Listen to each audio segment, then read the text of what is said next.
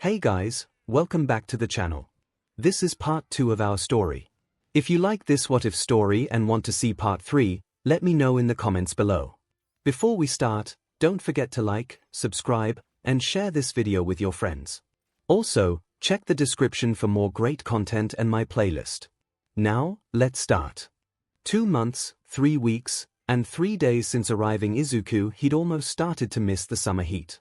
Sure, it had been exhausting to do nothing much other than lay around and try not to overheat, but Izuku thought it might have been more pleasant than the constant rain which had started to plague Vacationland. Not really much of a vacation, he mused, as he clambered on top of one of the canopies that he and Momo had seated. The roofs of these canopies were made of broad leaves from nearby trees, which meant that they were remarkably waterproof, but that was actually the problem. They hadn't designed them with a slanted top, which had now caused water to start pooling in the middle. Izuku wore something vaguely reminiscent of a rain jacket also made of leaves. We're really settling into this whole naturalist theme, which was sufficient to stop the rain from soaking him to the bone, at least, but still left him awfully damp and drippy whenever he returned back inside the cabin. Thankfully, their main residence had proved a lot more waterproof, but not completely so. Izuku suspected that Momo and Ibara were still running around in a panic, patching leaks wherever they popped up. Hey, Deku! Izuku just barely managed not to jump so much that he fell off the canopy, but it was a near miss. He hadn't heard Okiko approaching, but sure enough, she stood at the foot of the canopy, relatively dry under an umbrella also made of leaves. Hey, Chako, Izuku responded, what's up? Not much, she chirped, just wanted to come out and see how you're doing. It's going. Izuku had drained most of the canopies, and had even reset a couple so that they'd naturally drain outside the walls of their camp. Shouldn't be too much longer, maybe another hour or two. You should take a break, Okiko requested. Ibara's making soup for lunch, it'll warm you up a bit. Ooh, the thought sounded much more appealing to Izuku than continuing to get drenched outside. That sounds great. I'll be right. His foot slipped and he proceeded to elegantly faceplant right into the muddy ground from the top of the canopy. It was only a fall of a few feet, so his pride was stung worse than any physical effects, but still, not exactly how he intended to make his dismount. Okiko's giggles that erupted at his plight might have annoyed him were it anyone else, but he was secure in the knowledge that she'd never actually take pleasure from his misfortune. God, Deku. Okiko continued to laugh. It seems like half the time I come say hi to you, you wind up faceplantin'. Am I that distractin'? Maybe it's our little tradition, Izuku grumbled as he clambered to his feet. After all, when we first met, you saved me from falling. I remember that.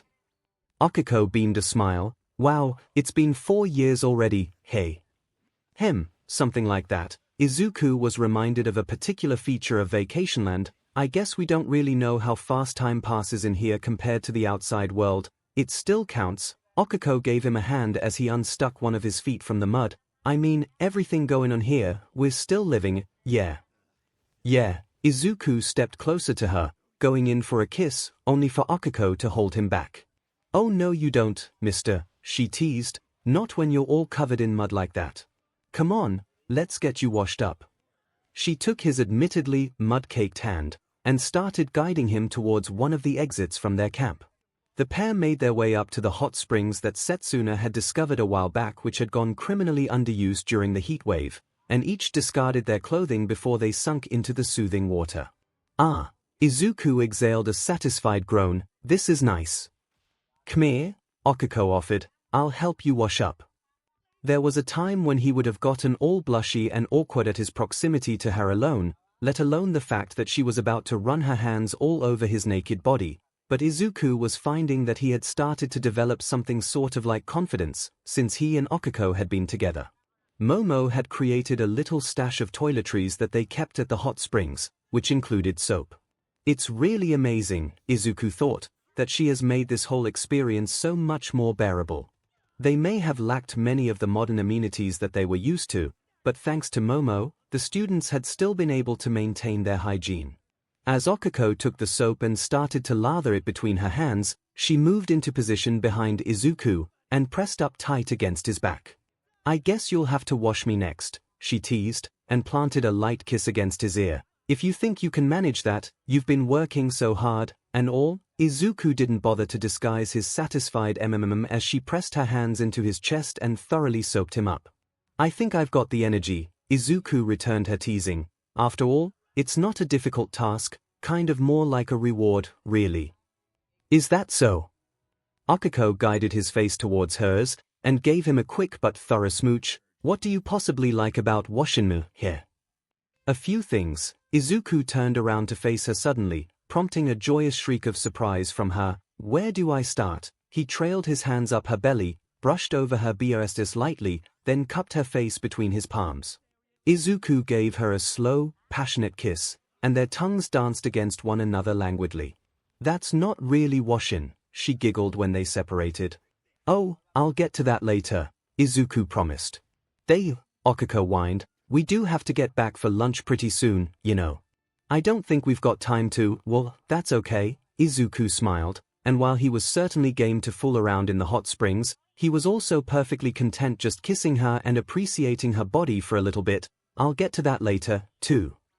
Ooh, Akiko smirked, and pulled him into another kiss. Look at you. Being all bold. I like it.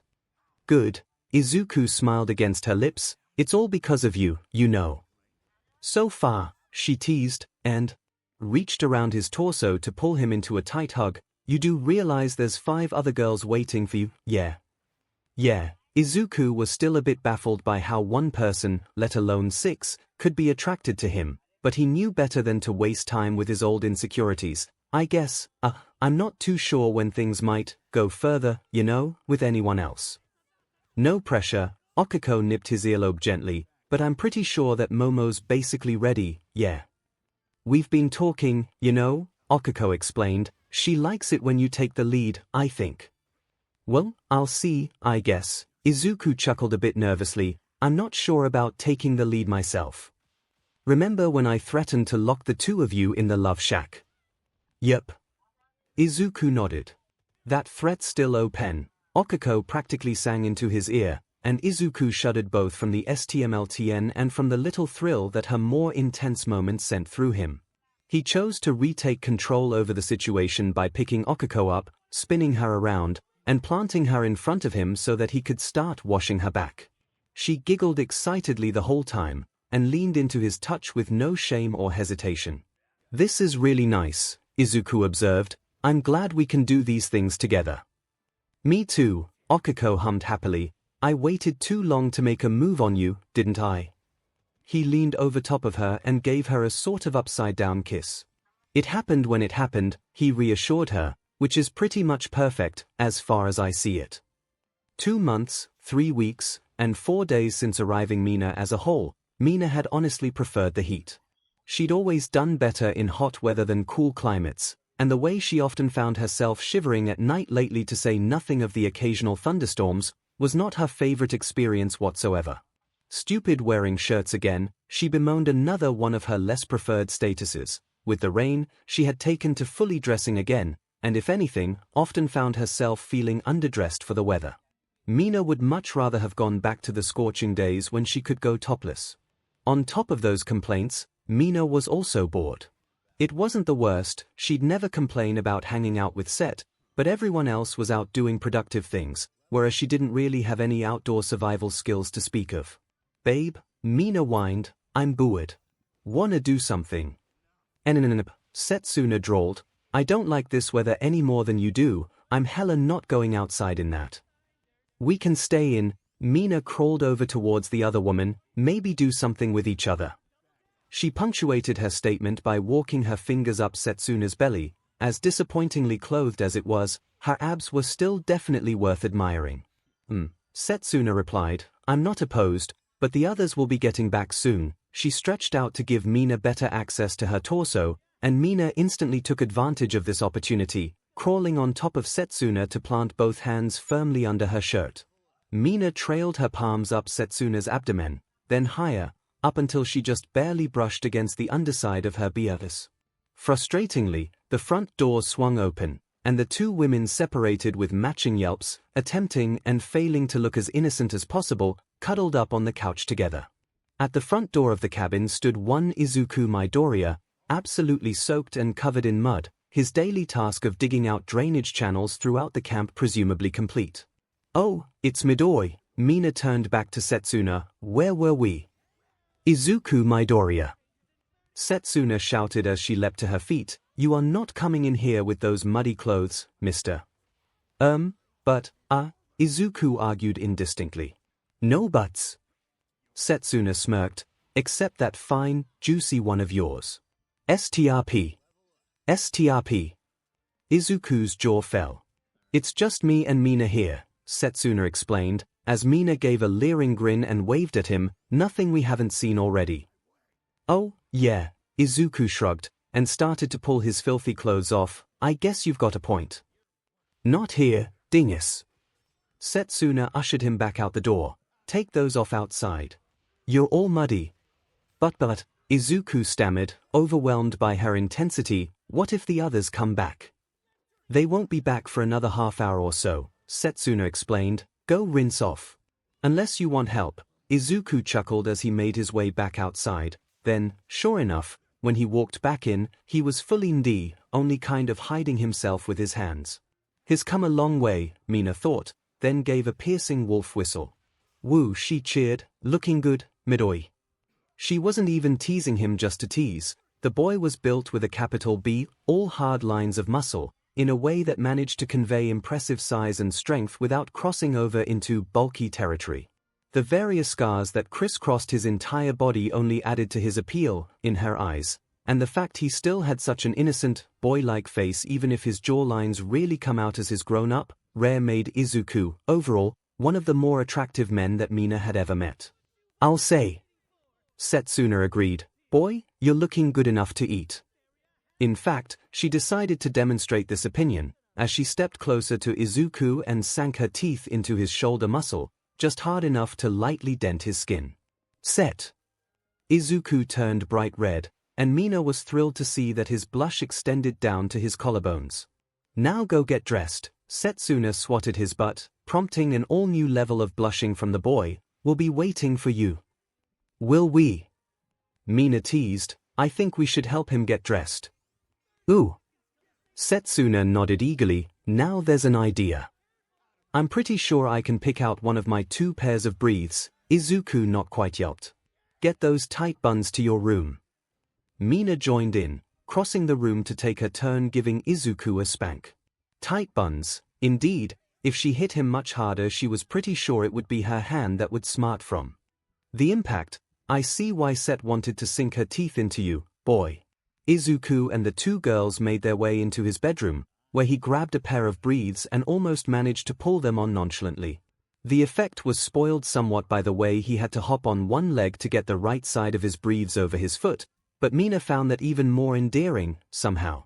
"There, you're dressed," Setsuna decided. "Now we can do this." She veritably pounced on him, knocking Izuku off balance and into his bedroll.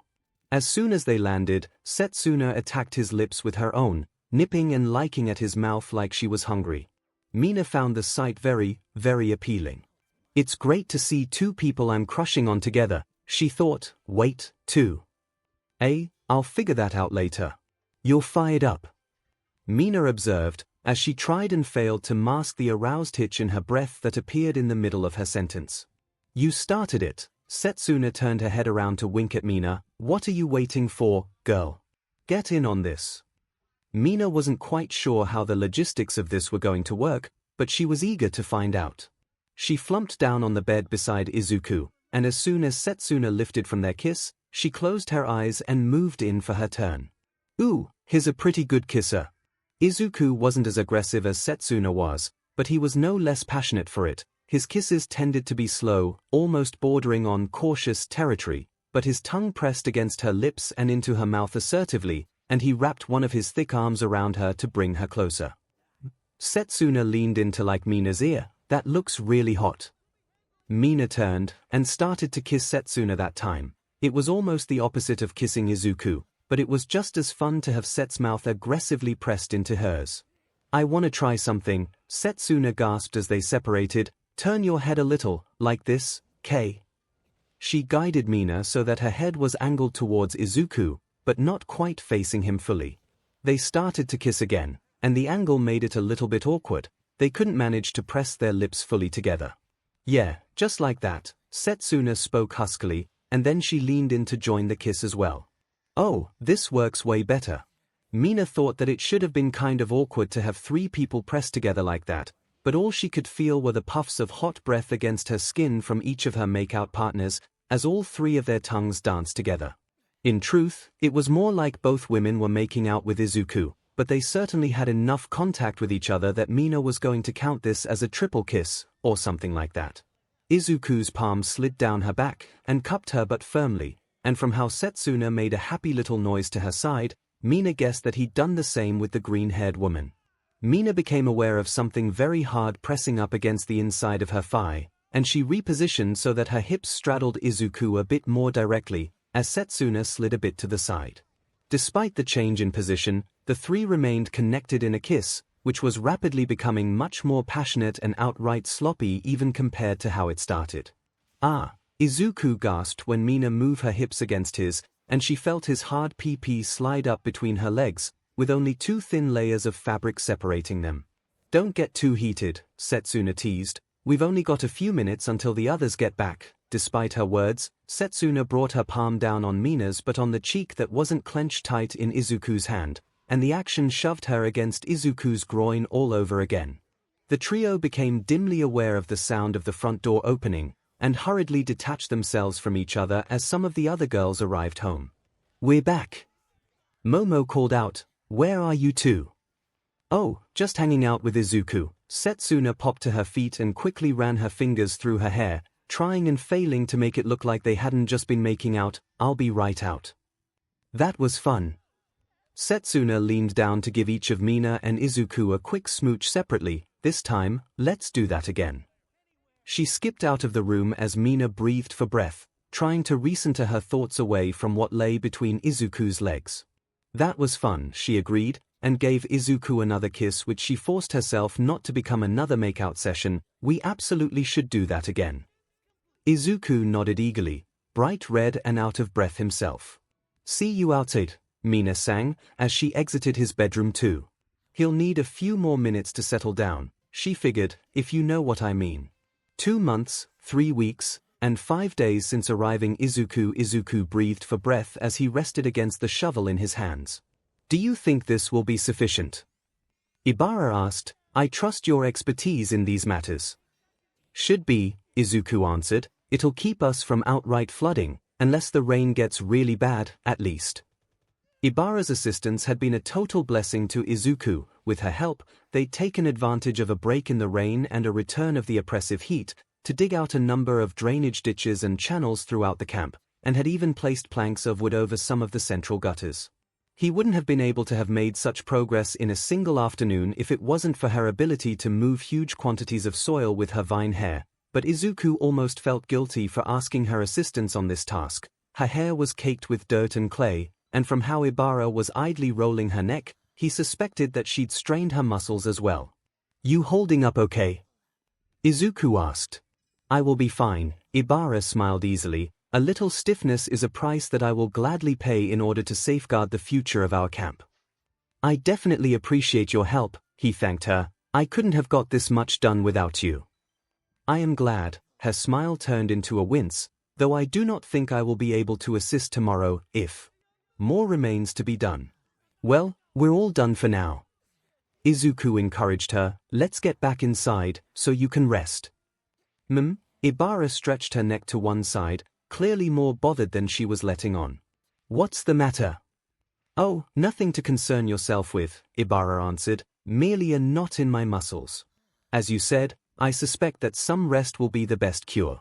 Normally, I'd go for a massage after using my quirk so heavily, but, well, such luxuries are not available. I can give you a massage. Izuku offered before he even realized what he was saying. Oh, Ibara blushed, and Izuku felt heat rising at his own neck at how rapidly he'd blurted out those words. Actually, yes, if you wouldn't mind, that sounds lovely. Definitely. Izuku felt somewhat reassured. We can head back now. As they walked back towards the cabin, Ibara took his hand and stopped him when they weren't quite at their destination. I think, she spoke cautiously, I might prefer some privacy for this, oh. 𝐒𝐬𝐽 realized what she meant, as she subtly motioned him towards the love shack. Yeah, as long as you're comfortable with that. I have full faith that you won't do anything I do not wish you to do. Ибара smiled at him, and without any further discussion, the pair made their way into the second main building of their camp. I believe the knot is on my left side, Ибara spoke, towards the shoulder, if you'd be so kind. Of course, 𝐒𝐬𝐽 answered, and walked behind her. She's tall, he thought, feeling somewhat silly about his own observations. He thought that after spending every day with her for nearly 3 months, he'd already have grown used to her height, but he supposed it was somewhat more obvious when he stood that close to her. 𝐒𝐬𝐽 had been lucky to have undergone a late growth spurt. He stood a tiny bit over 6 feet tall as a fully grown adult, which, when compared to most of the women in Vacationland with him, gave him a comfortable edge over most of his peers. Momo and Ибara are the only exceptions, he thought. Mina and 𝐒𝐭𝐽𝐽 barely got any taller compared to when we were kids, and you has always been a similar height to those two, from what I remember. Set's pretty small too. 4 of the women clustered around the something like 5'3" range, but Ибara was closer to 5'7" or 8, if 𝐒𝐬𝐽 had his estimates right. Momo, of course, towered over most of the other women, easily 5'10" if not a little more. His thoughts circled around this topic largely as a result of the way that Ibara's height was honestly kind of inconvenient for this activity. He couldn't get a good angle in to dig his thumbs into the muscles of her shoulders, and 𝐒𝐽 certainly didn't want to ask her to kneel on the floor. Wait, the bed. Do you think you can sit on the bed? 𝐒𝐽 asked, just so I can get a better angle, that's all. Ибara giggled, and wandered over to do just that. 𝐒𝐽 cautiously knelt behind her, and the new angle actually did work much better. While 𝐒𝐽 wasn't always happy when looking at his own slightly mangled fingers, his hands were strong, and it seemed that he was up to the task of helping Ибara with her sore muscles. She hummed contentedly, that's very nice. Could you go a bit harder? This okay. He dug in a bit deeper to the top of her traps, and from how she groaned, he guessed that it was more than okay. That's perfect, Ибara spoke, a bit lower. My shoulder blade area is also feeling a bit stiff. 𝐒𝐽 walked his thumbs down her spine, then started pressing into the tense muscle in the area she'd identified. Ibara's entire body sagged, and he had to reposition his hands a couple times from the way that she'd started to lean into him. His fingers tangled in her shirt a bit, and 𝐒𝐽 started to feel as if his massage was rapidly becoming ineffective. Is that in the way? Ибara asked. A little bit, 𝐒𝐽 answered, but that's okay. I know I'm not the best at giving massages, would you mind moving back a bit? Ибara replied, and, puzzled, 𝐒𝐽 did so, crawling backwards so that he was deeper into the bed. Without speaking, Ибara shocked him by reaching down and, in one confident motion, removing her shirt. She turned and planted herself face down on the bed before he could see anything, not that he was looking. But once she'd done so, 𝐒𝐽 couldn't help but trace the smooth lines of muscle on her back with his eyes. You can straddle my legs. Ibara's voice was slightly muffled by the way her face was buried in a pillow, if that's easier. Yeah. 𝐒𝐽 nervously did just that, and he couldn't help but notice that said legs were very, very nice ones. He resumed his massage, and had to admit that it was much easier to really dig into her musculature without her shirt in the way. 𝐒𝐽 was impressed by the power he felt in her back. He wondered if it was a quirk adaptation, a means of allowing her to use her vines more effectively by ensuring that doing so didn't damage her spine. I believe it is, Ибara answered, and he realized that he'd been muttering. Sorry, 𝐒𝐽 apologized, I don't always realize when I'm saying things like that. I find it quite intriguing, Ибara reassured him. You have a keen intellect, and a grasp of quirks that I've rarely seen matched. You and Yui have discussed these topics, I presume. Oh, yeah, 𝐒𝐽 nodded, then shook his head as he realized that Ибara couldn't see his gesture. Tons, actually. I'm glad. From the tone of her voice, 𝐒𝐽 suspected that Ибara was smiling. She has a very focused interest in the topic, and was never able to find someone who could keep up with her in Class B. That's too bad. 𝐒𝐽 rubbed his thumbs along Ibara's spine, and started to knead the muscles which connected to her lower back. She's really smart, I always like hearing what she has to say. 𝐒𝐽. Ibara changed topics. Would you mind brushing my hair? I don't mind. Izuku answered, but I didn't bring a hairbrush or anything. With my vines, Ibara explained, it's more effective to untangle them by hand. It would also be a great help to me for cleaning some of the dirt off. Only if you okay with that, of course, I'm happy to. Izuku rubbed his fingertips along the base of her skull, and she shuddered, but didn't make any noises of protest or offense. They passed a few minutes like that, in occasional conversation, but mostly just sitting together in silence as Izuku worked his fingers through her hair. As she'd said, he found it was pretty easy to spot where her vines had tangled around each other and to unwind them, and he was surprised by how smooth and glossy her hair felt in his hands. I think that you should be all untangled now. Izuku finally spoke. Is that good? There's one more thing, Ibara mumbled into the pillow she still laid on. Would you mind getting off my legs? Oh, yeah, Izuku scrambled to do that. Sorry. There's no apology necessary. Ibara started to sit up. I just wished to turn around. When she did so, Izuku was reminded very pointedly that she was still topless. Ibara might not have been the bustiest woman on the island, but she still had very, very nice breasts, easily big enough to fill his hands with extra leftover, slightly teardrop-shaped, and featuring puffy areolae that almost hid her tiny nipples. I was wondering, Ibara spoke, and though she hesitated while doing so, she said the words confidently, if you could touch me here, too. She reached out to grasp his hands, and gently placed them over top of her breasts. Only if you okay with it. Izuku reminded her. He'd hate to think that she believed she had to compete for his affection or anything like that, that she might be driven to do something she wasn't ready for. I came to a decision, during the massage you gave me, Ibara explained, I believe that I've been missing out. Oh. Physical intimacy feels quite nice, as it turns out, she smiled, I wish to try more of it. Come here. He leaned in towards her, and they kissed slowly, almost tenderly. Izuku cautiously and gently palmed her breasts while they kissed, and after a few moments, he felt the tip of Ibara's tongue prodding at his lips. He opened his mouth to allow her entrance, and let her carefully explore this deeper kind of kissing, perfectly content to sit back and let her take charge. Ibara wrapped her arms around his neck, and pulled Izuku closer to her, so that they knelt together, chest to chest. She started to kiss him more eagerly, though that was still only in comparison to how she'd started off. But before long, Izuku felt that she was comfortable enough for him to begin kissing her back with a bit more intensity. Ibara hummed, and pulled away from him, I've definitely been missing out. Thank you, Izuku, for everything you do. It's not much of a sacrifice for me, Izuku admitted. Not many men would be as respectful of my boundaries as you have been, Ibara explained. Granted, I understand that you have certain outlets with other women, but not once have you ever pushed me to take things further than I wish. I'm glad, Izuku noted. I've been worried that you might feel pressured or something like that. Not in the slightest, Ibara smiled happily, though, speaking of my boundaries, I think we should end our activities here for today. I hope that is okay with you. That's totally okay.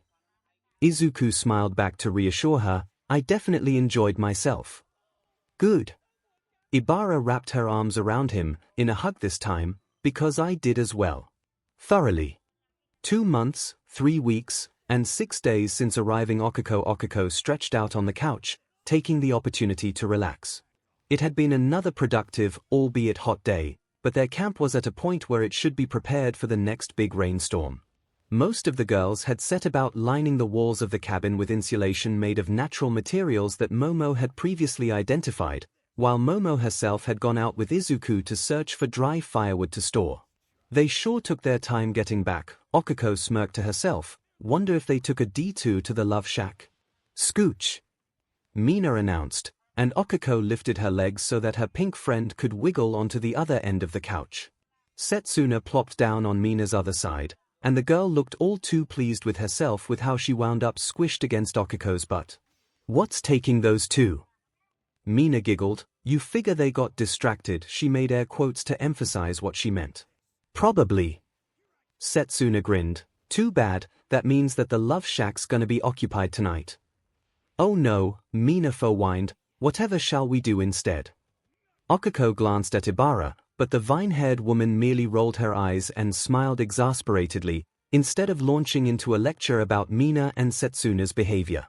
You could try keeping it in your breathes, Yui interjected, and 𝐒𝐭𝐼 couldn't help but let out a snort at the quiet woman's unexpected burn. Tried that, Setsuna was undeterred, got pretty boring.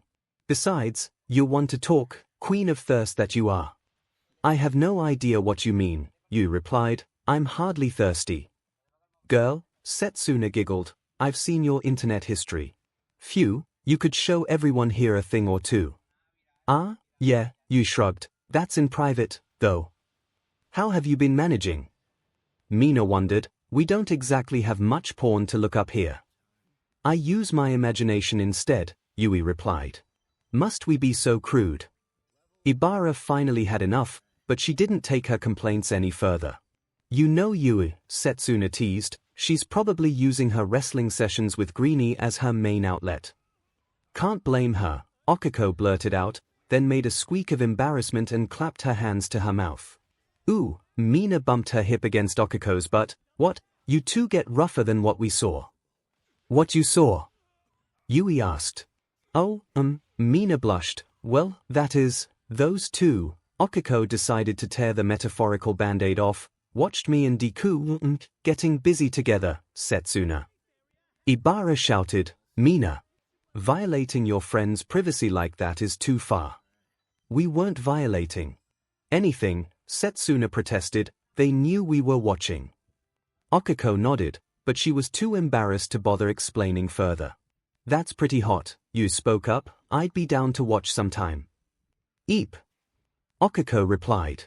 Oh man, it was a great show, too, Mina cackled. In case any of you were wondering, Midori is absolutely, positively, thoroughly packing. Packing? Ибара wondered. She means he has a big PP, Yui explained, and Ибara turned a shade of red that 𝐒𝐼 had only ever seen on Deku and herself before. How big is it? Ибara shook her head, but didn't actually tell her friend to stop inquiring. 𝐒𝐼 giggled. Well, I've got no complaints, it's not like we have a tape measure here, Setsuna weighed in, probably about, this. She held two of her hands apart to provide an estimate, and 𝐒𝐼 thought that she might have undershot the measurement a little. The ridiculous discussion around the deku 𝐒𝐼 deeply regretted telling Mina that story came to a halt as Momo reappeared in the entryway, but just Momo, for some reason. The man in question was absent, but whether that was a good or bad thing, 𝐒𝐼 couldn't tell. Where's our boy toy? Mina called out, and Momo turned a nearly purple color, she blushed so hard. Momo dragged the proclamation out to its breaking point, he's out, gathering firewood. Wasn't that what you two were doing? Setsuna grinned a knowing smile. Not so much, no, Momo hid her face behind her hands. I think I made a mistake. Oh no, 𝐒𝐼 sat up, and her change in position opened just enough room between herself and Mina to fit another person. Girl, tell us what happened. She knew that it wasn't like Deku had pushed Momo too far or anything like that, so the only plausible explanation could be that Momo was getting all in her own head again. Well, Momo looked around. Is it okay if we talk about this? In front of everyone? We're all part of the 𝐻M, Setsuna answered, now or in the future, so, spill. 𝐻M? Ибara shrieked, that is positively uncouth. Not inaccurate, though, Yui weighed in. Anyways, Mina interjected, babe, what's the matter? Well, me and Izuku were, indeed, getting, intimate with one another, Momo began, as she sat on the couch. Ooh. Setsuna turned to stare raptly at her. What base did you get to? Base? Momo was distracted from her story. Like, first base is kissin', Mina began, second is shirts off, third is breeds off, and a home run is, well, going all the way, you know. Oh, Momo blushed again. Well, second, in that case. Were you worried that was too far, too fast? 𝐒𝐼 asked, cutting off Mina and Setsuna's chant of Yamomo's momos, before it could get started. No, the opposite, Momo clarified. I wanted to, run the bases, as it were, but I wasn't sure how to start that process. It's pretty simple. Mina used her fingers to make a gesture of her index finger sliding into her closed fist. You took seked, girl. I know the physical process involved. Momo protested. It's just, I reached down to touch him, and, well, he was hard. Yui bluntly spoke. He wasn't hard. Setsuna wondered. You lost your courage? 𝐒𝐭𝐽𝐲 asked. Yes, 𝐒𝐭𝐽𝐲, exactly that. Momo sighed. I panicked, and moved my hand away, so suddenly I actually wound up slapping him by accident. Oh no! Mina yelped. Now he's horrified that he did something wrong, right? No, we talked about it after, Momo grumbled. I explained what happened, and that he didn't do anything wrong, and asked him to take more charge of the situation. Oh, God, Setsuna rolled her eyes. There's no way that Cinnamon Roll would have been able to get things back on track after that. Indeed, Momo agreed. He was very sweet, very careful, and asked me what I liked, what I wanted to do. And Yui leaned forward with rapt interest. I had absolutely nothing to answer with. Momo's head slumped down towards her chest in defeat. Where is Izuku now? Ibara asked. Surely, he didn't leave you after your admission. Oh, no, not at all. Momo looked back up. We talked for a while. He was very understanding. No, he's decided that we do actually need firewood after all, but I wasn't feeling up to assisting him in gathering it. Why didn't you have an answer? Setsuna wondered. I mean, yeah, I get that you won't know what you like during sec itself, but surely you've got some kind of idea.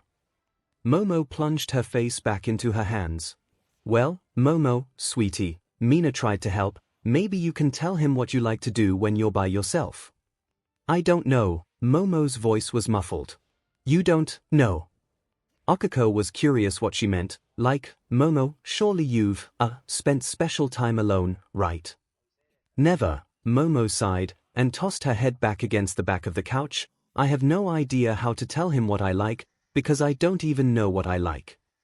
Oh, Momo, babe, Setsuna interjected. You've got to work on that, sweetheart. Yeah, you do, 𝐒𝐭𝐽𝐲 agreed with her. You've never even touched yourself. Their conversation was interrupted by the arrival of the soul man in their camp hauling a bundle of firewood through the door. Oh! Izuku almost jumped when he noticed 6 sets of eyes staring at him. Hey, everyone. 6 different greetings echoed through the room as each of the women said hi in their own way. Izuku scratched at the back of his head, clearly aware that there was some kind of dynamic not involving him going on at the moment. I got some firewood. Now, I'm just gonna go train. Yeah, that's it. Training. He practically fled from the room, and Momo released another exasperated sigh. Now he's afraid to hang out with me, she bemoaned. No, it's not like that, 𝐒𝐭𝐽𝐲 promised. He just doesn't want to make you feel any more awkward.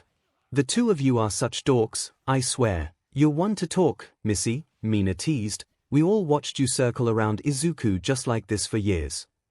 You're one to talk, too, Setsuna grinned and bumped her shoulder against Mina's. You haven't even told him that you have a real, full-blown crush on him. Well, that's because, Mina trailed off. News to me, 𝐒𝐭𝐽𝐲 thought, but I'm not exactly surprised. Izuku is basically exactly Mina's type, and now that he's not forbidden for her anymore, well, seems natural that she'd get feelings for him. So, you figure that Greenie is out there blowing off some steam, Setsuna wondered, or just avoiding us 6? Probably blowing off steam, 𝐒𝐭𝐽𝐲 answered. Trust me, Momo, and all of you, Deku's way more likely to beat himself up over thinking that he pushed someone too far than he is to get frustrated about things not going the way he'd hoped. I'm going to go out there, Yui announced, for training. You're going out there to help him blow off steam, aren't you? Mina teased. Maybe. Yui looked to 𝐒𝐭𝐽𝐲, as if asking her approval. 𝐒𝐭𝐽𝐲 just shrugged and smiled. That was up to Yui and Deku, not her to decide. Momo, babe, 𝐒𝐽𝐲 recentered the conversation as Yui left the room. Okay, we need to talk about this. Girl, you've never even touched yourself. I never Momo huffed. I don't know. I always thought it was too obscene, or something. There is nothing to be ashamed about when it comes to knowing oneself, Ibara, shockingly, added. The Lord has provided us these bodies, we might as well appreciate what they have to offer. Momo, darling, Mina added, even Ibara's on board. What do you mean, Mina? Ibara wondered. You aren't exactly the most open-minded out of us girls. Mina tried to be diplomatic. You might be surprised. Ibara folded her arms across her chest. I will have you know, the Bible itself speaks of the importance of a healthy and enthusiastic love life between partners. Rarely, Setsuna perked up, care to cite the verse for us? As Ibara started to launch into a surprisingly raunchy quotation, Okako thought about how she could possibly help Momo with her struggles. I kind of hope Yui helps Izuku with his. Izuku, he thumped his fists against the training dummy, focusing on delivering strikes that leaned more towards power than technique. Izuku wasn't exactly frustrated, and definitely not with Momo, but he felt all tense and keyed up, and he hoped that some sort of physical outlet would take his mind off things. His time with Momo in the Love Shack, earlier in the day, had been wonderful, but he must have done something wrong, because Momo had gotten all awkward and self-conscious not long after she'd first taken her top off. Izuku had no idea what she was embarrassed about. Much like the other 5 women on the island, her body was spectacular, and while Izuku still wasn't in the habit of comparing anyone's body against someone else's, he had to admit that Momo's melons were pretty much impossible to get out of his head. So big, and yet so perky, he recalled, and the weird tension in his body returned with a vengeance. Her melons are incredible, so why did she get uncertain about if I was actually attracted to her or not? Momo had voiced her fears that she wasn't desirable as a lover, and Izuku had done his best to reassure her without outright saying, "Are you nuts?" But he didn't think he'd quite managed to assuage whatever insecurity was bothering her. All that Izuku could figure was that he must have not done a good enough job of expressing his enthusiasm to be with her. She had mentioned that she wanted him to be more assertive, but he was clearly still being too cautious, too hesitant, and he must have, unfortunately and unintentionally, made Momo feel undesirable in his attempts to make her feel comfortable. You're hitting that pretty hard. A soft voice interrupted his introspection. You okay? Hey, you. Izuku greeted the other black-haired woman in their camp. Yeah, I'm fine. You seem tense, Yui observed, which is fine by me. Wanna fight? Hey. Let's take our sparring to the next level, you proposed. I'm going to attack you now, K. Izuku didn't have time to get another word out before Yui made good on her threat, and charged towards him with her fists up. He barely managed to block her first punch, and just dodged her second strike by a fraction, but he didn't manage to evade the knee she brought up into his midsection. It wasn't a hard enough blow to actually damage him, but he definitely felt it. Oh, it's on now, Izuku thought. When Yui attempted to follow up her knee with an elbow to his head, Izuku parried it with his own arm, then stepped past her too late guard, and hooked his leg around the back of hers. He tossed her to the ground, but Yui landed in a roll just like I taught her. Izuku observed with a hint of pride, and popped back to her feet in a pretty decent fighting stance. Izuku took the initiative and charged towards her, but she sidestepped him quite well, leaving him off balance. When her foot lashed out and caught his own, he took his own turn to roll on the ground, rising back up with his fists held out as he recovered. You're really coming along. Izuku praised her. That was a great trip. I have an excellent teacher, Yu smiled. Let's keep going. She didn't fare quite as well when Izuku got a bit more serious. He dodged past one of her punches, then stepped to her side, delivering a quick light punch to her ribs as he moved, which threw her off enough so that he could move behind her. Izuku quickly wrapped her in a basic chokehold, but he locked his arms together in a way that he was fairly sure he hadn't taught her how to escape from. Harder, Yu gasped. Izuku wasn't expecting that reaction. Harder, Yui insisted, emphasizing each syllable, and she moved her hips back against him. Oh. Izuku realized, oh, God. Their sparring match had quickly turned into something else before he even noticed it, and now Yui's plush but sat nestled directly against his groin. Izuku wasn't quite sure how to reconcile their NTMT positioning with the way his arm was wrapped around her throat, but if anything, Yu seemed to enjoy it. Any doubts he had were erased when Yui started to purposefully grind her butt against his groin, and Izuku let loose a rattling, shaky groan, loosening his grip slightly. I said harder, Yui insisted, and her hands came up to his arm, wrapped it back around her neck. If you're okay with it, that is. Experimentally, Izuku tightened his grasp slightly, and Yui let out a stifled mm. She pushed back into him hard, and started to slide her hips up and down, which, with how his rapidly stiffening PP was nestled between her butt cheeks, started to become more pleasurable than Izuku had expected. Izuku started, and released his grasp on her. Her hips kept moving up and down, and Izuku was absolutely entranced by the feeling of her plush butt surrounding his PP. Even with clothing in the way, it felt almost like a HNDJB, she was just so, as Mina would say, thick. Love shack, Yui insisted, now. He barely had time to react as she dragged him away from the training ground over to the building in question. Once they were inside, Yui pressed herself against him, and started to kiss him passionately. Izuku lost himself in the feelings, her biases squished up against his chest, her tongue sloppily sliding all over his own, her hands tangled roughly in his hair. You should know, she finally explained, I have quite a few 𝐭𝐴𝐽𝐻. Yeah. Izuku wasn't even sure what a 𝐭𝐴𝐽𝐻 was. He had the basic concept down, definitely, but he wasn't entirely certain what his own might be, if he even had any. Choking is one of them, Yui continued. So, yes, what we did earlier was something that I am more than okay with. Oh, Izuku answered, I'm not sure if I'm into that or not. That's okay, you spoke, we can figure that out later. I have plenty of others. Do you? Izuku was curious. Another one I have, Yui guided him back towards the bed, relates to something that Mina said earlier. What did Mina say? Izuku wondered. She said you're packing, Yui explained without making sense, and, if you're okay with it, I wanna see. Packing. She meant that you have a big PP, Yui elaborated, that's another thing I'm into. Oh. That is, Izuku stammered, it's not small. Izuku, Yui clarified, I'm pent up, and I think you are too. If you're not comfortable with it, let's stop now, but if you are, I'll make it worth your while. Izuku still hadn't taken the official next step with anyone but Okiko. Wait, do Setsuna and Mina count? He thought, they touched me a bit, I guess. But it wasn't like he was intentionally avoiding going further with any of the other women, it just hadn't come up. I can't find a reason to say no, he realized. I'm good with it if you are, he answered awkwardly. Great. Yui nudged him towards the bed again, lay down. Izuku did so, and he wondered what was about to happen next. I'm not going all the way yet, Yui explained, but we're going further than kissing. Okay, Izuku nodded eagerly. Yui crawled back on top of him, and despite her earlier words, they started to kiss again. She took his hands in hers, and planted them firmly on her butt.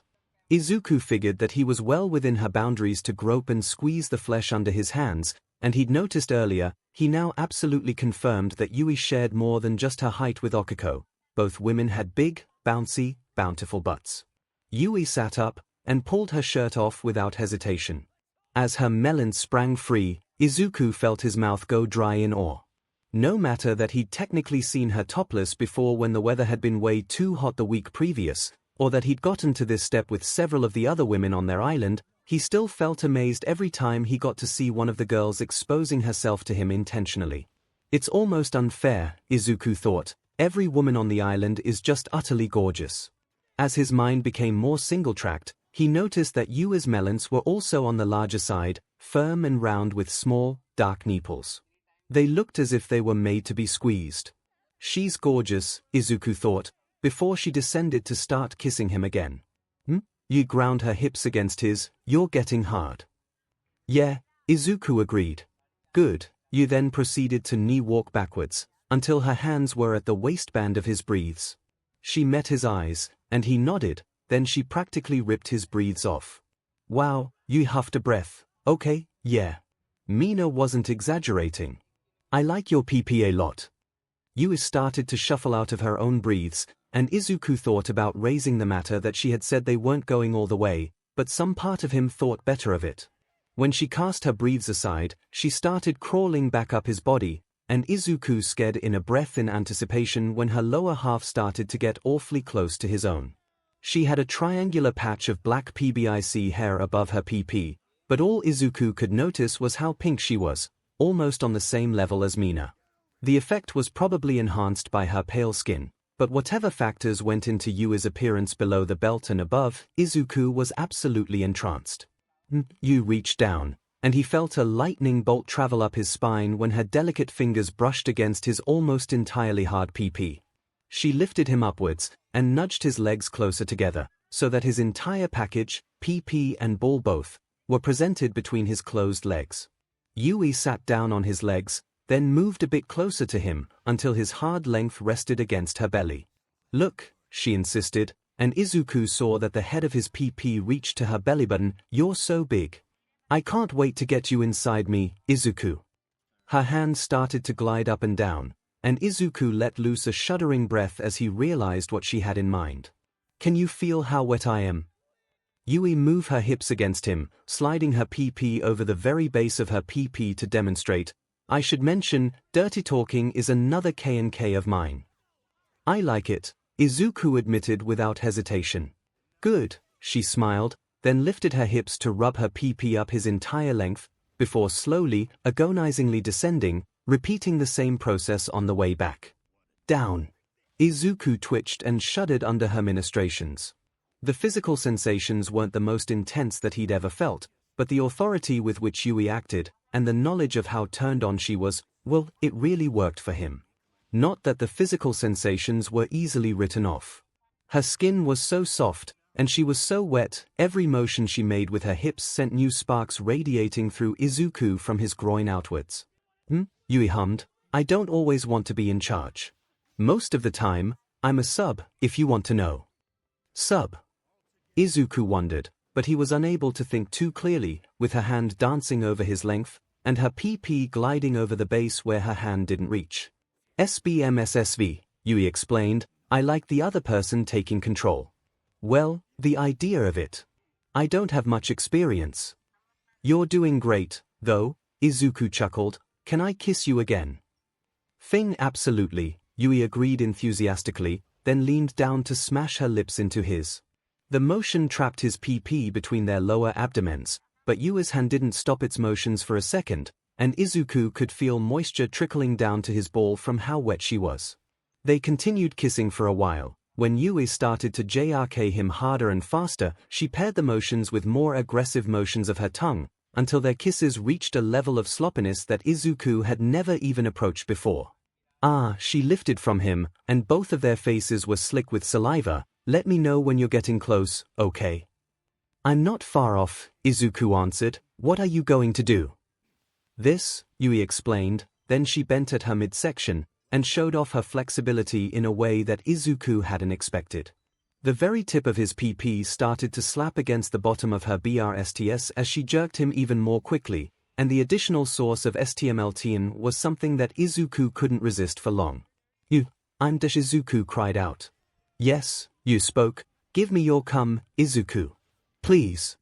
He erupted in her hand, his 𝐂𝐿MX an intense one that saw him shoot 4 separate ropes of cum between her melons. Yui smirked with a supremely self-satisfied expression on her face, before she released his PP. Each of her hands did something different now that they were free. Her left hand dipped between her own legs and moved rapidly, while her right slowly trailed up between her BRSTS, as she collected a thick dollop of his cum on her fingertips. Izuku groaned again when she shoved her fingers in her mouth, and started to lick them clean. MMMF. Yui ummed around her own digits, and her legs clasped against his tightly, as she brought herself to an orgasm shortly after him. She sagged backwards, her chest rising and falling very appealingly as she caught her breath. "You taste good," Yui spoke after a short delay. "It must be all the fruit we feed you." "Oh, thanks." Izuku was content to bask in his own afterglow. "I'm looking forward to drinking your cum directly." You said something that, just months before, would have made Izuku short-circuit and descend into muttering. Well, he tried his best at flirting. "I'm looking forward to tasting you." You hummed. "I'd like that too." She swung her legs off of him, and collapsed back into the bed. Izuku and Yui interlaced their hands together in silence, as each of them were content to lie there for a few moments, until they trusted their legs to support their weight again. "That was great," Izuku spoke softly. "I enjoyed it too," Yu replied. "Let's do it again sometime." "Well, Maybe next time we'll F. Maybe. Izuku couldn't help but feel a blush rise at her bluntness. As he laid there, he cautiously monitored himself for any warning signs that he might feel like he'd overstepped, or somehow betrayed Okiko's trust. No such emotions arose in him. Instead, all he felt was a happy, sated contentedness. All his earlier frustrations had disappeared, and when Izuku thought of Momo, instead of worrying about how he'd offended her, all he could think was that he wanted to help cheer her up. I guess it really does help clear my mind, he thought to himself. I'm so lucky to have these girls in my life. All of them. 3 months since arriving Momo 3 months. Momo had a hard time believing it had already been so long that the 7 students had been stranded in Vacationland, but she supposed that with how the days tended to blend together at times, it made sense. With the recent rain, the heat had at least subsided to more manageable levels, but Momo didn't find this entirely reassuring. The fact that this world had seasons of some sort indicated 2 things to her. First, that after rainy season, it was very plausible that winter, whatever form it took, was next on the horizon. Second, that it was possible this world was designed for a long-term stay. While Momo was hardly suffering to spend time with her 6 classmates current or future, she didn't exactly wish to spend the rest of her life isolated from the real world in an illogical pocket dimension. I wonder, she thought, do we even age here? They'd been fortunate that nobody had suffered any sort of grievous injury as of yet, so she couldn't tell whether or not this world had any inbuilt safety mechanisms or not, but it sure seemed as if their other expected biological functions had remained intact. Izuku, can you come here for a moment? Momo asked. Sure. Izuku stood from the couch and wandered over towards her. I want to check something, she explained. Can you kneel in front of me? Yeah, no problem. Izuku seemed confused, but he was compliant nonetheless. Momo was glad that their awkward moment the day before had not led to any lingering discomfort between the two of them. In fact, it felt perfectly natural to idly run her fingers through Izuku's hair. To test her thought, Momo separated one of his locks from the rest of the mass of green curls atop his head and pulled it straight. How long had it been since you got a haircut? She asked, when we first arrived. Izuku pondered her question. A few weeks, I think. Your hair is getting long, Momo observed. I think that means that, depending on how long we stay here, we might start to age. Wait a sec, though. Okiko, having apparently overheard their conversation, made her way over to them. Deku's hair is a little bit long, yeah, but I've seen him when he's gone 3 months without a haircut before. He gets way bushier than he is right now. I wonder if there's some built-in time dilation effect. Izuku started to mutter. It would make sense, if time passes more quickly here than in the outside world, that it may not adhere to conventional chronal mechanics, and instead is driven by a sort of dreamlike logic, just like the climate and ecosystem in Vacationland seem to be. I think what he's saying is, Okiko translated, we shouldn't worry too much about getting old while we're stuck here, unless we wind up stranded for a long time. We shouldn't worry at all. Mina added, as she, too, joined the conversation. Aizawa-sensei can be a deceptive jail, sure, but there's no way that he'd throw us into an exercise where we might actually die if we don't pass. I don't exactly want to test the theory, Izuku hummed in thought, but I wouldn't be surprised if there's also some sort of minor restorative effect here. None of us have gotten sick or injured in the last 3 months, and even strained muscles seem to go away by the next morning. Yeah. I do notice that my quirk fatigue doesn't last as long as it has in the past, Momo agreed. But, then again, the limitations on our quirks don't follow any sort of coherent logic, either. Nothing here does. Setsuna cried out from her seat. It's why it's Vacationland, baby. What happens in Vacationland stays in Vacationland. Well, not all of it, Okiko muttered. Speaking of which, Mina spoke. It's been another month. Ooh, yeah, Setsuna agreed.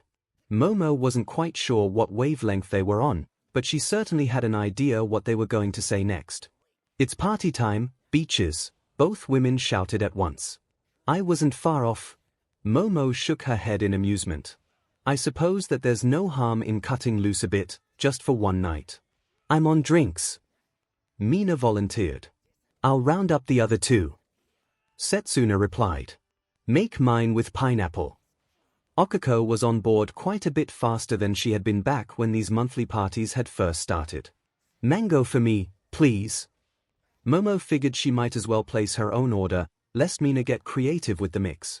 Setsuna reappeared in the main room with Yui and Ibara in tow. With the rain outside, it wasn't like there was much else to do other than hang around the cabin, and before long, the monthly party was in full swing. So, we're all a lot closer now, Mina started. I think it's time we play some truth or dare. Mina, 𝐒𝐭𝐴 touched her hands minus pinkies together in a gesture of exasperation. I know exactly how your dares will go, and I don't think that we're all that close. I would be prepared to answer a variety of truths, Ibara explained, but I do not wish to engage in anything particularly debaucherous beyond that. We can establish ground rules. You sipped her drink. Make sure that nothing gets too out of hand. I think that sounds like a good idea, Momo weighed in, particularly when it comes to dares. I know many of you can be somewhat over-competitive, and if we're playing a party game, the point is to have fun, yes. Yeah, Setsuna surprised Momo by agreeing. Let's say, if you get a dare that you don't want to do, the punishment isn't as severe as usual, it just sways back to truth instead. I don't think that we're that over-competitive, Izuku argued. Remember when you broke most of your fingers to win an argument? 𝐒𝐭𝐴 bumped her shoulder into his. Oh yeah, Izuku nodded, point taken. Furthermore, Setsuna announced, let's all agree that dares can't be overtly SXL, You wound me. Mina crossed her hands over her chest. I'm surprised, Setsuna. Momo giggled, that doesn't sound like you. I can be responsible. Setsuna scoffed, I'm a vice pres too, you know. Wait, Izuku interjected, how are we doing the class presidents thing, when class A and B get combined? Presumably, Yui spoke, it will be settled as all matters of honor are, by dueling. Don't give Aizawa any ideas, Izuku muttered. Yui took another sip of her drink. A strawberry and vodka was not, she decided, her first choice in beverage, but it served as an acceptable enough alternative to the as-of-yet mythical Bloody Mary vodka and tomato juice, which was tragically unavailable in Vacationland. All right, ladies and gentlemen, Mina took a bow as she finished passing drinks around, let's get this show on the road. Basic rules, no askbacks, and everyone has to go once per round before you can pick someone again. Everyone in the room made various noises of assent. Yui herself was no stranger to this game, one of Setsuna's favorites, though she had to admit that she hadn't played it with people in quite this same context before. Her mind kept going back to the time she'd shared with Izuku the day before, and Yui was quickly finding that he featured in her fantasies nearly exclusively at this point. She wasn't exactly concerned by this development, but she was definitely intrigued to see where this new sort of feeling might be leading. Who's up first? Setsuna asked. I volunteer. Yui put her hand up. Okay, Yui, truth or dare? Setsuna grinned excitedly at her. Truth. Setsuna tapped her finger against her chin in thought. What is the most embarrassing hero merchandise you own? Midnight brand fuzzy HNDCFFS, Yui spoke immediately, they feel kind of, inappropriate now. Oof, yeah, Setsuna winced. New rule, let's try and avoid anything too depressing as an answer, K. Was that depressing? Yui wondered, my apologies. Sure, it wasn't a topic that she wanted to sit around and reminisce about, but the reality, as she saw it, was that the war had claimed a number of lives. Ignoring that those people had existed, had lived, somehow felt even more wrong to her. You, babe, Setsuna chirped, it's your turn to ask someone. Oh, right. 𝐒𝐭𝐴, you started, truth or dare? I might as well go truth too, 𝐒𝐿𝐴 answered.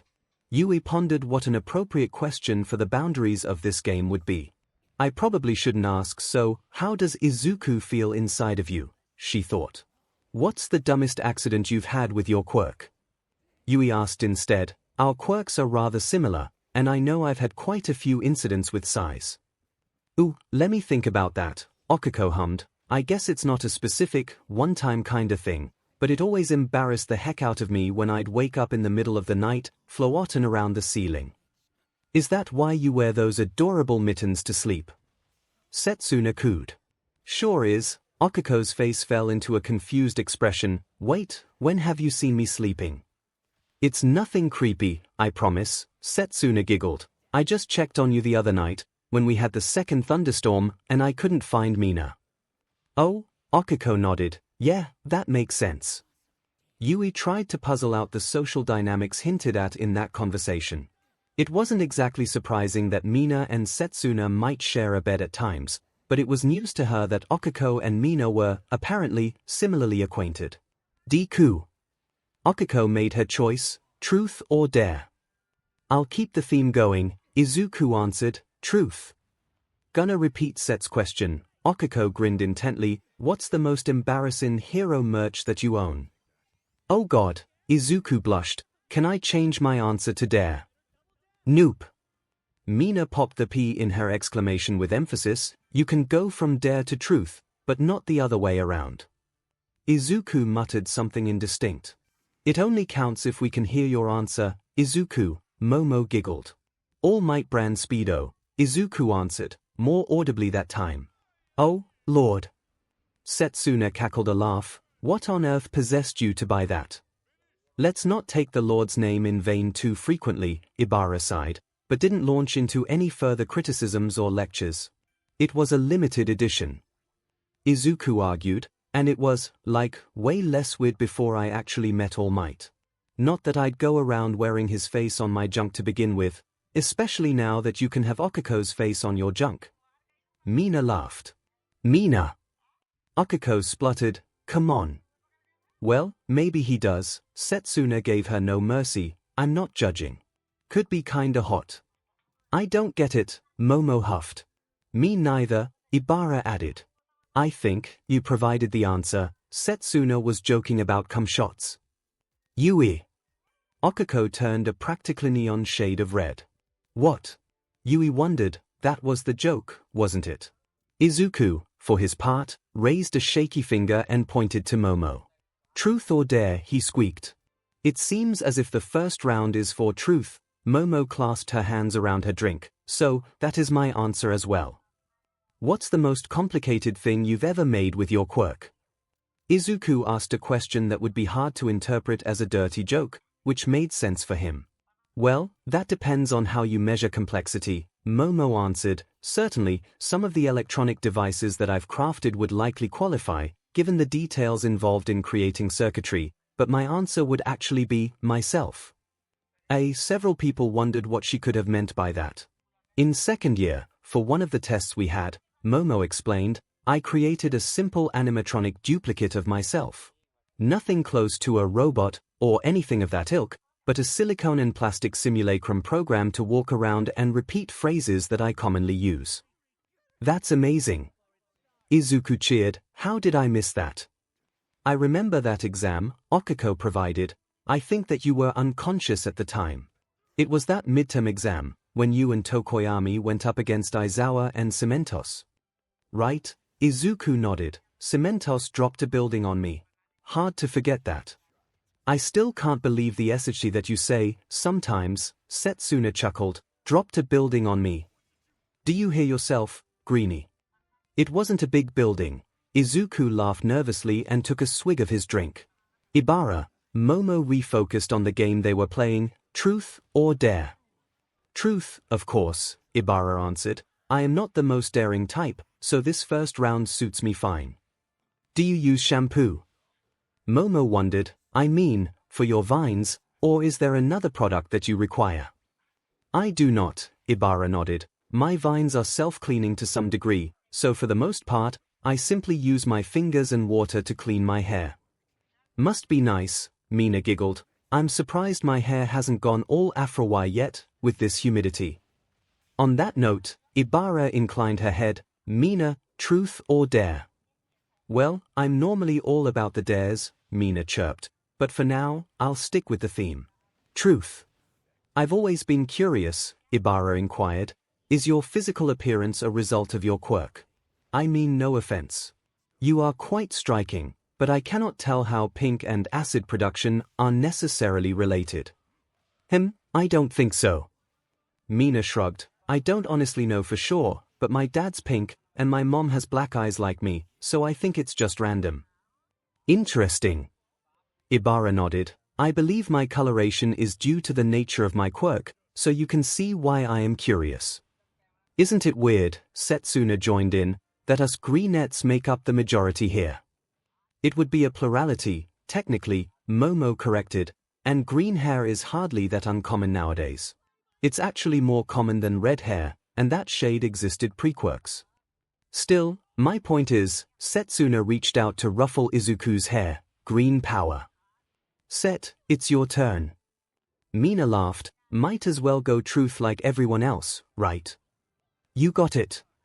Who was? Mina paused for dramatic effect. You're first. Some people started to roll their eyes, anticipating a particularly Mina sort of question. Favorite hero? Not what I expected. Oh, that's easy. Setsuna smiled widely. Definitely Godzilla. Lizard mutant types, baby. You're a mutant. Mina ped her head in surprise. I mean, I know you have pointy teeth, but I didn't think that counted. We really are the same. I mean, kinda. Setsuna waved her hand in a so gesture.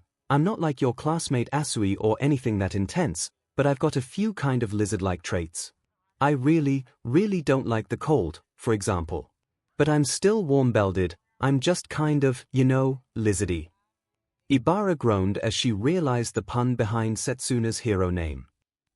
Setsuna made finger guns at Ibara and nodded.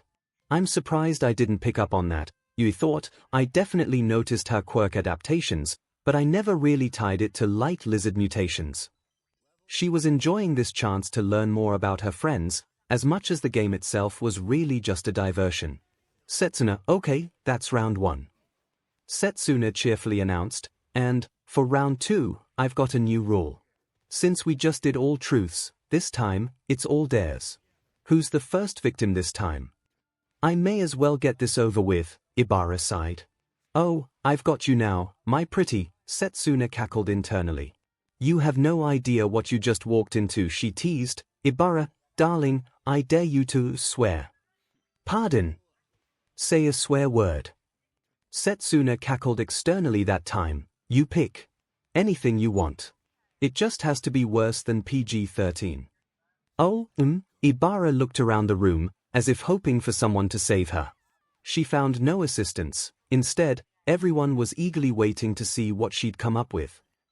Mina, Setsuna, and surprisingly Okako all whooped in cheers together. That wasn't so bad, right? Setsuna encouraged her friend. I suppose not, Ibara sighed, though I shall not make a habit of it. Mina. That's me. I dare you to, for the next 5 minutes, not engage in any SXL innuendo. Oh, geez. Mina laughed. You've got some teeth, girl. It's a good thing. Wait, no, can't say that. Setsuna grinned widely, as she was pretty sure that Mina was about to say, it's a good thing I like getting bit, a discovery that they'd both been thrilled to make together. Set. Mina turned back to her. I dare you to take off your shirt. Hold up, Momo protested, we said no SXL dares. It's not. Setsuna answered, with her shirt already halfway off, I'm wearing a BR and everything. She whipped her shirt aside, and sure enough, she was actually more covered than she had been for most of the last month, even without it. See, Momo, babe. Setsuna smirked, perfectly acceptable, right? Yes, of course, Momo grumbled, I'm not trying to be a buzzkill. You aren't. Setsuna reassured her, but don't worry, you'll be the most proper one here. Momo. I dare you to wear my shirt. Setsuna flung the garment across the room, and Momo caught it with a growing blush on her face. Not to be rude, Momo stammered, but I am not so sure that your shirt will fit me. Sure it will. Setsuna giggled, come on, try it on. Momo grumbled, but awkwardly shifted out of her own shirt while staying mostly hidden behind Setsuna's shirt held in front of her and managed to shuffle into Setsuna's shirt. True, she wasn't wrong, really. Setsuna felt her own grin growing wider, but that's half the fun. The clothing they wore in Vacationland wasn't truly sized, per se, but Momo and Ibara had done a pretty good job creating items that fit their respective wearers fairly well. Since Momo was a good 6 inches taller than Setsuna, if not more, and significantly bustier, which turned Setsuna's long-sleeve t-shirt into something closer to a low-cut CRP top on Momo.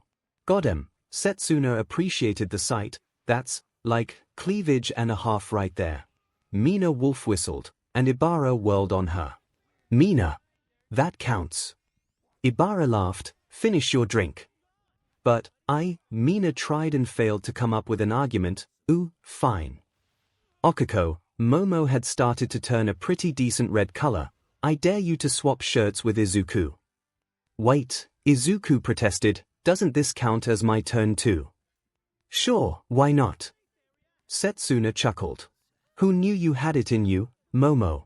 The two of you can come up with a dare for Yui together. Okiko and Izuku stared at each other for a moment, then shrugged at the same time, before each pulled their own shirt off. Once they'd completed the swap, Setsuna fell into giggles at the sight of the pair. Okiko was practically drowning in Izuku's t-shirt, which was honestly closer to an oversized dress on her, while Izuku was basically suffocating in Okiko's shirt, which strained to just barely fit across his shoulders. Much like Momo, he had wound up wearing something awfully close to a CRP top, and Setsuna had to admit that he was absolutely pulling it off. The pair came together to conspire about their joint dare for Yui, and Setsuna just managed to restrain herself from audibly making an "aw" noise at the sight. They're a pretty adorable pair, really, she thought, both such innocent little sweethearts, even though they're both utterly terrifying once you consider the power they can wield. Ever since she and Mina had been fortunate enough to join in that not-quite-a-foursome with Okiko and Izuku, Setsuna had been a teensy bit obsessed with the couple.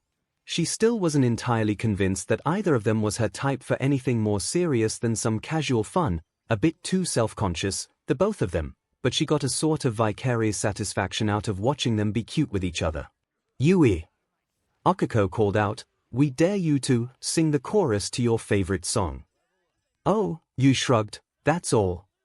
Without hesitation, she proceeded to launch into a surprisingly awesome rendition of a recent top 40 hit.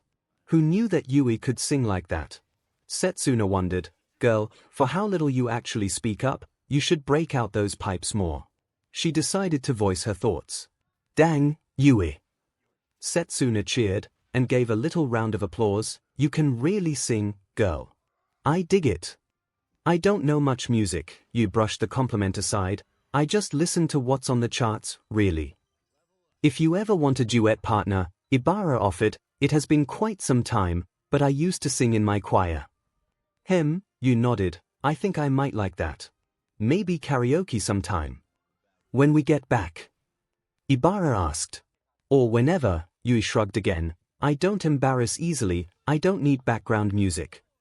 You know, Okiko tapped her fingers against her chin, you kind of remind me of my friend Zu, sometimes. Oh. She's also really brave and outspoken. Izuku jumped in to elaborate, she always says whatever's on her mind, like you do. Oh, you nodded once, decisively, I don't always express myself well, I figure it's best to avoid misunderstandings by simply saying what I'm thinking. You're doing just fine. Momo added in, I'm glad that we've become friends, Yui. Same here. Mina added in, all of us, really. Cheers. She lifted her cup high, to the spectacular 7. Is that what we're going by now? Setsuna took a healthy swig of her drink regardless. We never did come up with a name for our camp. Camp Spectacular just sounds ridiculous, Okiko giggled. Well, let's brainstorm that later. Mina stood up, I'll get us all another round of drinks before the next round of the game. Ibara, she had to admit, this game was proving to be more entertaining than she would have anticipated. At first, Ibara had been worried that it was going to degenerate into Mina and Setsuna and possibly Yui using their dares to push people into performing various lewd acts, but the more adventurous women in their group had been surprisingly well behaved so far. Instead, it seemed to be serving as a genuine bonding experience. It wasn't surprising that, since they'd only had each other for company for 3 months at that point, the 7 students had all become closer to one another. But Ibara was quickly discovering that some of the friendships she'd established were ones that she'd treasure for the rest of her life, whether or not they persisted past their return to the real world. Especially Izuku, her thoughts came awfully close to chastising herself. Ibara knew that she was pushing up against the boundaries of what she would have considered acceptable behavior before she'd arrived in Vacationland, when it came to her relationship with Izuku, but, surprisingly, she found that she simply didn't care about being acceptable any longer. He was a good, decent man in all senses of the word, a true hero, and if it just so happened that he had room in his heart to love more than one person at once. Well, Ibara had run out of arguments as to why this should prevent her from enjoying her time with him. The way that he praised her for all the qualities she valued most about herself, but had always been too fearful of seeming prideful to voice, was, in fact, one of the main qualities which had drawn her inexorably towards him. Instead of complimenting her physical appearance as men had before or her quirk's power, Izuku tended to focus his praise on her work ethic, her willingness to help others, and even her creative pursuits, like her painting. Before the next round of the game started, Ibara took a moment to observe how he interacted with each of the other 5 women. Despite the potential for awkwardness, having heard of the unfortunate incident between him and Momo the day prior, Izuku seemed entirely unaffected by any resentment or fearfulness which might have lingered. He joked with her like she was one of his best friends, which, Ibara supposed, she is, but the way he'd subtly glance at Momo's body when they weren't speaking to one another revealed the fact that he did, in fact, longing her. Self-control is a trait I admire, Ibara thought. With Mina and Setsuna both, Izuku tended to become overwhelmed by their constant stream of jokes and innuendo, but he was neither helpless nor ashamed of his own reactions. He'd joke back with them at times, and would even occasionally manage to make one or both of the pair blush at his comments. It is almost courageous, in a way, she pondered, that he would challenge them in their own arena. When it came to how Izuku treated Yue, he was always patient and understanding with her, and Ibara noticed that the two of them would occasionally lapse into silence in their conversations, but it seemed as if it were a comfortable state, rather than an awkward one. Clearly, he can empathize with her in many ways. Ibara knew that her friend was just as prone to overthinking and latching onto obscure topics as Izuku himself was. Of course, in Ibara's opinion, most significant bond that Izuku shared with any of the women was his attachment to Okiko. Watching the two of them joke around with each other, it was almost as if the pair were speaking a single dialogue. They were so in sync with one another. The observation might have inspired jealousy in Ibara, were the situation any different, but instead, she felt an odd sort of contentedness when she beheld him so comfortable and happy with someone he loved. His feelings for her are undiminished by his feelings for the rest of us, Ibara thought. Truly, can there be a better example of someone with a remarkable ability to love?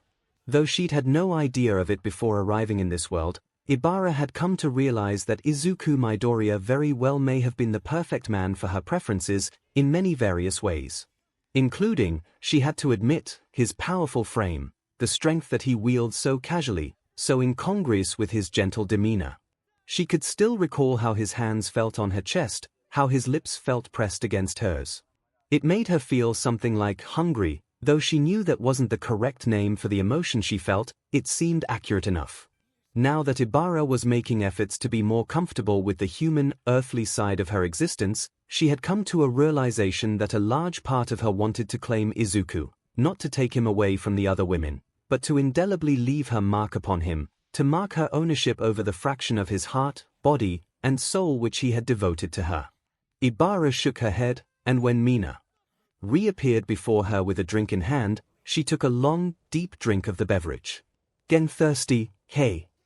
Mina joked, and leaned in closer. "Don't worry, I feel the same way," looking at Izuku's abs poking out from his shirt like that. "Phew. Aren't you still within your 5-minute restriction?" Ibara protested, weakly. "Nah, the game's not on right now." Mina tapped her nose with a single digit. "I'll be a good girl once it restarts, but for now, I can be as bad as I want." "I suppose that makes sense." Ibara took a smaller sip of her drink that time. "I won't bother you until the game restarts, in that case. Or, you don't bother me." Mina slung an arm around Ibara's shoulders, and almost spilled her drink in doing so. "Sure, I mean, you were a bit much at the start, but we're all friends now. I was awfully judgmental and mean to you and Setsuna." Ibara wasn't quite as willing to forgive herself. "I still regret that." "No point wasting time on regrets." Mina chirped, then leaned over and planted a big, wet smooch on Ibara's cheek. After all, we're in vacationland. Let's live a little. As the pink-skinned woman bounced away, Ibara felt her cheeks heat up in a blush. She swore that they felt particularly hot where Mina had placed a friendly kiss. Mina, all right. Mina announced, this round's a free for all. Real truth or dare, go nuts. Within the limitations we agreed to, Momo, bless her rule-abiding self, added. Yep, all those things. Mina nodded excitedly. Okay. I'm making an executive decision. I'm up first. And, she glanced around the room, searching out a suitable target. Truth or dare? Let's try another dare, the quiet woman answered. Ooh. Mina had just the idea in mind. I dare you to go say something to Ibara that makes her blush even harder than she already is. I'm not. Ibara protested despite the obvious evidence to the contrary. Yui crawled over on her hands and knees, and, as requested, whispered something into Ibara's ear. Ibara went bright red and made an adorable yeep noise, and Yui smirked as if she were entirely too satisfied with herself. Oh man, Setsuna called out, what did you say? That's one heck of a reaction. Not telling, Yui stuck her tongue out, that defeats the point of the dare. No it wouldn't, Mina argued, you just had to say something, not a secret. Newt telling, Yui said in a sing-song voice, which was, as before, surprisingly pretty and melodic. Setsuna. Truth or dare? Oh, dare me, baby. Setsuna whooped. I dare you to give us a muscle show. Yui grinned, a surprisingly goofy expression on her. Really flex those guns.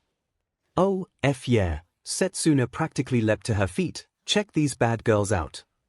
Mina was, as always, quite impressed by Setsuna's biceps.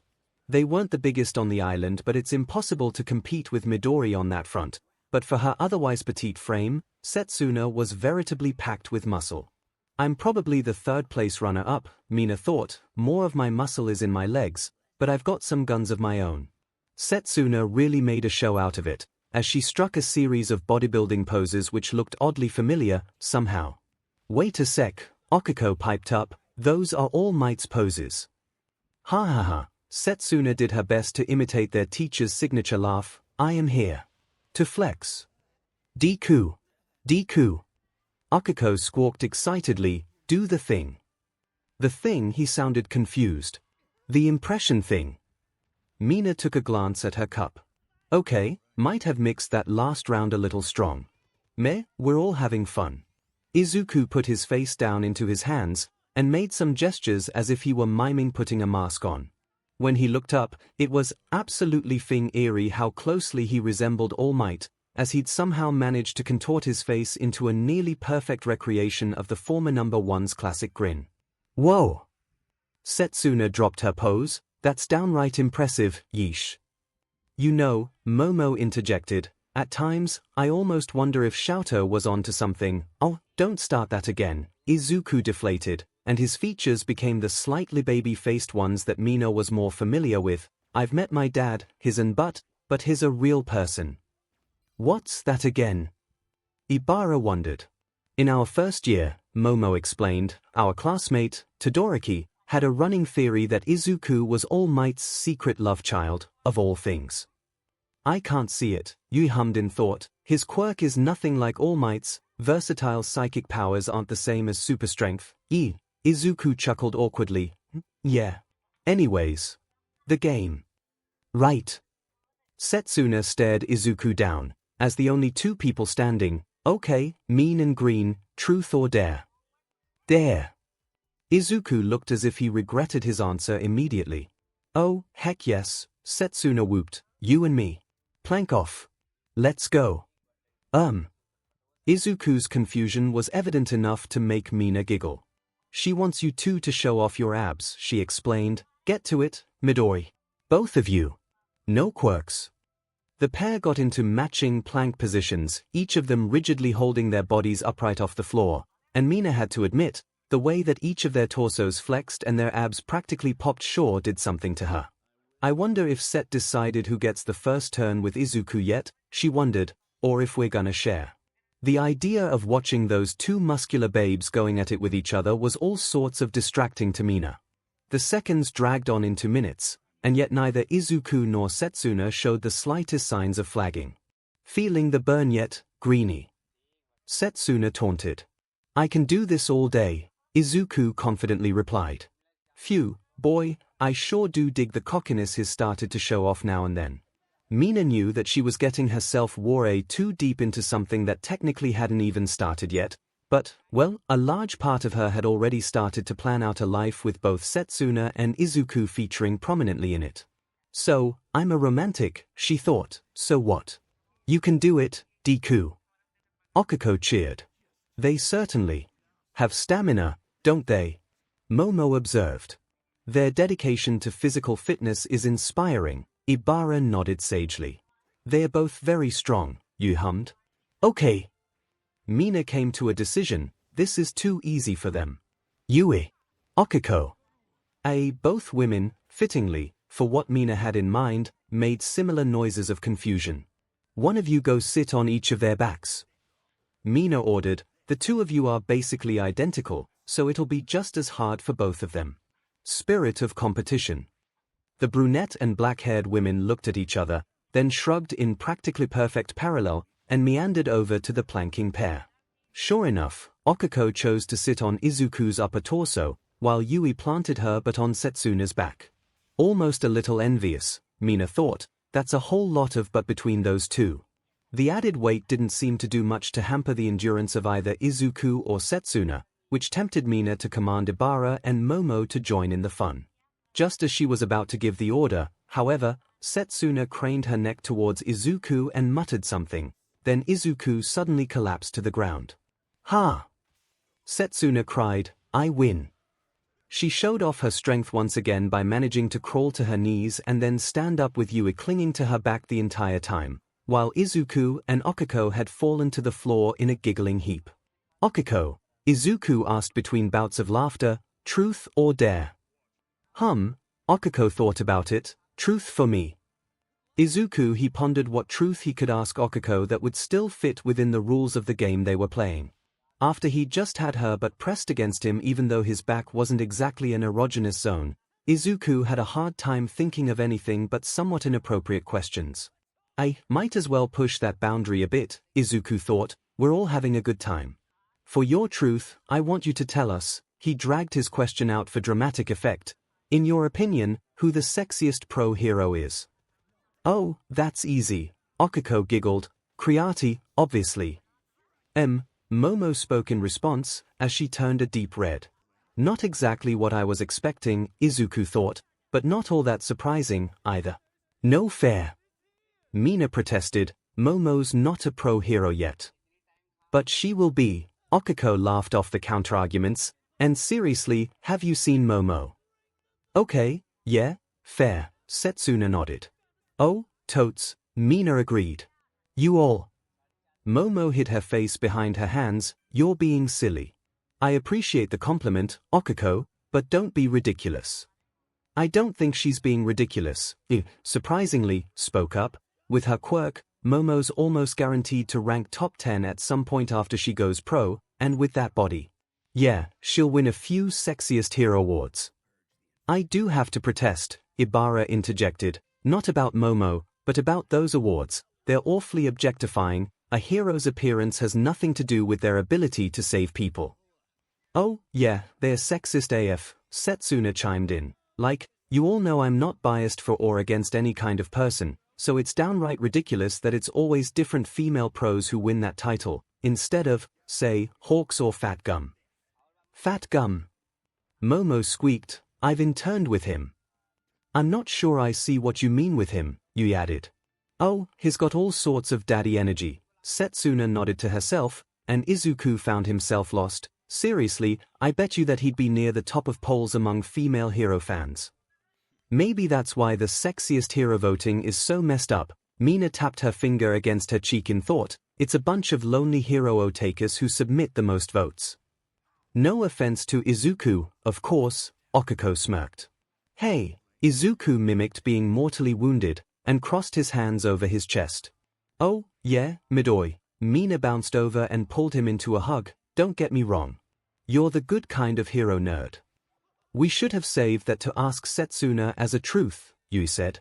Oh right, the game. Mina smacked her forehead with an audible whop. Whose turn was it again? Mine. 𝐒𝐭𝐽𝐲 beamed. Mina, truth or dare? Dare me, babe. Okay. 𝐒𝐭𝐽𝐲's grin turned a little bit sinister, and Izuku couldn't help but shudder a little, knowing what that usually meant. I dare you to spend the rest of the round sitting on Deku's lap. Phut. Mina snorted a laugh. That's not even a challenge. Izuku didn't even have time to think before a whole bunch of but was planted firmly in the middle of his lap. Hey, Midori. Mina craned her head back to look up at him. Guess we're gonna be all snuggly for a bit, aren't we? I guess so, Izuku chuckled, and idly rested his hand just above her hip. New rule. Mina shouted all of a sudden. Since Midori's the only boy, he has to go twice per round. What? Izuku spluttered. How's that fair? It's Newt, Mina sang. So, babe, truth or dare? Izuku had a pretty good idea of how things were going to go if he picked dare, and he didn't want to frustrate Ibara and Momo by disrespecting the rules they'd agreed to that badly. Truth. Okay. Mina smiled at him. You've got to tell every girl in the room why you think they're pretty. And no cheating and saying I admire your heroic spirit. It's got to be physical features. Also, no repeating. Izuku felt himself start to stammer, then cut off that particular bad habit. This actually isn't that hard to answer. I've already told you. He met Mina's gaze. Your eyes are gorgeous, Mina. The pink girl turned slightly purplish and broke into a big, wide smile. Which reminds me. Setsuna, Izuku called out across the room, you've got a really pretty smile. Really? Setsuna looked surprisingly bashful all of a sudden, even with my pointy teeth. They're part of what makes your smile yours, Izuku explained, but it's also how big you grin when you get excited about something. Towing the line there, mister, Mina wiggled her hips on top of him, and Izuku found it difficult to complain about that sort of punishment. 𝐒𝐭𝐽𝐲, Izuku met her eyes. I think you have really cute cheeks. I'll say. Setsuna whooped. Girl is fat with a P. I meant on her face. Izuku was caught off guard. I think it's really cute how you always have a bit of a blush. Oh, 𝐒𝐭𝐽𝐲 brought her hands up to said adorable cheeks, and nearly wound up floating herself into the air. You. Izuku turned to the next girl in line. I really like your lips. It's cute how, pouty they are. He wasn't sure if he got the phrasing of that right, but the way that the aforementioned lips quirked up into a wry little smile made Izuku feel that it was the right kind of compliment. Ibara, Izuku felt his confidence growing. I know it's kind of cheating, because it's your quirk and all, but I like your hair. It really suits you, and I like the way that you braid it sometimes. Oh. Ibara's face colored a little bit. Thank you, Izuku. It is, indeed, part of me, so I think that you're obeying the spirit of the law with that answer. Great. Izuku smiled widely, then turned to the final woman he had to compliment. Momo, it'd be easy, if against the rules, technically, to say how much I admire her intelligence, or her willpower, or the way that she gets all excited when she gets to talk about a subject she knows a lot about. Izuku recalled the conversation that he and Momo had shared the day before, when she'd made a few references to not believing that she was desirable. He could stick to mostly innocent territory as he had with the other women, but he didn't think that that was what Momo was hoping to hear. Izuku didn't even have to act the sudden stammer that emerged in his voice. I'm a really big fan of your figure. Oh. Momo brought one of her hands to her mouth. Izuku felt his own blush starting to appear. You're tall, and you have long legs, but you're really, curvy, and you really look good in that shirt right now. Momo glanced down at herself as if she just remembered that she had melons, then looked back up to Izuku with a surprised expression, one which quickly melted away into a happy, self-satisfied smile. Woo! Setsuna cheered. The boy's got eyes. Because he's absolutely right. Got 'em. Mo, you are stacked and a half. I protest your word choice, Ibara added. But, though you may not match my preferences, Momo, I think it is fairly evident that you are a particularly statuesque woman. You've got great melons, as blunt as ever, joined in the compliment train. Momo, babe, Mina called out, as a certified bisexual disaster, all I'm gonna say is, gimme the word, and girl, I'll be ready for you in an instant. See. 𝐒𝐭𝐚𝐲 piped up, we all think you're gorgeous, Momo. Izuku didn't miss the way that 𝐒𝐭𝐴's gaze, in particular, had been absolutely glued to Momo the entire time that everyone else was complimenting her. I'm not even that good at this whole thing, he thought, and I've managed to figure it out before you have. You're all? Momo's blush was threatening to turn nuclear, very kind. Thank you, all of you. Izuku felt content with how the impromptu team project to help Momo's self-esteem had turned out. All the women here, Izuku thought, they're all gorgeous, sure, but they're also all just such great people. He still found it hard to believe just how much he'd lucked out. So, Mina leaned back into him, who's next? Oh yeah, Izuku remembered that they were, in fact, in the middle of Truth or Dare, Ibara, Truth or Dare. I would rather go with Truth, please, she answered. Izuku pondered what he could ask that wouldn't spoil the mood, but wouldn't seem like he was trying to guide the conversation down a certain path. What's the most surprising thing about you? How so? Ibara clasped her hands in front of herself. I mean, like, Izuku explained, what's something about you that the rest of us might not expect? Oh. Ibara reached her hand to her head, and screwed up her face in concentration, probably this. She pulled a long, almost dagger-like thorn out of her hair, and with a flick of her wrist, threw it across the room in an instant, where it embedded itself in the wall opposite her with a heavy thunk. Dude! Setsuna cried out, that's fing badass. You know how to throw knives. Yui wondered. I do, Ibara confirmed, it was a hobby that I picked up by chance, but I seem to have something of a talent for it, though it may not be the most heroic skill to possess. What are you talking about? 𝐒𝐭𝐴 asked. I can think of, like, 19 different times when it would have come in handy so hard if I knew how to throw knives. Me too. Izuku added in, lots of heroes use knives, Ibara, there's nothing unheroic about that. Hell, Aizawa constantly carries a giant butt knife. Izuku knew this all too well, he'd literally be dead several times over if he didn't. Well, I'll keep this in mind, Ibara smiled uncertainly, when we're back in the real world, back in heroics training. Perhaps I'll develop a new super move. Yeah you will. Setsuna cheered her friend on. Seriously, girl, I'm impressed.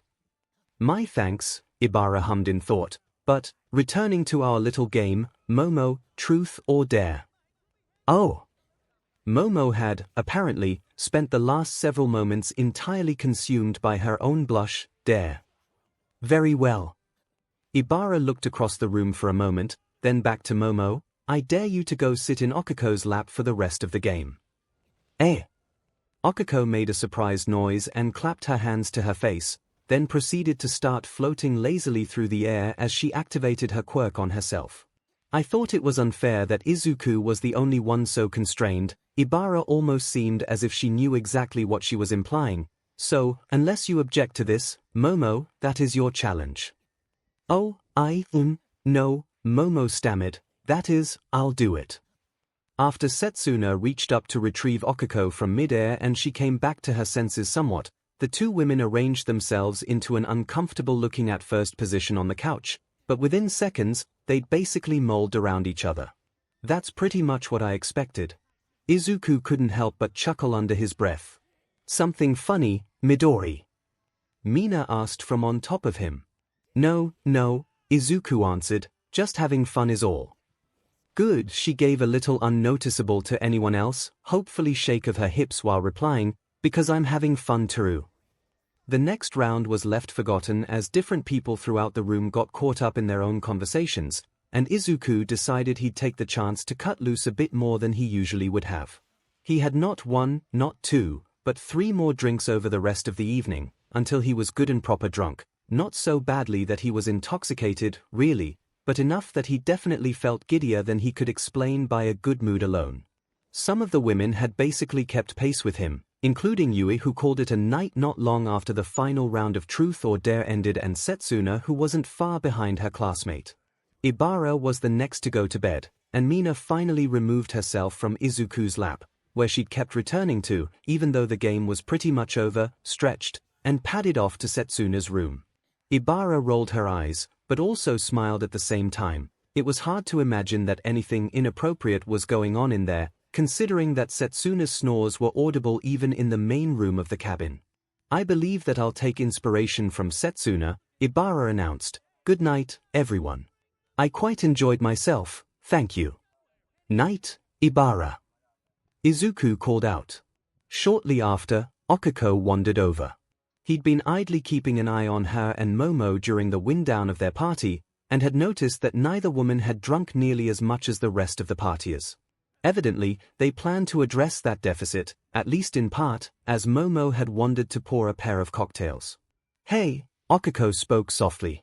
"Hey, gorgeous," Izuku replied.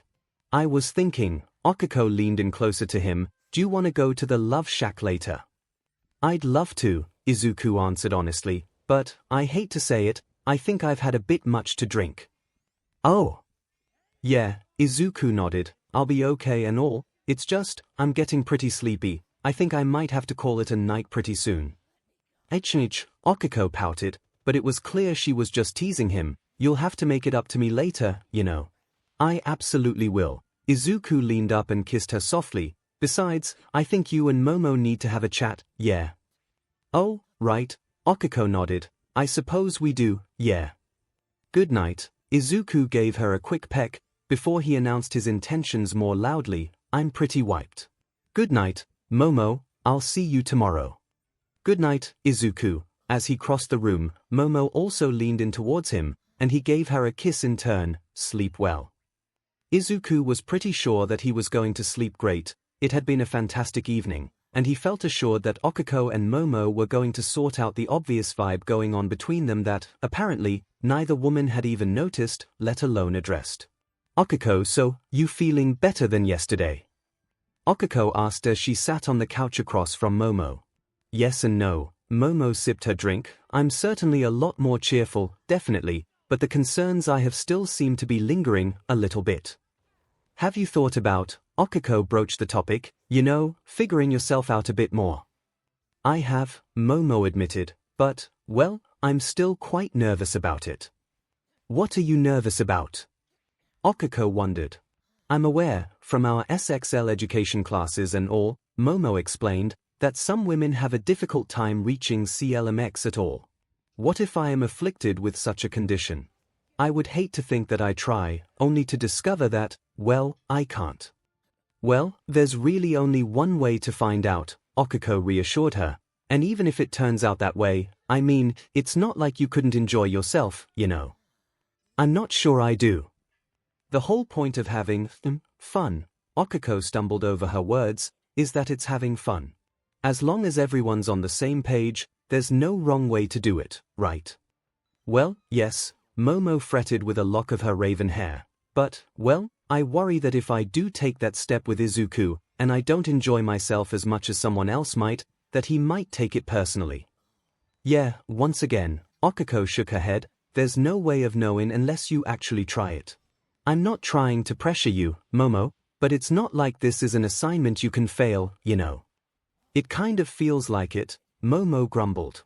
"Okay," Okuko came to an, admittedly, somewhat impulsive, decision.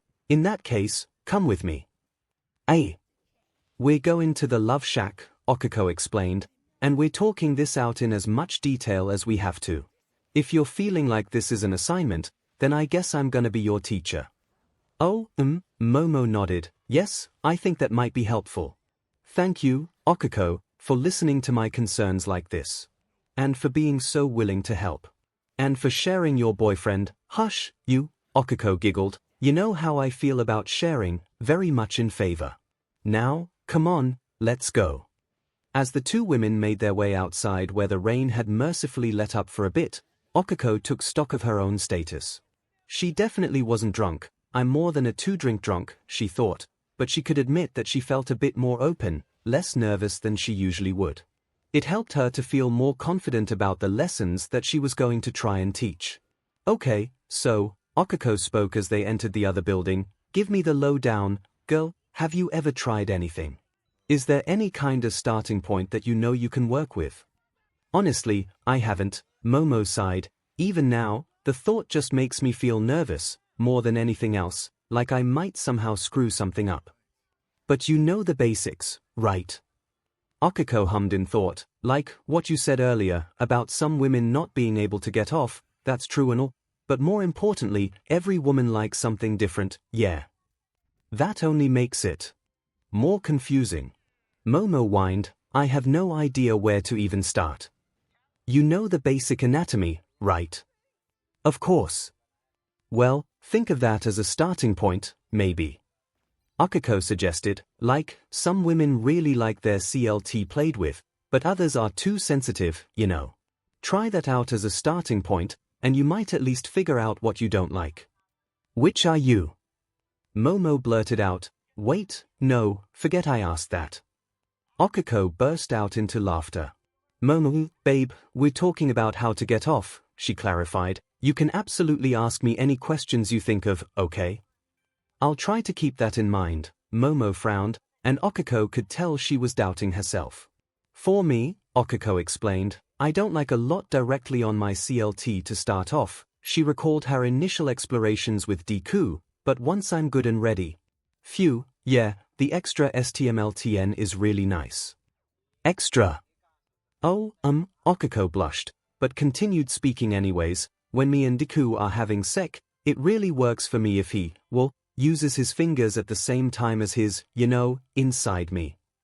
Oh my, Momo blushed in response, that sounds quite nice, actually. There you go. 𝐒𝐿𝐴 cheered, see, that's a start. But how am I going to take that step, Momo argued, if I'm too nervous to even handle the usual progression? That is, if I'm too anxious about FLY, how would I proceed directly to secretary? Well, that's why you need to get past that roadblock, 𝐒𝐿𝐴 nodded, half to reassure Momo, half to reassure herself. If you can get yourself off, won't all this suddenly become a lot less scary? It would, Momo agreed, but, well, that first step is a big one, isn't it? Just experiment a little, 𝐒𝐿𝐴 insisted, that's really all I can suggest.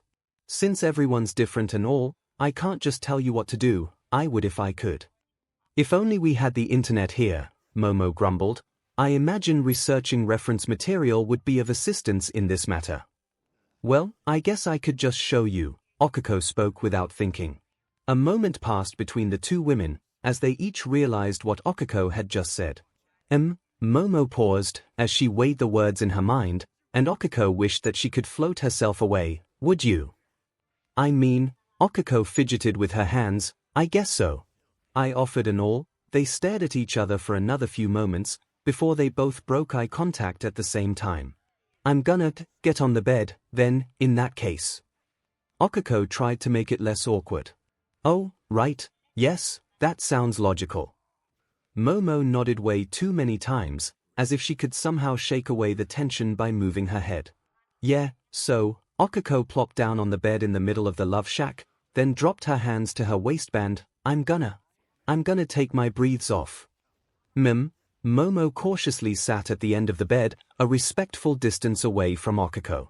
𝐒𝐿𝐴 took a deep breath, then removed her breathes.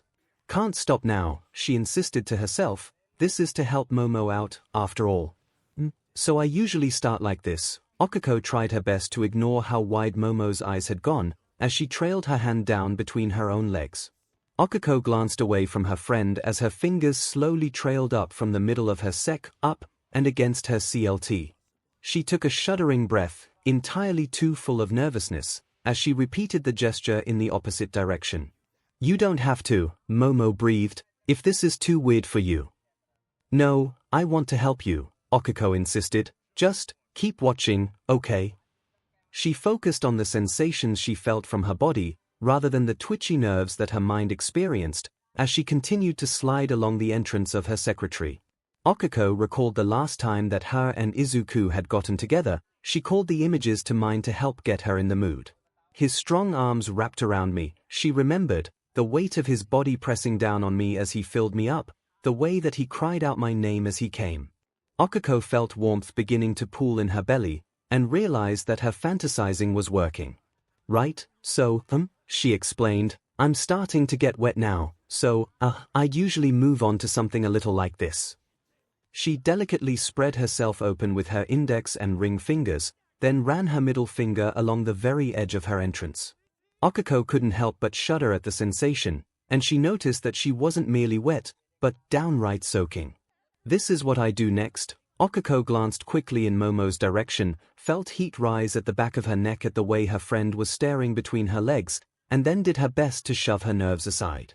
She pushed the very tip of her finger inside herself, and let loose a tiny, quiet gasp at the feeling. Oh, wow, Momo gasped. I like starting slow. 𝐒𝐿𝐼 did her best to stay focused. Some girls might go faster than this, so, don't assume this is the only way. She slid her finger a bit deeper. But, this is what feels good for me. When her finger had reached all the way to the base of her palm, 𝐒𝐿𝐼 curled it inwards, and stroked against the sensitive bundle of nerves at the front of her secretary and, 𝐒𝐿𝐼 muttered, not everyone feels good from this, but I really do, yeah. Momo was nowhere near as eloquent as she usually was. Now I'm, ready for more. 𝐒𝐿𝐼 slowly slid her finger most of the way out of herself, and lined up her index finger beside it, so, yeah. She plunged her digits inside herself. 𝐒𝐿𝐼 threw her head back, half to avoid being conscious of the way Momo was staring at her, and half out of genuine pleasure. Why don't you try? 𝐒𝐿𝐼, once again, spoke before she took the time to think about what she was saying. Okay, Momo agreed, and when 𝐒𝐿𝐼 looked back up, she saw her friend taking off her own breathes. God, her legs are long, 𝐒𝐿𝐼 thought, as she continued to slowly pump her fingers back and forth. She watched with surprisingly rapt attention as Momo's fingers reached hesitantly downwards, then stroked along her own, perfect, FPP. Oh, Momo! Breathed, that feels nice. Keep doing it, 𝐒𝐿𝐼 suggested, don't go too fast if you aren't ready for it. 𝐒𝐿𝐼 realized that she'd been steadily fingering herself the entire time. She'd somehow managed to forget as she watched Momo exploring her own body. It was like this, right? Momo inquired, as she spread herself open in front of 𝐒𝐿𝐼. Yeah, 𝐒𝐿𝐼 huffed. Go slow, delicate. Like you're, playing piano. Pianissimo. Momo spoke a word that 𝐒𝐿𝐼 didn't recognize but sounded appealing all the same. Then 𝐒𝐿𝐼 watched as Momo's long, elegant finger traced over her entrance. Oh, wow. Yeah. Yes. Momo agreed. I think I was worried for no reason. A few moments passed in relative silence, with only the sounds of the two women's breathing getting increasingly heavier echoing through the room. When I want to come, 𝐒𝐿𝐼 explained, that's when I'll start playing with my CLT. She slowly slid her fingers out of her dripping secretary. 𝐒𝐿𝐼 began to find the angle a bit frustrating, so before she committed to the finale, she sat up and knelt at the head of the bed, spreading her legs further apart. I don't know how you'll be, 𝐒𝐿𝐼 continued, but I like back and forth motions, and pretty fast. She planted the tips of her fingers, fully enjoying the soft pads that her digits ended in, firmly against her CLT, and started to rock her wrist back and forth. I'll try. Momo imitated the gesture, and 𝐒𝐿𝐼 became increasingly conscious of just how far the shirt Momo was still wearing was riding up on her torso. Momo's motions were certainly eager, but in her own enthusiasm, she was setting herself up for failure. She moved her hand quickly to start, clearly became overwhelmed, and then returned to light, almost teasing touches against her own secretary. She's managed to figure out how to edge herself before she got MSTRBTN down. 𝐒𝐿𝐼 found the realization oddly interesting. She's getting there, though. Slower, 𝐒𝐿𝐼 commanded, but steady. It's not a race, you gotta build up to it. Momo listened, and the movements of her hand became steady for a bit, but then started to increase to a frenetic pace almost immediately. I'm not doing it right, Momo whined. It feels good, then it's too much, but then it's not enough. You're impatient, 𝐒𝐿𝐼 hummed. Try and keep a steady pace. I don't know what I'm doing, Momo protested, and started to look as if she was going to abandon her task. Momo, 𝐒𝐿𝐼 spoke her name with authority, don't give up yet. You're doing good. like I said, you've got to be patient. I don't know how I can't manage this. Momo lifted her hand. 𝐒𝐿𝐼 reached across the bed and grabbed Momo's wrist. You're almost there, she instructed, and pushed Momo's hand back down between her own legs, slow. Steady. Like this. 𝐒𝐿𝐼 pulled Momo's wrist up a bit, then pushed it back down a moment later, imitating the motions that she was still performing with her own hand, on her own CLT. By guiding Momo's hand like that, 𝐒𝐿𝐼 figured that she could help her friend reach her peak. Oh, Momo gasped, I felt something. Yeah. 𝐒𝐿𝐼 continued to steadily glide her fingers against herself, as she watched Momo approaching what was almost certainly the first orgasm she'd ever experienced. I'm glad I could be here for this, she thought. Momo started to try and increase her pace again, but 𝐒𝐿𝐼 tightened her grip on the other woman's wrist, and forced her motions to remain steady. Slow, babe. 𝐒𝐿𝐼's breath hitched in the middle of the sentence, as she felt the first shocks of an approaching orgasm spark through her core. Just keep at it, okay? Something's happening, Momo whined. It feels really good. Keep doing exactly what you're doing, 𝐒𝐿𝐼 gasped, and her grip on Momo's wrist loosened. I think, Momo huffed a breath, and her hand flew away from her sec, and instead latched around 𝐒𝐿𝐼's wrist, just as 𝐒𝐿𝐼 had held her earlier. The movement led to an entirely unexpected result. Momo wound up pushing 𝐒𝐿𝐼's hand downwards, and 𝐒𝐿𝐼 realized that her fingers just brushed against Momo's CLT. F it, she thought, I can't leave her hanging. 𝐒𝐿𝐼 curled her fingers upwards, and pressed her fingertips against Momo's CLT with steady, gentle pressure, then rocked her hand back and forth. She was dimly aware that she was now performing the same motions on both of them at once, but 𝐒𝐿𝐼 lost herself in the moment, far too close to her own orgasm to worry about what this could have meant. Momo started to make sounds that bordered between mmms and wails, and her hips pressed forwards towards 𝐒𝐿𝐼's hand. That's it, 𝐒𝐿𝐼 reassured her, you're gonna come. 𝐒𝐿𝐼, Momo gasped, and then flung her arms around 𝐒𝐿𝐼's neck and made a high, delicate and yet desperate noise, her legs tensing around 𝐒𝐿𝐼's digits. A lightning bolt of pleasure struck 𝐒𝐿𝐼 directly in the spine, and she felt her own legs quivering as her orgasm overwhelmed her.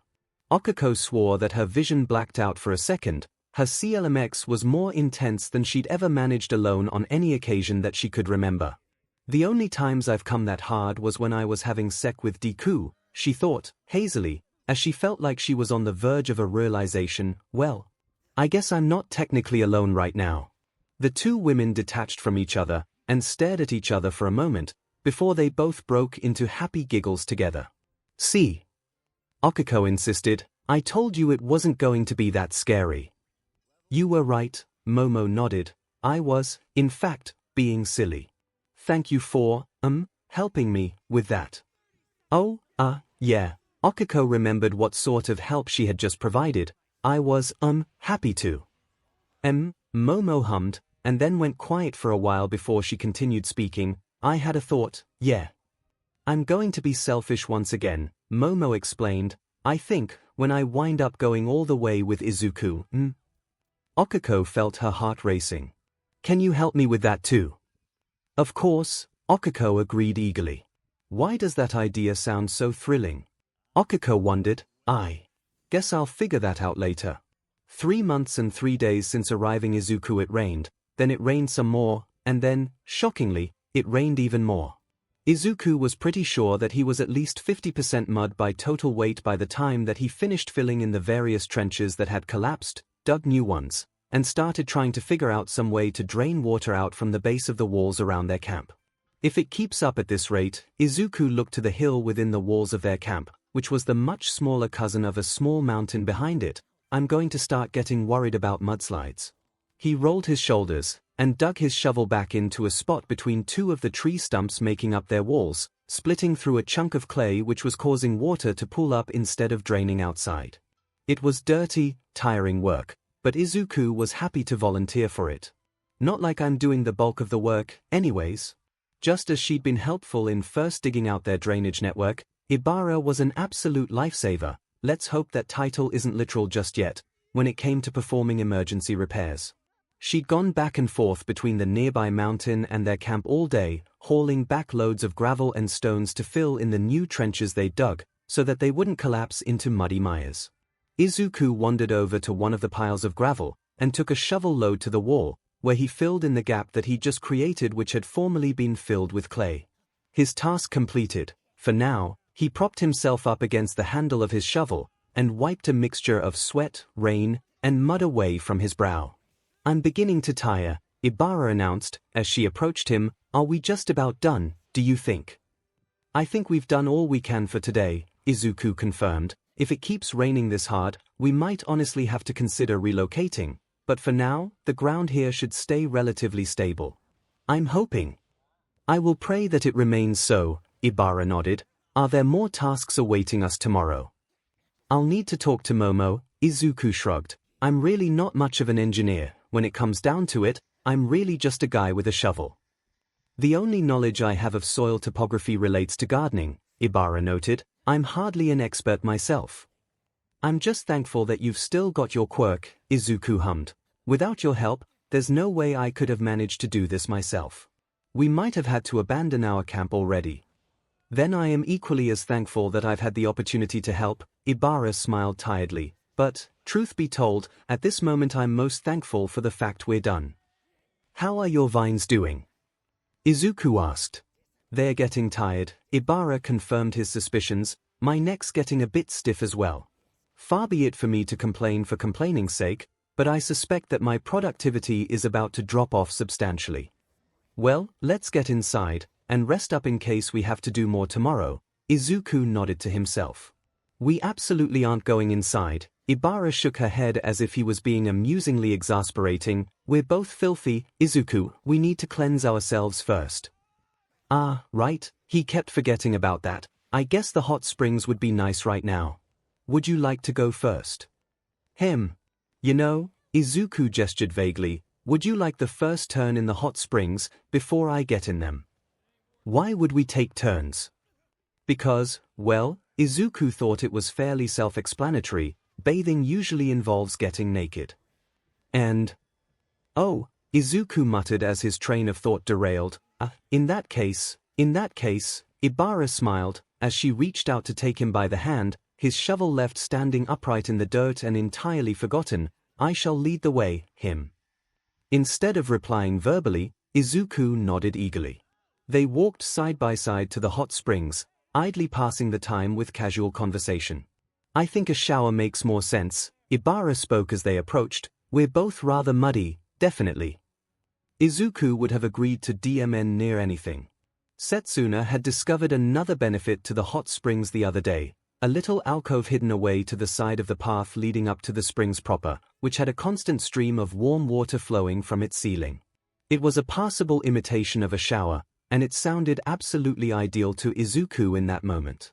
The pair tossed their raincoats aside as they entered the alcove, then Izuku fidgeted a bit, always a bit nervous whenever he took a new step with one of the women in his life.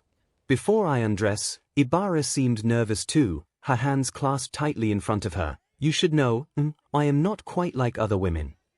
"How do you mean?" Izuku hadn't noticed anything physically different about her, not that he'd seen all of her, granted, and so couldn't figure out what she might have been getting at. "My quirk," Ibara answered, "is not only on my head." "Oh," Izuku scratched at his own hair, then winced when his hand came away muddy. "I don't think that matters." "We shall see." Ibara took a deep breath, then pulled her robe off in one motion. "Ah, I get it." Izuku realized what she meant. Between Ibara's legs, a small patch of vines nestled atop her PBIC bone. Her quirk clearly affected all of the hair she grew. It didn't bother him at all, though. If anything, Izuku actually thought it was kind of hot. "You're appealing," he voiced a slightly edited version of his thoughts, and Ibara colored prettily with a blush. "And you're overdressed," Ibara reminded him. "We're here to shower, after all." She had been nervous to disrobe completely in front of Izuku, but his words reassured her, to say nothing of the outright awe with which he looked at her.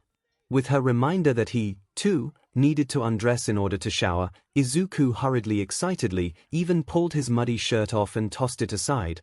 then hopped out of his breaths, quite literally, jumping on one foot to remove them, before they met the same fate as his shirt. "Toss our clothes into the water too," Ибара reminded him, "there's no point washing up if we just get dirty again."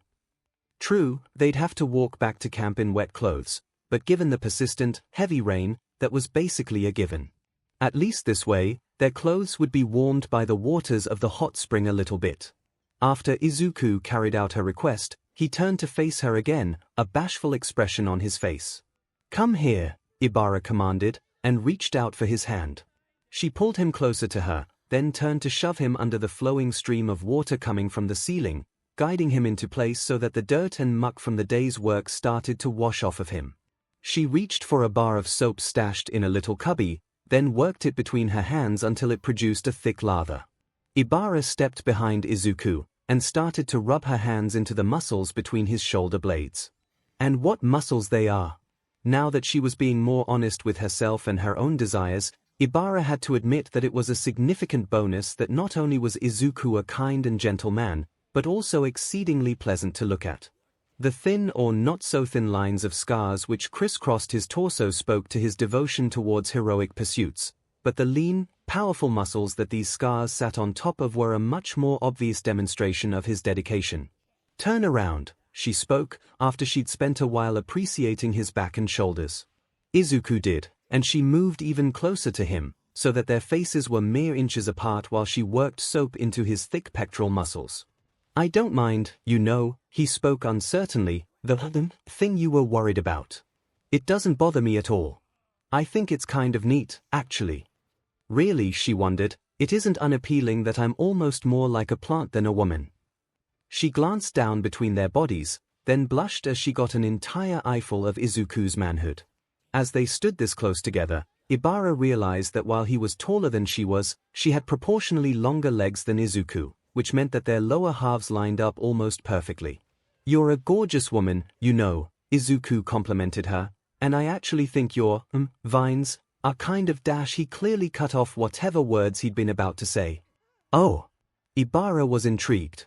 "Kind of sexy," Izuku blurted out, "sorry if that's too much." "Izuku," Ибara laughed airily, "I've just invited you to shower with me. I'm not going to be offended if you decide to tell me that you find me sexually attractive." "Oh," Izuku smiled, "in that case, yeah, you're, super pretty, and I think that your vines kind of add to your overall look." Super pretty wasn't exactly the sort of statement that was inherently charged with sexual energy, but for Ибara, inexperienced and somewhat conservative as she knew herself to be, it did the job quite well. She leaned in to close the final few inches between them, and reached out to clasp each of Izuku's hands at his wrists. Ибara enjoyed the feeling of control that she had over such a strong, powerful man like Izuku, as she planted a kiss against his lips, while at the same time, she guided his hands to lay on top of her rear end. The way that he helplessly followed her directions and placed his palms exactly where she wanted sent another flush of heat up her spine. "Tell me more," Ибara requested, as she scared in a shuddering breath, feeling her bare chest against his own for the first time. "Well, you've got great legs." Izuku then squeezed her bottom, which sent a flood of heat radiating up her spine, and, it turns out, a great butt, too. "Thank you," Ибara kissed him again. "I enjoy hearing these sorts of things, I've discovered." She became aware of something stiff poking against the inside of one of her thighs. Ибara leaned into the sensation, which made Izuku squirm against her. "Oh," she realized, "I know what's touching me." "Is that because of me?" she teased, and closed her legs a bit tighter, so that Izuku's manhood was pressed between her legs without being angled so that it could go between her legs, so to say. "Absolutely," Izuku responded eagerly. "Like I said, you're gorgeous, and, yeah, you're sexy too, so, Ибara decided to try something. She focused her quirk lower than she usually would, and in doing so, extended some of the tiny vines which sat between her own legs, above her womanhood, until the tips of these miniature vines reached long enough to delicately trace over Izuku's length. "And you still find me sexy," Ибara sought to confirm her theory, even with this. She felt Izuku's manhood become even harder in her grasp, until the top side of his member pressed up and against her own secretary. Ибara gasped at the feelings, both the physical sensation, and the knowledge that he found her quirk-changed anatomy very appealing, indeed. "Oh, goodness," Ibara smiled. "You have a bit of a thing for quirks, don't you?" "Uh-huh." Izuku nodded dumbly, and it was clear that all of his usual analytical focus was entirely absent in that moment. "I really like quirks, I guess." Ibara thought about this. "I'm afraid I don't want to go much further than this tonight. I do not wish to frustrate you, or leave you feeling abandoned, but I suppose," she tilted her hips forward, and both of the pair scared in a breath at the same time as her sek glided against Izuku's stiff manhood, held in place by her lower vines. "Yes, I should stop here." She hesitantly released him, drawing her quirk back to its normal, short-cropped length. "But in the future, I think I would be very willing to explore this with you." "I'm looking forward to it," Izuku smiled, and Ibara almost cast her earlier boundary aside entirely. She was so overcome by the feelings of support and safety practically radiating from Izuku. "He never pushes me to go further, never chastises me for teasing him or reacts by pouting and sulking when we cannot be as NTMT as he would like. None of the dangers of SXL relationships that I'd been warned about are an issue with him. Let's get you washed up, too." Izuku took the bar of soap from her hands and calmly started to work his fingers into the muscles of her back. Even though the action pressed them tightly together, chest to chest, Ibara felt no fear that he'd use their positioning to his advantage. "And he gives darn good massages." She happily relaxed into his hands. "That's a definite bonus, too." 3 months and 5 days since arriving, Mina.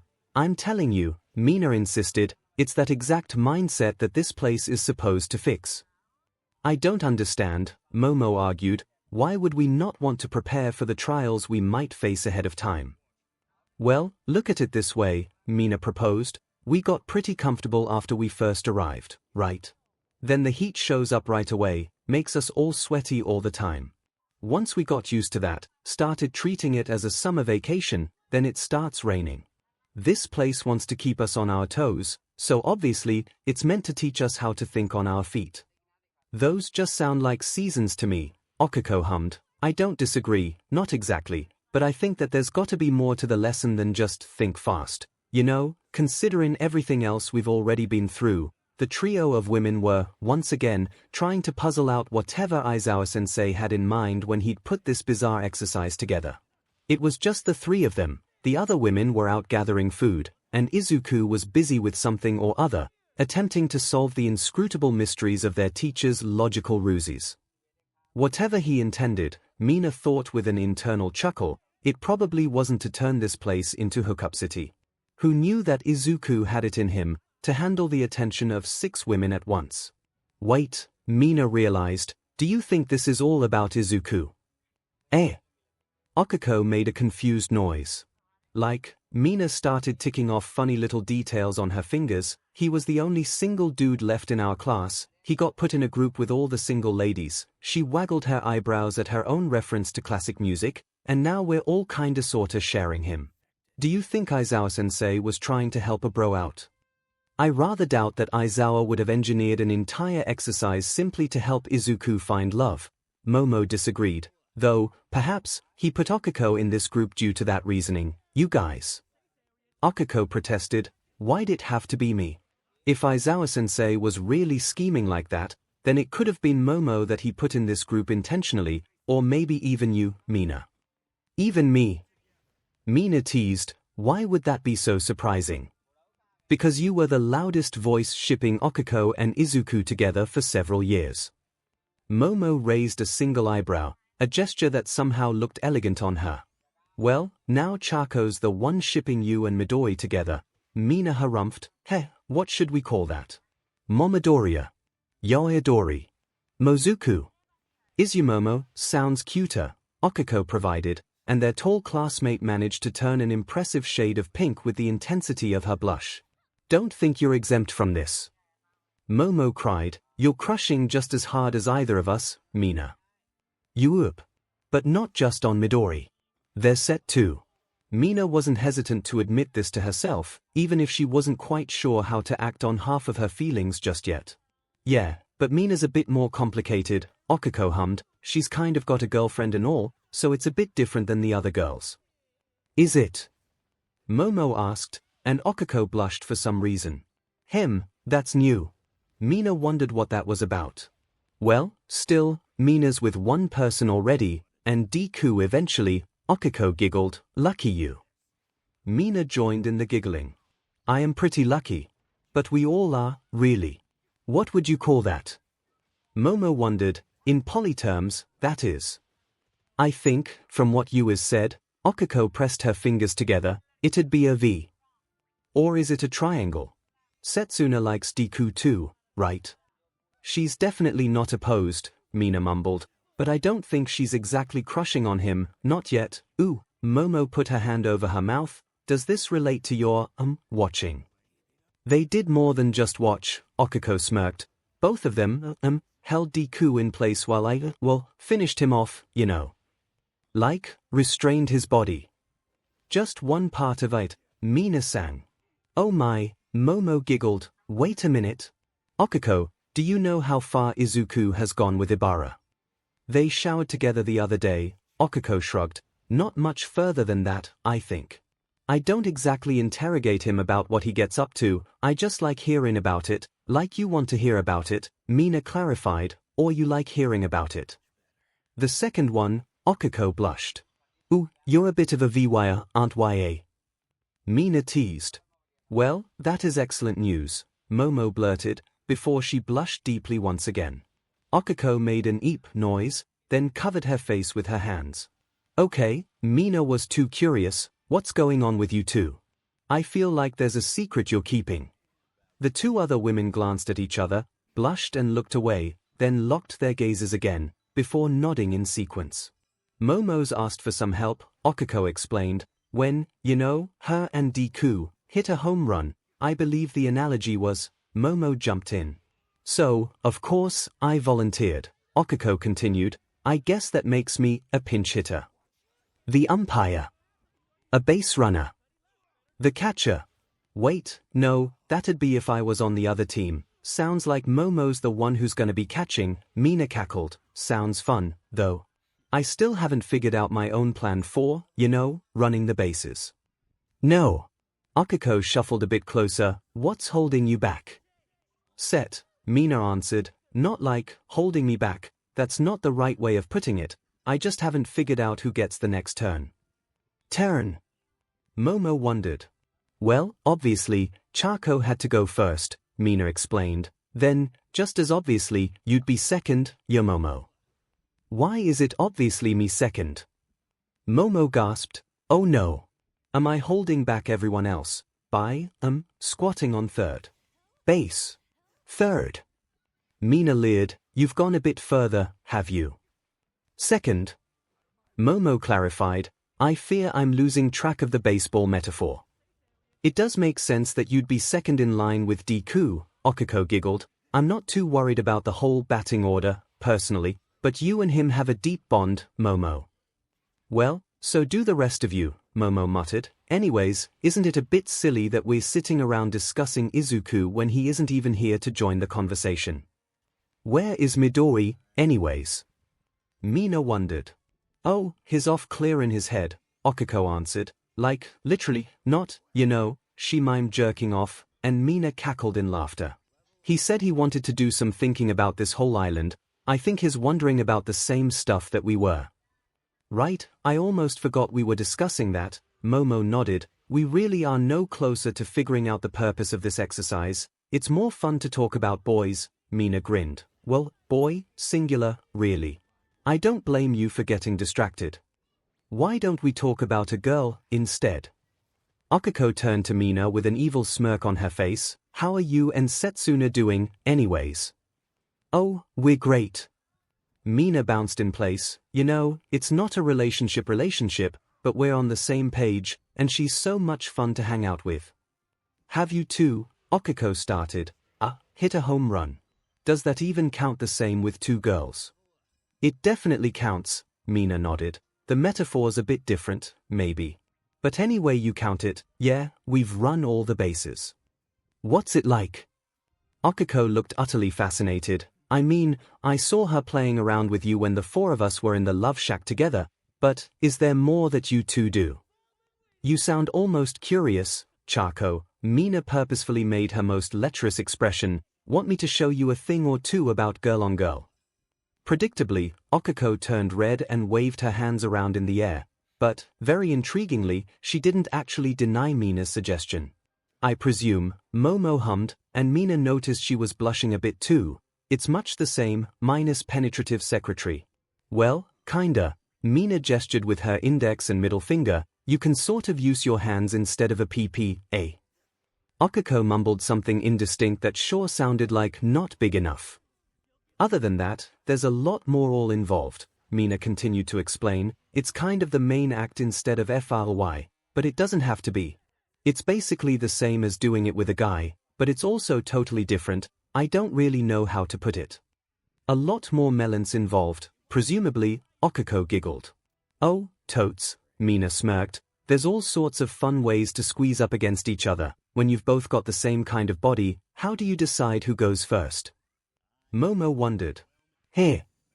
When you're, or performing the main act, as you put it, Momo clarified, how do you decide who pleasures whom first? That's one of the funnest ways to get all close. Mina noticed her own voice starting to become husky. You can do it to each other at the same time, babe. Oh my. Momo trailed off and turned positively neon. To the side, 𝐒𝐿𝐵 made little squeaking noises and hid her face behind her hands.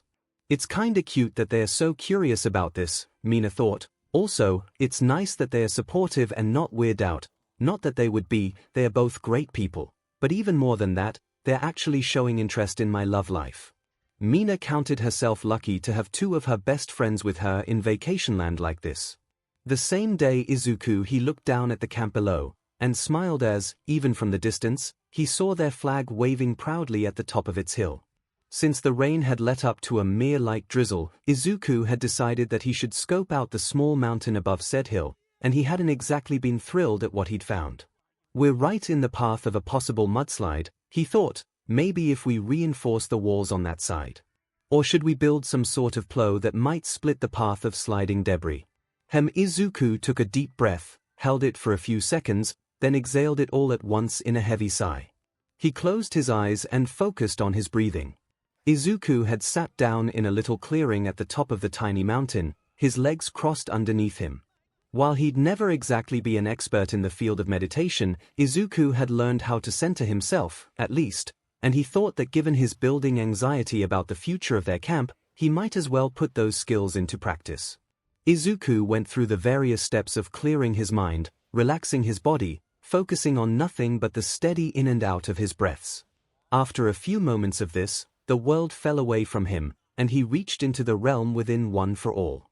As before, the shadowy home of the vestiges was blocked by a glowing purple wall, and Izuku was somewhat confused to discover that it seemed as if the barrier had grown thicker, somehow.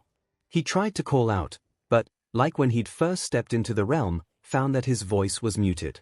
I wonder why it is, Izuku pondered the meaning of this, that Vacationland has basically recreated the state I was in back in my first year at U. He saw movement on the other side of the wall, and squinted to focus, as if the gesture meant anything within a metaphysical quirk dimension. Izuku recognized the form of Daigoro Banjo on the other side, hard not to, even if is fuzzy and indistinct, there's no mistaking that silhouette, and placed his hand against the wall of energy, trying to reach out to one of his predecessors. The vestige of Daigoro gesticulated wildly, then, even with the smoky vagueness of his body, clearly made a thumbs-up gesture with both hands, and Izuku was left with the impression that the fifth was grinning widely at him. He always did get on my case about not trying to be a pillar by myself, Izuku recalled. I guess he'd probably approve of my relationships, plural. Izuku still had a hard time wrapping his head around that fact, at times. He'd mostly moved past the stage of disbelief that there might be more than one woman who was interested in him, and now resided somewhere in the territory of, how is it even possible that they're all willing to be with me at once? I wonder if it means anything that there's 7 of us on this island, and 7 vestiges of past wielders. Izuku wouldn't have put it past Aizawa to have designed the group around Izuku himself, considering how many of Izuku's secrets his teacher knew. Maybe that's my test while we're here. Izuku pondered, revealing the truth of one for all to some trusted classmates. Other than Kaken and Todoroki. Wait, am I sexist? Izuku couldn't help but leap to his next conclusion: the only people I've trusted with the secret, except for Mom, of course, are all men. Maybe the lesson I was supposed to learn is that women are just as capable as heroes. But I knew that already. Though the thought may have originated mostly from his tendency to find flaws in himself that nobody else would have ever noticed, Izuku had the feeling that this worry might have had a little bit of truth behind it. Logically, he knew that he wasn't actually sexist in his tendencies, but he'd certainly come a long way with being more comfortable around women, specifically women who are attracted to me during his time in Vacationland. I can't ignore the possibility that Aizawa built some kind of condition into this exercise based around my self-esteem. Izuku wondered, as he watched Daigoro's vestige fade back into the world of One for All. After all, if I'm going to be a top hero one day, I can't exactly fall apart into a stuttering, blushing mess any time a pretty girl talks to me. Daigoro was replaced by another familiar person, as Nana Shimura's smoky body appeared next to the purple wall of energy. Izuku smiled. The seventh wielder had been, perhaps, the closest to a true mentor to him out of all his predecessors, as much as the title could apply to someone who was basically a ghost that lived in Izuku's quirk. She'd always been on his case about his self-effacing tendencies, and Izuku was pretty sure that she was happy for him for purer reasons than Daigoro would be proud of me, and the progress he'd made in developing something kind of like confidence. Nana stepped closer to the barrier, and cupped her hands around her mouth, before pressing directly against the wall. Izuku leaned towards her, as if physical distance mattered in the vestige world, and listened carefully for what she might have to say. "You deserve this," he heard the words, muted as they might have been, and felt a smile form on his face. Nana had been such a great hero, and the fact that Izuku lived up to her legacy in the smallest amount was something that he might have admitted to taking pride in. The vestige realm started to melt away, as Izuku returned to the real world, well, real enough, that is, and became aware of his body once again. Maybe I have to feel that I truly deserve the love, or affection, or whatever you want to call it, he thought, that the girls feel towards me. He'd already grown used to the fact that he had feelings, of different kinds, for each of the women in Vacationland. His relationship with Okiko was self-explanatory, as was the deep respect and admiration he felt for Momo, but as much as he hadn't known the other girls as well before arriving in this world, Izuku knew without hesitation that he'd forged bonds that he sincerely hoped would last well after the exercise ended.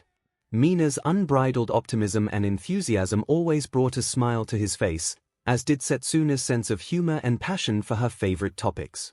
Ibara was a source of steady, calm support, while Yui could match his own passion for quirks and always bolstered his self-esteem whenever they talked about heroism. None of the 6 women were exactly the same as any of the others, but each brought something into his life, to the extent that Izuku had no idea how he'd lived without them. He felt his spirits lift a bit as he started descending the mountain and heading back towards camp. Even if they had to face new challenges from the environment, he was confident that, with such amazing people by his side, they'd manage to triumph over any trial. "The same day, I still don't understand why there's no tomatoes," Yui complained. "Perhaps that is intentional." Ibara wondered, as she carried a vine full of various fruits. "I know that they are your favorite fruit, but I wonder if this world is meant to broaden our horizons." "Sure sounds like Izuku's been broadening your horizons," Setsuna joked. "Why, I bet that soon, he's gonna stretch those horizons wide open." "Must you be so lewd?" Ibara protested, though she didn't deny it. "I think he'd be a big stretch for any of us. You figured the topic was fair game, he's got a huge PP. Man, I'm almost feeling left out," Setsuna chuckled. "Who would have thought that the two of you would have gone further than I have so far?" "What are you implying?" Ibara huffed. "Nothing bad, I promise," Setsuna grinned. "Just, you know, I'm not exactly the shy type. I've got a reputation to uphold, don't I?" "I'm sure you'll live up to it," you nodded. "There's a number of things I'm curious to try, myself. I may have to come to you for advice." "Circling back, though," Setsuna hummed, "I think Ibara might have a good point. This place does seem like it's kind of meant for us to have new experiences, doesn't it? Whether it's the whole wilderness survival aspect, or relationships, or getting down to business with Studley Greenbean, you know. I rather doubt that this exercise was meant to lead to NTMT relationships," Ibara argued, that is just an unexpected benefit, to my eyes. It can't be coincidence that all the single people wound up in the same group. Setsuna raised a good point. I don't think it's all about Izuku, look at me and Mina, after all. But I wouldn't be surprised if his teacher has a soft spot for him, figured that he'd just throw the boy into a situation with a bunch of babes, and whatever happens, happens. I think it was probably meant as a team-building exercise, you said. It just happened to turn into a HM building scenario. I still don't like that term, Ibara whined. I've already had to adjust a lot of my worldview to accept the polyamorous nature of our arrangement. I don't think it's fair to describe it in such loaded terms. I mean, it's not the wrong thing to call it, Setsuna nodded to you, but I also see your point, Baba. Baba. I've been into nicknames lately, Setsuna grinned toothily, gotta keep myself amused somehow, yeah. What's mine? Yui wondered. Setsuna paused in thought, and tapped a finger against her chin. I'ma call Yui from now on. Why? Because you've got a big old butt, Setsuna cackled. Oh, I get it, you smiled a bit, like my name, combined with but. Nailed it, girl. Why are you so invested in bottoms? Ibara giggled. I'm not criticizing you, I suppose I just don't see the appeal myself. Well, I mean, butts are great, Setsuna shrugged. It's probably a bit different because I'm bi, but I just can't get enough of a big, biteable butt. One that I really want to sink my teeth into, you know. Mina's got a pretty nice butt, Yui agreed, and I like looking at Izuku's. Have you been holding out on me? Setsuna bounced over to sling her arm around Yui's shoulders. Are you a fellow appreciator of the butt, regardless of gender? I dunno, Yui answered honestly. I've watched some girl-on-girl scenes before, but I usually prefer guy-on-girl. That's something. Setsuna smirked. I mean, no pressure to come to a decision now or anything like that, but who knows? Maybe you're not as straight as I assumed. If I'm not, Yui thought about it for a moment, I think I still lean to the hetero end of the spectrum. Sure, I like looking at butts in general, but I'd rather think about PP when I'm fantasizing. I am lost, Ibara sighed, with a rueful smile on her face, surrounded by sinful conversations, and women who are obsessed with posteriors. Well, what's your favorite feature? Setsuna turned the tables on Ibara. What do you like most about Lean and Green? His arms, I think, Ibara answered, and Yui was pleased to see how much more open she'd become. I like his musculature in general, but that's not the only feature of his I find appealing. I like muscles too, Yui added. His are very, very nice. Yeah, no argument from me, Setsuna chuckled. I can kind of see the appeal of having a big, strong man like him holding you down, Baba. Ibara seemed to ponder the idea. No, I don't think I wish to be held down by him. Oh, you want to watch him using his muscles to be heroic. That's certainly nice, but I don't think that's what I imagine, either. Ibara blushed a bit. I find it somewhat intoxicating when I can guide his actions, when he moves in the way that I wish for him to despite all his strength and power. Girl.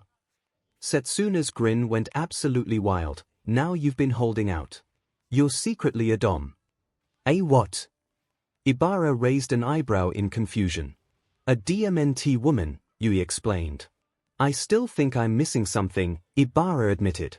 You like being in control. When you're getting busy, Setsuna elaborated, try this on for size. Imagine holding Izuku down and making him literally beg to pleasure you. How's that idea work for you? Oh, Ibara turned a deep red. Yes. Very yes. That's hot, Yui reacted, and Ibara's blush got even deeper. I think I'm more on the switchy side myself, Setsuna continued, as Ibara shook her head rapidly to try and clear the thoughts that must have been overwhelming her. I like biting and a bit of rough stuff, but I don't want one person to be in control the whole time, personally. I'm definitely a sub, you saw no shame in admitting this. Izuku might actually be a bit too nice for me, but I'll have to try some more things to decide. Too nice? Ibara wondered. His gentleness and restraint are exactly what I find so appealing. As a partner, sure, I'd like that, Yui shrugged, but in bed. I want someone who's not afraid to beat me up a little bit. Beat you up? Ibara frowned. That doesn't sound very pleasant. Think of it like this, Setsuna explained, you get hot and bothered at the thought of tying Izuku up and having your way with him, right? Well, you is the other way around, she wants to be the one who has a way had with her. I guess that's about right, you confirmed, not exactly how I'd phrase it. I wonder, though, Setsuna continued, Izuku's a sweetheart, absolutely, but you two have got to remember what he gets like when he's in a fight. Boy practically goes feral. I bet you could coax him into unleashing some of that side with you, Yuti. I think I'm over that nickname, you grumbled, it sounds silly when you say it like that. Setsuna whined, but I'm just going to come up with something twice as embarrassing. I would rather stick with, Baba, Ibara interjected, rather than risk you coming up with something worse. Well, when you say it like that, Setsuna grinned, now I've got to work extra hard to do exactly that. Ooh. Ibara threw her arms up in mock outrage, the insults that I suffer. Setsuna's lucky that Set is such a convenient nickname, you provided her opinion, Suna isn't bad either. I'd probably come up with, I dunno, lizard butt or something. Well, at least you're looking at it, Setsuna posed to stick her butt out, then yelped when Ibara immediately swatted her butt, harder, baby. Ooh. Ibara blushed all over again, you're impossible. That's what you love about me, Setsuna sang. We do have a balanced dynamic, us three, you observed, I like hanging out with you too. Your company is always pleasant, Ibara smiled, which is more than I can say for this horrible imp who persistently harries us. If I'm so awful, Setsuna teased, tie me up, baby, really punish me. That sounds kind of fun, Yui thought, your vines are basically, like, built-in BNDG. Yui. Ibara hid her face behind her hands, don't gang up on me like that. Yeah, sighs Queen, Setsuna flashed a lecherous smile, Baba can only handle one sub at once. Sighs Queen. Because of your quirk, Setsuna explained, and how much you talk about Izuku's big PP. Oh. Yui smiled, I like that. Nu, Ibara whined, as the trio finally re-entered the camp, I am beset by temptresses. At least you admit you find it tempting. Setsuna smirked, and helped Ibara to start unloading their harvest of the day. Being honest with yourself is good, Yui confirmed, as she, too, joined in the task. I'm glad my friends are here with me, Yui thought, it would be very lonely if I didn't have these kinds of moments. 3 months and 1 week since arriving Momo, there had been a lot on Momo's mind over the past week. The first, and most pleasant matter occupying her thoughts was her recent pursuit of, self-exploration. She had conclusively determined that her previous fears were actually completely unfounded. While it had taken her a bit of time to learn the specific pace that she liked, Momo had also discovered that, if anything, it was actually all too easy for her to bring herself to a peak. She had indulged herself quite a bit on various nights, as she summoned images of her favorite romance novel, the Lord, the Lady, and her chambermaid, to aid her pursuits. It had been easy to start imagining Izuku in place of the titular Lord, a green-haired man with a noble, though guarded personality, but Momo had recently discovered that she had started to picture the chambermaid somewhat differently than her past fantasies. The chambermaid is starting to appear as a short, brunette woman, with pleasant curves. Momo wasn't blind to what this implied. She could have written off her experience with Okako as friends helping each other out or something of the like, but her recollections of that night a week ago sent her heart racing, a pleasant heat coiled in her belly whenever those images crossed her thoughts. Just like the romance novel she'd enjoyed so thoroughly as a girl, Momo started to suspect that the relationship, that she was on the verge of entering fully, was not going to be a scenario where one man took 2 women as lovers separately, but rather, one where 3 people were involved with each other in a complex web of different dynamics. Momo found the thought absolutely thrilling. The next and almost as pleasant thought that she had on her mind was this aforementioned entrance to a relationship. Momo had decided that it was well past time for her to go all the way with Izuku, as the recent revelations of how much pleasure her body could give her were starting to leave her feeling somewhat unfulfilled. My fingers alone won't be able to live up to him. Momo felt herself growing warm with the thought, not that it'll be just him. As the evening drew to a close, Momo kept a careful watch on every person in their cabin. Setsuna called it a night fairly early, which was becoming more routine for her in the cooler weather, and Mina wasn't far behind. Momo couldn't help but picture what activities the pair might get up to, ones that were significantly less innocent than the cuddling that they'd actually be engaging in. As the crowd grew thinner, Izuku and 𝐭𝐼𝐸 got a bit more blatant about their intentions while cuddled up on the couch together. From the corner of her eye, Momo caught Izuku taking a healthy handful of 𝐭𝐼𝐸's rear end at one point, and she grinned and wiggled back into him. Soft curves wrapped around hard muscle, she thought of the pair, what a glorious sight. Ibara was the next to go to sleep, and as Yui and Izuku got caught up in a conversation about the hero Edshot's quirk, Momo made her move when 𝐭𝐼𝐸 got up to stretch her legs. "Hey," Momo began, "want a drink?" "Oh, sure." 𝐭𝐼𝐸 agreed, and the pair wandered over to the bar where they kept such supplies. "So," she whispered, "what's up?" "I think," Momo felt a blush rising, and fought off her urge to try and compulsively plan everything. "I think tonight's the night." While she had done her best not to be too Momo about the idea of having her first time, there were certain ideas she had that she was very much looking forward to acting out for real. The primary focus of this fantasy was that Izuku would be somewhat surprised by her presence. She wanted to see his reaction to seeing her near Lindy in the bed in the love shack, to commit that moment to her memory so that she could call upon it whenever she felt particularly needful. "Ooh. Okay." 𝐭𝐼𝐸 readily agreed. "How were you thinking of doing this?" "When Yui goes to bed," Momo explained, "I'm going to sneak out to the love shack. If you and Izuku would join me shortly after. There's something I want to prepare, it shouldn't take long." "Of course." 𝐭𝐼𝐸 beamed a smile, and Momo felt her heart flutter. "I'm on it." As it turned out, Yui didn't have the stamina to keep up with Izuku's in-depth analysis, though the dark-haired woman certainly tried her best, and when their conversation drew to a close, Yui sleepily waved goodnight to everyone, then padded off to her bedroom. "No time for thinking, just doing," Momo reminded herself. "Deku, sweetie," 𝐭𝐼𝐸 asked sweetly, "would you mind topping me up?" She passed her intentional-alike drink to him. "Fix yourself a little something too." "You got it." Izuku cheerfully agreed. "Anything for you, Momo?" "I'm good, thank you," Momo replied. As soon as Izuku turned to the bar, Momo stood on slightly shaky legs and snuck out of the cabin. She held her raincoat over her head as she made the short walk to the love shack, and once she entered, she took a deep breath to calm her nerves, then stripped her clothing off completely. "Okay, this should be simple, you can do this." She strained her quirk, and triumphed when, after a brief delay, she managed to produce exactly the items she was thinking of. "Izuku, I guess Momo went to bed." Izuku hadn't even noticed the raven-haired woman say goodnight, but he wasn't overly troubled by this. Not only did he trust that Momo would have mentioned it if she were upset by something, but it was also difficult for him to be too concerned about anything other than the way 𝐭𝐼𝐸 kept pressing herself up against him. "Here's your drink," Izuku smiled, and sat back down on the couch. Since they were alone, he felt more comfortable being open about his affection, as he planted his hand firmly on 𝐭𝐼𝐸's thigh, and idly ran his thumb over her smooth skin. "Thanks."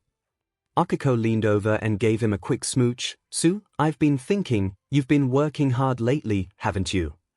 "I'm just trying to make sure that we're all safe," Izuku hummed in thought. "I still don't like the odds of a mudslide happening soon, but hopefully, some of those reinforcements should stand up to one." "You're so sweet," 𝐭𝐼𝐸 grinned at him. "You put so much effort into protecting us, it's adorable." "I know you can all take care of yourselves." Izuku hoped he didn't seem patronizing. "But, you know, I just figure that I might as well help if I can." "That's what's so great about you." 𝐭𝐼𝐸 kissed him again, and this time, the motion lingered, her plump lips mashed against his, and her tongue gently swiped over his bottom lip. "You're just so great."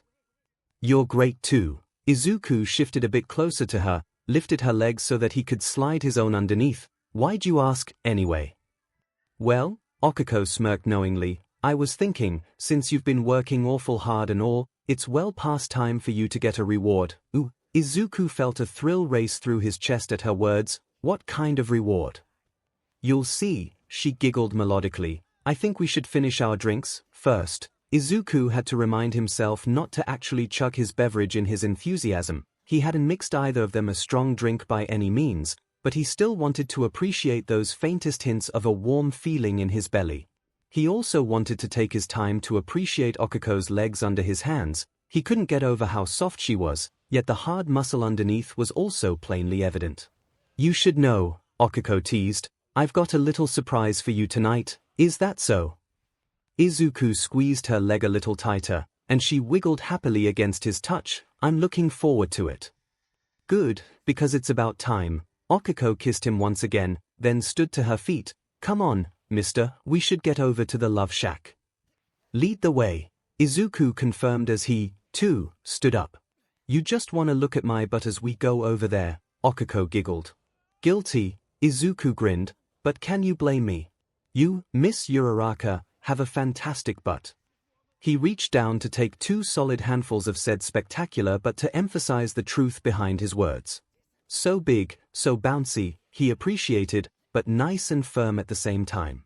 He honestly lost himself in the experience as he focused solely on kneading 𝐒𝐿𝐼's butt in his palms. 𝐒𝐿𝐼 purred, "As nice as this is, we can do something even more fun once we're over there, right?" Izuku stumbled a little bit as he followed behind her, eager to see what she had in mind.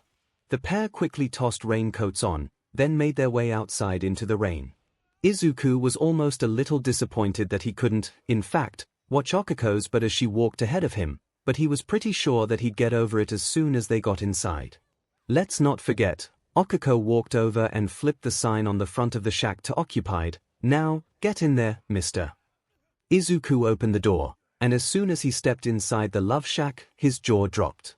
Momo was posed on the bed in a set of red lingerie, every inch of her curvaceous figure highlighted and exposed by the tiny BR and equally minuscule panties she wore.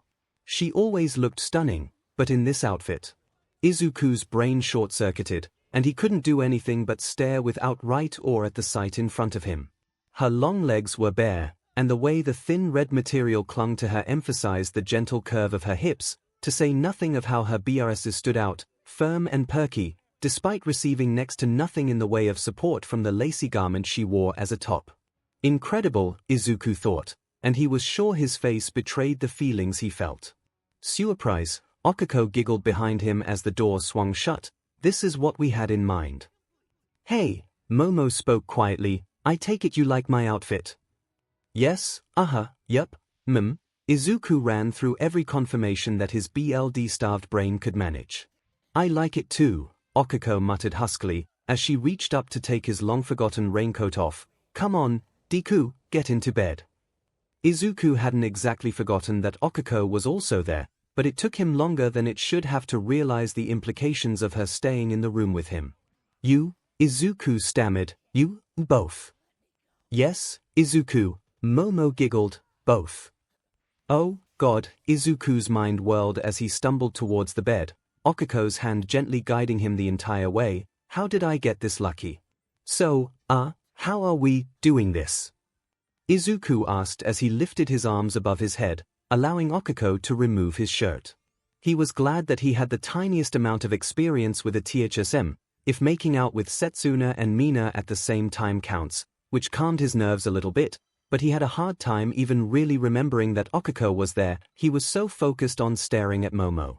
"This is Momo's night," 𝐒𝐼 explained, "so I don't mind if you pay your attention to her, Kay. I'm just here to help."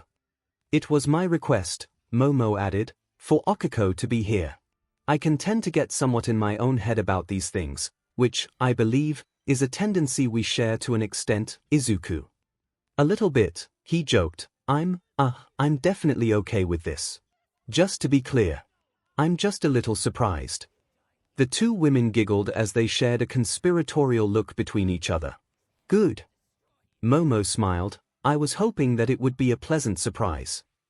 Izuku nodded eagerly. He wasn't going to be forgetting the sight that he'd seen when he'd first walked into the love shack anytime soon.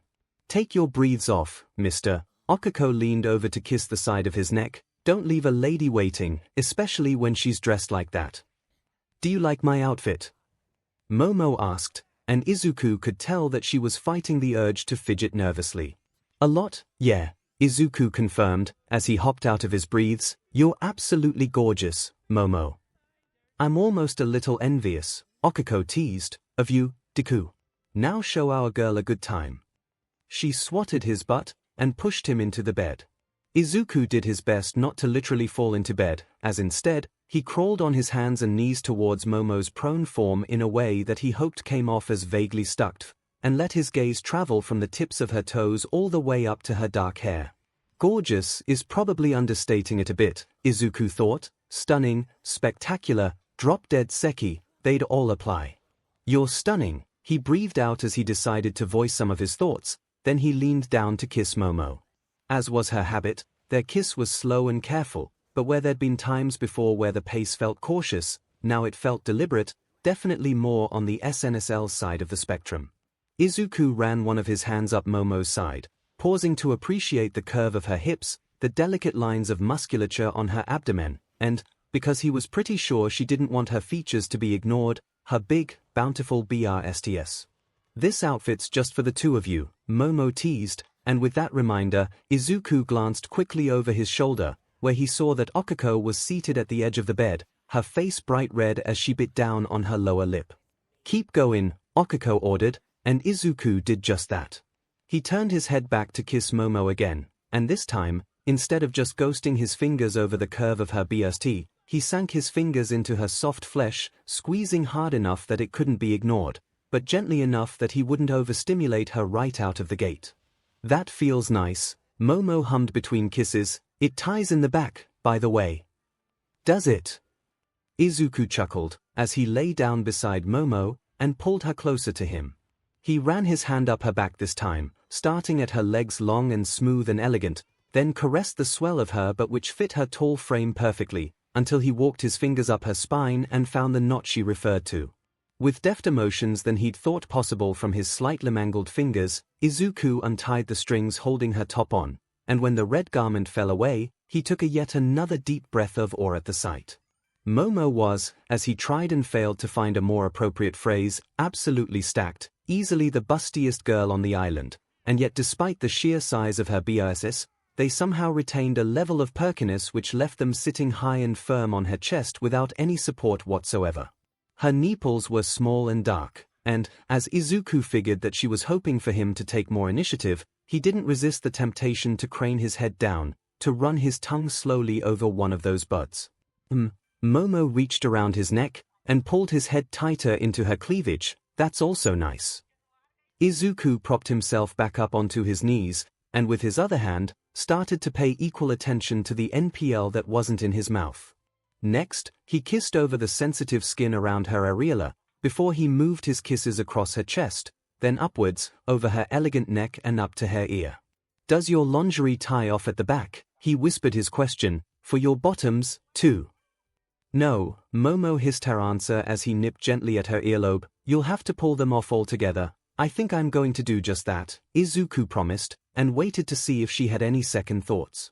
With how Momo started pushing at his shoulders, guiding him down between her legs, Izuku figured that she was having the opposite of doubts.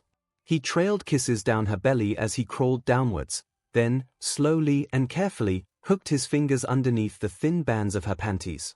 Momo brought her legs together and extended them elegantly, which allowed Izuku to slide the clothing over her hips. He made sure to trail his fingers over her thighs as he lifted her panties up, until they slid over her calves, then off her feet, and she was entirely knee underneath him.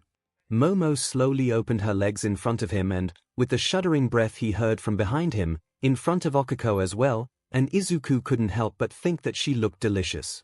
Momo kept a short patch of hair over her sec, but she'd clearly shaved around the area itself, and Izuku decided that he was going to use something other than his hands to get her ready.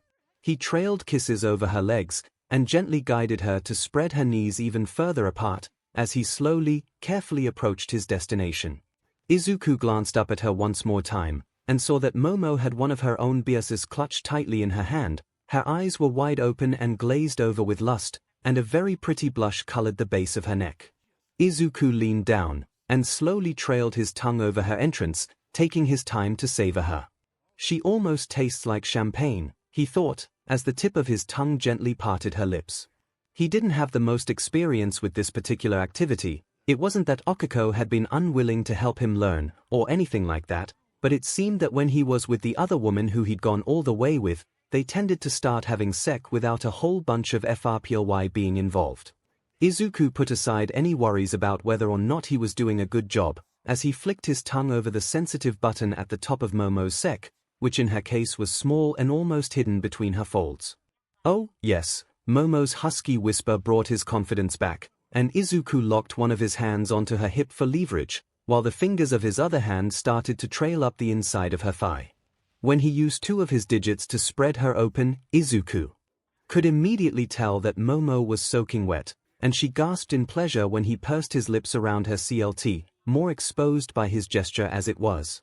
"You're doing so good." Okuko's breathy voice provided another boost to his confidence, although Izuku suspected that she wasn't actually directing this encouragement towards him. Slowly, carefully, Izuku ran two of his fingers along Momo's slit, before he started to push inwards. She was incredibly tight, though not due to any lack of alo. It just seemed that since different women were built differently, Momo definitely fell on the needs lots of FRPLY side of things. He refocused his efforts on using his mouth to bring her pleasure, but kept stroking his fingers against her entrance all the same. Even if he couldn't put them inside of her just yet, Izuku had no intention of doing anything but his best so that Momo or any of his partners could enjoy their time with him as much as possible. "Oh!" Momo cried. "Yes, keep doing that, please." Izuku hummed against her, which, apparently, was all that Momo needed for STMLTN, as suddenly her legs locked around him, and his face was very pleasantly trapped against her PP. He held her hips down with one hand as she started to buck underneath him, while he continued to like her CLT at the same pace as he had been. "Oh, my," Momo finally breathed out, as she relaxed. "I really seem to be a quick shot, as it were." "There's nothing wrong with that." Izuku sat up, a satisfied little grin on his face. "I'm just happy you enjoyed it." "We're absolutely not finished yet," Momo huffed. "I just need a few minutes." "Sit on the edge of the bed, would you?" "Sure." Izuku turned around to do so. He met Okuko's gaze as he shuffled around, and grinned at her as proudly as he could, but she was long past the point of any awkwardness. She stared at him with undisguised lust on her face, and before Izuku could even protest that he hadn't wiped his face off, Okuko swept in towards him to plant a wet kiss against his lips. "You did so good," she drawled, then kissed him again. "Momo really liked that." "I sure did." Momo rolled to her knees, then moved in to kiss Izuku in turn. "And now, I plan to return the favor." She crawled off of the bed, and remained on her hands and knees as she moved between his own legs. "Chako," Momo nearly whined, "I'm going to need your help with this, please." Izuku felt himself nearly shaking with anticipation. "Of course." Okuko hopped off her own perch, hurriedly pulled her shirt and breathes off, then crawled down to join Momo between his knees. "Okay, tie your hair back." Izuku muttered some indistinct form of thanks to whatever twist in fate had allowed him to find himself in this position, as the two women kneeling in front of him both made smooth motions to restrain their own hair, then started to lean forwards. Momo, she had absolutely no idea what she was doing. The romance novels she'd read would occasionally make reference to taking his member in her mouth, but past that, Momo was uncertain as to the exact details involved in performing all secretary, which was one of the several reasons why she was so glad to have Okuko beside her on that night. While Okuko had made her own references to not being the most talented in this specific act, Momo still felt more reassured with her friend quite literally by her side, as the two women set about pleasuring Izuku in the same way as he just brought Momo to a CLMX. Besides, not that Izuku would ever be the type to complain, but I'm fairly certain that no man in his position would make a fuss about having two appealing women doing this for him. For her first foray into all sec, Momo planted a kiss against the side of Izuku's manhood, a gesture which Okuko duplicated on the other side. Izuku's fingers tightened against the sheets, and he hissed out a pleasurable gasp. In truth, Momo had another reason for wanting to go down on him. It allowed her to get a much more in-depth understanding of the organ which she would shortly be taking inside herself, and she had to admit, she felt a unique mixture of apprehension and eagerness now that she had a better grasp over his size. Izuku was no longer a small man after his late teens growth spurt, but the appendage between his legs seemed like it would have fit on a very large man, indeed. By Momo's estimate, he was comfortably over 7 inches in length, and may have even been approaching the nigh mythical according to Mina's various claims over the year's 8 inches boundary. His girth was commensurate with his length, such that there was plenty of room for Momo and 𝐒𝐿𝐼 to perform their activities on him without getting in each other's way. Not that I mind, Momo thought of those moments where they'd come close to bumping into each other. Her proximity makes this even more thrilling. The two women established a rhythm between each other, each moving up and down one side of Izuku's manhood, planting wet kisses along his during every point in their motions. Momo, babe, 𝐒𝐿𝐼 mumbled around Izuku's organ, try putting it in your mouth. Momo lifted up a bit higher, and prepared herself to do just that. She saw Izuku's length twitch in anticipation, and a tiny bead of self-lubrication glistened at his very tip. She took a deep breath, then opened her lips, and accepted his head into her mouth. Momo made sure to swirl her tongue around him slowly, as she felt her lips stretch slightly to accommodate his size. She descended down his length, but reached no further than the halfway point before she had to pause, as she felt the blunt head of his manhood prodding against the back of her throat. Momo lifted her head free, and swallowed thickly to clear her throat, though it did not seem as if Izuku had any complaints about the string of saliva which still connected her lips to his. How far down, Momo wondered, can you go? Not even that far, 𝐒𝐿𝐼 giggled, but here, I'll show why. 𝐒𝐿𝐼 repeated the same thing she'd just done, and as she'd said, the brunette woman had to stop a bit before the halfway mark, though she kept her head there for longer. Her cheeks rapidly hollowing as she scared on Izuku's member. Momo was seized by an impulse, and inched backwards so that she could lean lower. She planted her lips against the bottom half of Izuku's length, and started to slide up and down, as between the pair of them, they could just manage to STMLT his entire manhood. God, that feels good. Izuku voiced his approval, and both of the women looked up at him with a smile in their eyes since their lips were otherwise occupied.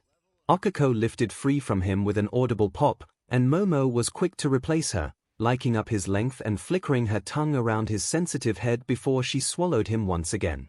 This time, she forced her body to obey her wishes, silencing the flutters of a 𝐔𝐬𝐽 that she felt before she pushed herself even lower, taking closer to 3/4 of his manhood.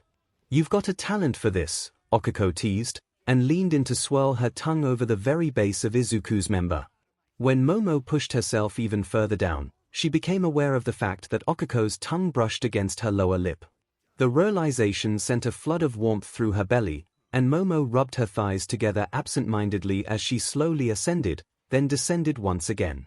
She didn't push Izuku's manhood quite as deep into her throat the second time. Instead she chose to bob her head up and down as she sked, imitating what she'd seen 𝐒𝐿𝐼 do earlier. 𝐿𝐼, Izuku muttered, if you keep that up, we're gonna make you whatifdeku. 𝐒𝐿𝐼's voice carried a fiery undercurrent of intensity. You've got to tell us, you're going to make me come, Izuku gasped, and Momo felt her lips quirk into a proud smile at his admission. Still, that's not quite how I want the night to end. I'd still like to, go further, Momo clarified, as she pulled her lips free from his manhood. Should we take a break? Deku can go more than once, 𝐒𝐿𝐼 insisted. I mean, we don't have to, but if you'd like to make him feel good like this, we can. Oh, Momo reached out to grasp his manhood, which was impressively hot and hard in her hand. I think I'd like that. Me too. 𝐒𝐿𝐼 leaned in to wrap her lips around his head as Momo stroked him, which prompted a very contented groan from Izuku. You're both incredible. Izuku reached out to gently run both his hands through Momo and 𝐒𝐿𝐼's hair. If you want to, I'm definitely not complaining. Good, 𝐒𝐿𝐼 smirked as she popped free of his, because you're an awful lucky man, getting this kind of treatment. He deserves it, Momo insisted, and liked his head again. I'm enjoying this a lot too, as it turns out. I'm starting to get close, Izuku interjected. If you, have any preference where you want me to? Where we want you to come. 𝐒𝐿𝐼 grinned, then leaned down to also flicker her tongue along his head at the same time. I dunno, Momo, it's up to you, I think. What are the options? Momo wondered. Maybe you want him to come on your melons. 𝐒𝐿𝐼 reached out and jiggled Momo's biases for emphasis. Or, do you want to drink it? Wouldn't you be left out? Momo gasped. I liked having her touch me more than she realizes, I think. It's your night, babe, 𝐒𝐭𝐚𝐲 smiled reassuringly. You call the shots, I'm just here to help. Could we? Momo wondered how the logistics would work. Could we share? Oh. 𝐒𝐭𝐴 flushed red. I think so. We'd have to put our mouths together, though. I think that's most equitable. Momo felt her own blush reappearing, as long as you don't mind. Izuku just watched with rapt attention as the two women debated the specifics to the 𝐶LMX of this particular part of their evening together. Yeah, I'm down. 𝐒𝐴 shuffled to the side a bit, so that she faced Momo directly. I think, put your mouth here. 𝐒𝐴 pressed her bottom lip against one half of Izuku's head, leaving the side closer to Momo unoccupied. Momo leaned forward cautiously, and repeated the gesture. As 𝐒𝐴 had pointed out, this position meant that their upper lips would touch together at times, and each moment of contact sent a little thrill down Momo's spine. The two women interlaced their hands together and started to pump up and down Izuku's in unison. Momo felt him stiffen even further in her grasp, and the motions the two women were making made the head of his manhood slap wetly between their lips. Oh, Izuku gasped. Momo, Chako, each woman ran their free hand up the inside of one of his legs, and Izuku instantly tensed, as his manhood pulsed in Momo's hand. She felt a spray of liquid inside her lips, and closed her eyes to appreciate the sheer eroticism of the moment. Salty, but not bad, she thought of the taste. I could get used to this. Wow, Izuku gasped out, before he flopped back into the bed. His manhood slid out from between the two women's lips, leaving them staring at each other face to face. She's appealing, Momo thought, especially with that extra addition. Momo reached out and ran her finger over 𝐒𝐴's cheek, where a stray string of Izuku's essence had landed on her. 𝐒𝐴 watched with intent focus as Momo offered her finger, now coated in the substance, then leaned forward and obediently sked it clean. They both broke down into excited giggles together as soon as 𝐒𝐴 had completed that task, their shared enthusiasm easily bypassing any barriers of awkwardness or uncertainty. Get back in bed, Missy, 𝐒𝐴 smirked. Deku's gonna be back in action any minute now, and we've still got more to do with you tonight. Momo couldn't wait as she crawled back into bed, her heart pounding and her nerves aflame. Izuku, I already thought I was the luckiest man alive, Izuku pondered. Now I know for sure that I am. While he'd been perfectly content to have 𝐒𝐴 participating more as an observer than anything else, he thought that her direct involvement was 1,000,000 times better, at least. Hard to complain about much of anything when I just had two women go down on me. Momo got back onto the bed, and turned to lay beside him. Hey, she spoke, with a cute little smile on her face. Hey. Yourself? Izuku leaned over to kiss her. He knew that he'd just finished in her and 𝐒𝐴's mouth, but he figured if she were willing to do that for him, he could DM and well kiss her after the fact. Was that good? Momo teased, and ran one of her fingers down his bare chest. Incredible, Izuku honestly reviewed, you both are. But especially Momo, 𝐒𝐴 plopped onto the end of the bed. It's her night, don't you forget, mister. How could I? Izuku rolled onto his side, not quite on top of Momo, but a lot closer. I seriously think, you know, that I might be the luckiest man in the world. I can't argue, 𝐒𝐴 continued, just look at Momo, she's gorgeous. You two are too kind, Momo blushed and giggled. Look at you, 𝐒𝐴, you're just as stunning as you think I am. Izuku turned, and noticed that 𝐒𝐴 had stripped herself completely, no longer in the BR and panties she'd been wearing while she and Momo had done those incredible things to him. Oh, hush, Momo, 𝐒𝐴 blushed, but she didn't turn away from Izuku's stare, and even gave him a confident smile as she leaned towards him. And don't you get distracted either, mister. Her hand dropped between his legs and gave his sensitive PP a quick slide, which was enough for Izuku to start re-stiffening already. It hadn't taken long for 𝐒𝐴 and him to discover that he had a shockingly quick refractory PRD, an attribute of his which was apparently very advantageous on that night. Look at her again, 𝐒𝐴 spoke huskily, and turned Izuku so that he was crouched on his hands and knees over top of Momo. She's so appealing, so 𝐿𝐵𝐵𝐵𝐵𝐵𝐵𝐵𝐵𝐵, and she's all yours. I think I'm ready, Momo confirmed, as she spread her legs open to hook around the back of Izuku's thighs. If you are.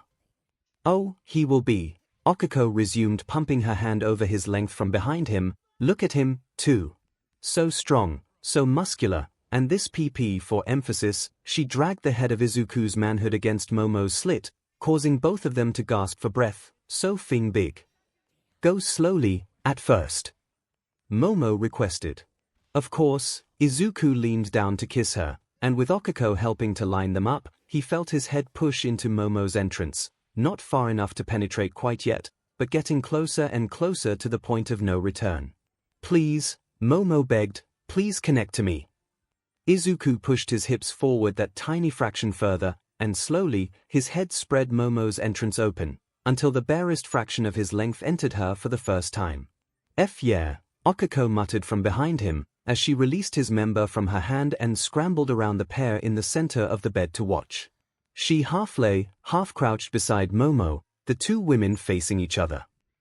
Momo hummed, "You're so big, you feel really good." Izuku slid forward a little further, and Momo gasped, before she reached around his shoulders to cling to him with all four limbs.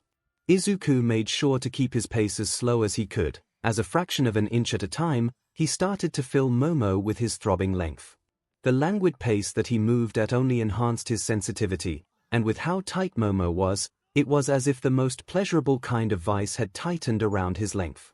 Not that Okiko is loose or anything like that. Izuku thought of the only other woman he'd taken this step with, hard not to, when she watched from inches away, but Momo's on a whole different level. When he'd finally reached past the halfway point, Momo shuddered and took a deep breath, and Izuku paused.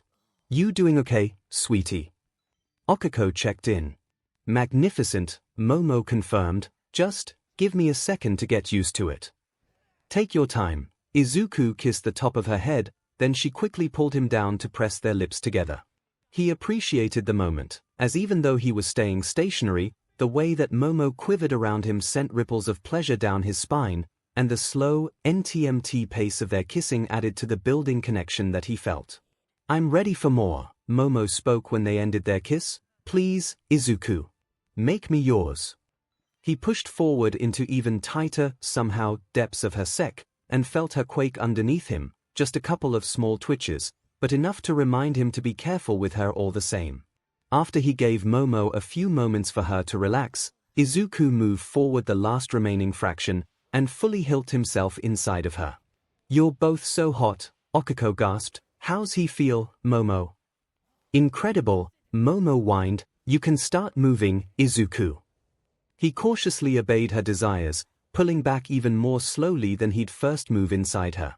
It felt like it took minutes to carefully withdraw most of his length, but the feeling of her wrapped around him made the entire experience totally worth the wait.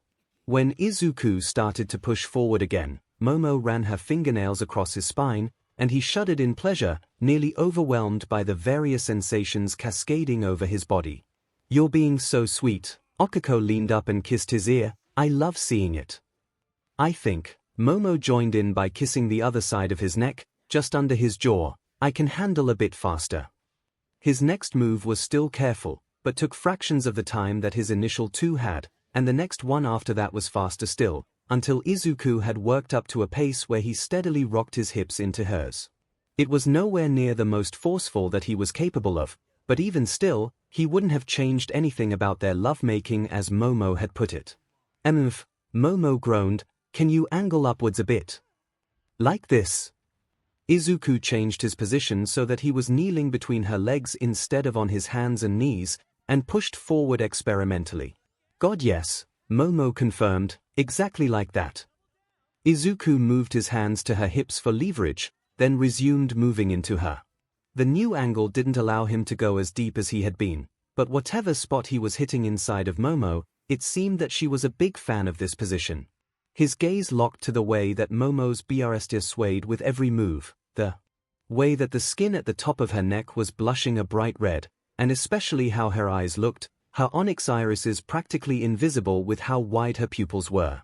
Izuku paused for a moment as he leaned down to kiss her, and groaned when Momo tangled one of her hands in his hair. "Keep going," Momo begged, and while Izuku was reluctant to stop kissing her, he figured that he could be patient for now. He returned to his earlier position, and put a bit more force behind his moves, so that each motion made Momo's melons jiggle when their hips came together. "You two look incredible together," Okiko gasped, and when Izuku glanced over, he saw that she had a hand between her own legs, right beside Momo on her hands and knees. Give her what she needs, Deku. Please. Momo agreed. Izuku increased his pace even further, until their hips were not quite slamming together. Every slide plunged his PP a bit deeper into Momo's hot, wet, and tight depths with an audible slapping noise. Charco, Momo whined, I'm close. Yeah, babe. Okiko teased, and leaned closer, you gonna come? I need Momo's breath hitched, just a bit more. Can you help? Like before. Izuku was curious to see where this was leading, but he focused on his own efforts, as he'd started to feel Momo tensing and quivering around his length. Okiko's other hand, without hesitation, reached down between Momo's legs, and Izuku felt Okiko's padded fingertips brush against the base of his PP as she stimulated Momo's CLT. Holy Azun, Izuku thought, that's way hotter than it has any right to be. Yes. Momo shrieked, and after mere moments of being the joint focus of Okiko and Izuku's attention, she came undone around his length, her fingers. Momo made a high, almost keening noise as she came, and Izuku thought it was an absolutely appealing sound. He paused his motions to lean down and kiss her, then turned his head to kiss Okiko right after, a bit hard for her to argue she's not involved at this point. Izuku had felt his own pleasure starting to build, but he wasn't quite at the point of his second 𝐂𝐿MX. Did you finish? Momo asked, her voice only slightly slurred. Not yet, Izuku answered, but that's okay. I think I need a break, Momo clarified, I'm a bit oversensitive. That's totally okay. Izuku slowly and carefully slid out of her, which, indeed, made her legs quiver all over again. We can rest as long as you need to. You don't have to rest, Momo huffed, there's someone else who needs some attention right here, after all. Oh, that's okay? Okiko giggled nervously, tonight's about you, Momo. I don't have to and what I want, Momo insisted, is to see you getting fed, Okiko. Okiko blushed fiercely, but turned to Izuku and nodded eagerly. Come on, Deku, Okiko found her courage, let's give her a show. Izuku was all kinds of down for this idea. He didn't even have to reposition that much, as he crawled out from between Momo's legs, and moved behind Okiko, who bent over further on her hands and knees to stick her butt into the air. Seriously, I'm the luckiest man alive, Izuku thought, as he lined his head up with Okiko's entrance, and prepared to slide forward into her. Okiko oh, yes, Okiko thought, as she felt Izuku's PP enter her. She was already more than turned on enough to take him, but she had to admit that his manhood filled her much more substantially than her own fingers were capable of. As it turns out, Momo spoke, I happen to think the two of you are hot together, too. Thank goodness, Okiko was temporarily incapable of speaking words, as Izuku immediately set an aggressive pace with her, just like she enjoyed, because watching the two of you, wow. Yes, Deku. Okiko remembered how to speak, give it to me.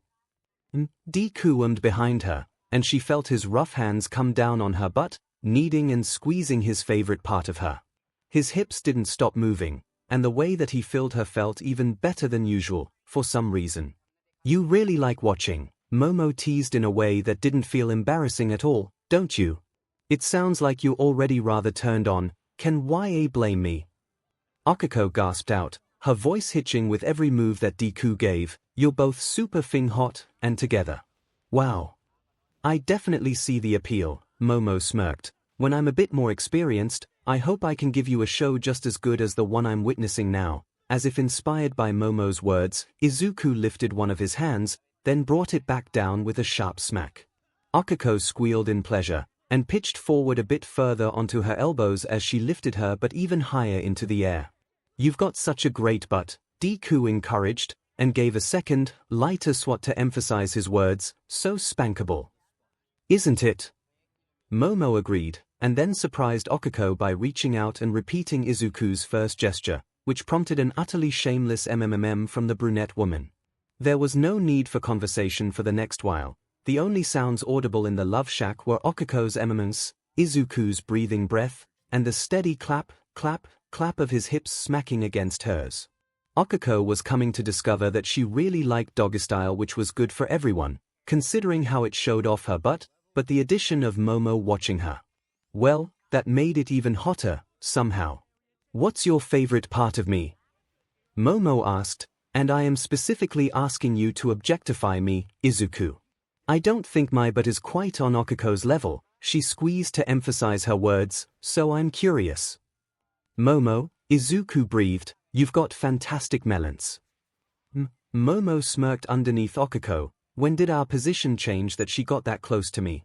Okiko wondered without really caring what led to it, before she pressed her elbows together to emphasize said fantastic melons. What do you think, Okiko? I want to stick my face in them, Okiko's first thought surprised her. Yeah, she agreed, half a and half a word, really, really nice. Would you like to touch me? Momo offered, and Okiko's mind whirled a bit. She really wanted to, but wasn't sure why this thought now preoccupied the entirety of her mind, while Deku was giving her an incredible performance at the same time.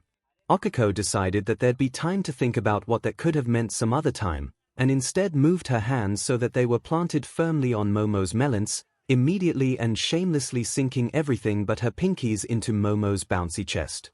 Deku ummed from behind her, that's incredible. I think he likes watching too, Momo smiled, I made the right choice, you know. Having you here with me. Yeah, Okiko agreed, far too overwhelmed to be any more eloquent. Between the hard length impaling her from behind, and the soft embrace she felt in front of her, Okiko was completely adrift in pleasure. Every one of Deku's moves pushed her forward into Momo a little bit, and Okiko couldn't get enough of the way that it made the spectacular melons in her hands jiggle by proxy. I could get used to this, Momo continued, I know we already agreed to share Izuku, but, well, this kind of sharing is more fun, isn't it? Yeah, Okiko whined, as she felt the beginnings of her orgasm starting to build in her core. Izuku was, as with everything, a dedicated and devoted lover, and he'd been giving Okiko the hard, quick moves that she preferred for several minutes. She didn't blame him that she felt some of his motions start to become a bit off-tempo, a familiar sign that his own 𝐂𝐿𝐴𝐵 was quickly approaching. Okiko gasped, just a bit more, Deku. I'm almost there. Ugh, Deku grunted, me too. Would you? Momo started to ask something, blushed, then locked her gaze to Okiko's, would you like me to help? Without wasting any time on doubts or insecurities, Okiko nodded eagerly. We've gone a bit too far tonight for me to get embarrassed about it now, she rationalized, it's just friends helping each other out, right? When Momo's delicate fingers immediately found their way between Okiko's legs, and traced directly over her CLT without hesitation, Okiko felt a spark of pleasure radiate out from the point of contact. This spark met the fire in her core that was being fueled by Izuku's passionate moves, and together, they became an inferno. Okiko bit down on her bottom lip as she got so close to leaking, at the very precipice of falling off that cliff. That's it, Momo encouraged her, come for us, appealing. Okiko was seized by an impulse, and instead of biting down on her lip to stifle her M&Ms, she leaned forward and mashed her lips against Momo's. She's so soft, her lips are so full, Okiko's overwhelmed mind managed to grasp, it's different than kissing Deku. When Okiko's mouth opened and her tongue lolled out in pleasure, Momo wasted no time in drawing it between her lips, then glided her own tongue delicately against Okiko's. Okiko realized, now we're definitely past the friends stage. The inferno building in her abdomen exploded, and sparks shot across Okiko's vision as she came hard, her legs twitching and spasming and her mouth making plaintive, wordless noises as her orgasm overwhelmed her. God, yes, Deku gasped, and Okiko was dimly aware of his manhood twitching inside of her, pulsing in 3 powerful jets as he filled her up the way that she enjoyed so much. Okiko collapsed forward entirely, flopping on top of Momo, who made soft sounds of reassurance and reached to slide Okiko's hair. Shortly after, Izuku flopped onto his back beside the 2 women, and slung his arm around both Momo's shoulders and Okiko's back so that he embraced both at once. That was amazing, Deku spoke, and the 2 women locked eyes, then broke down into a storm of giggles.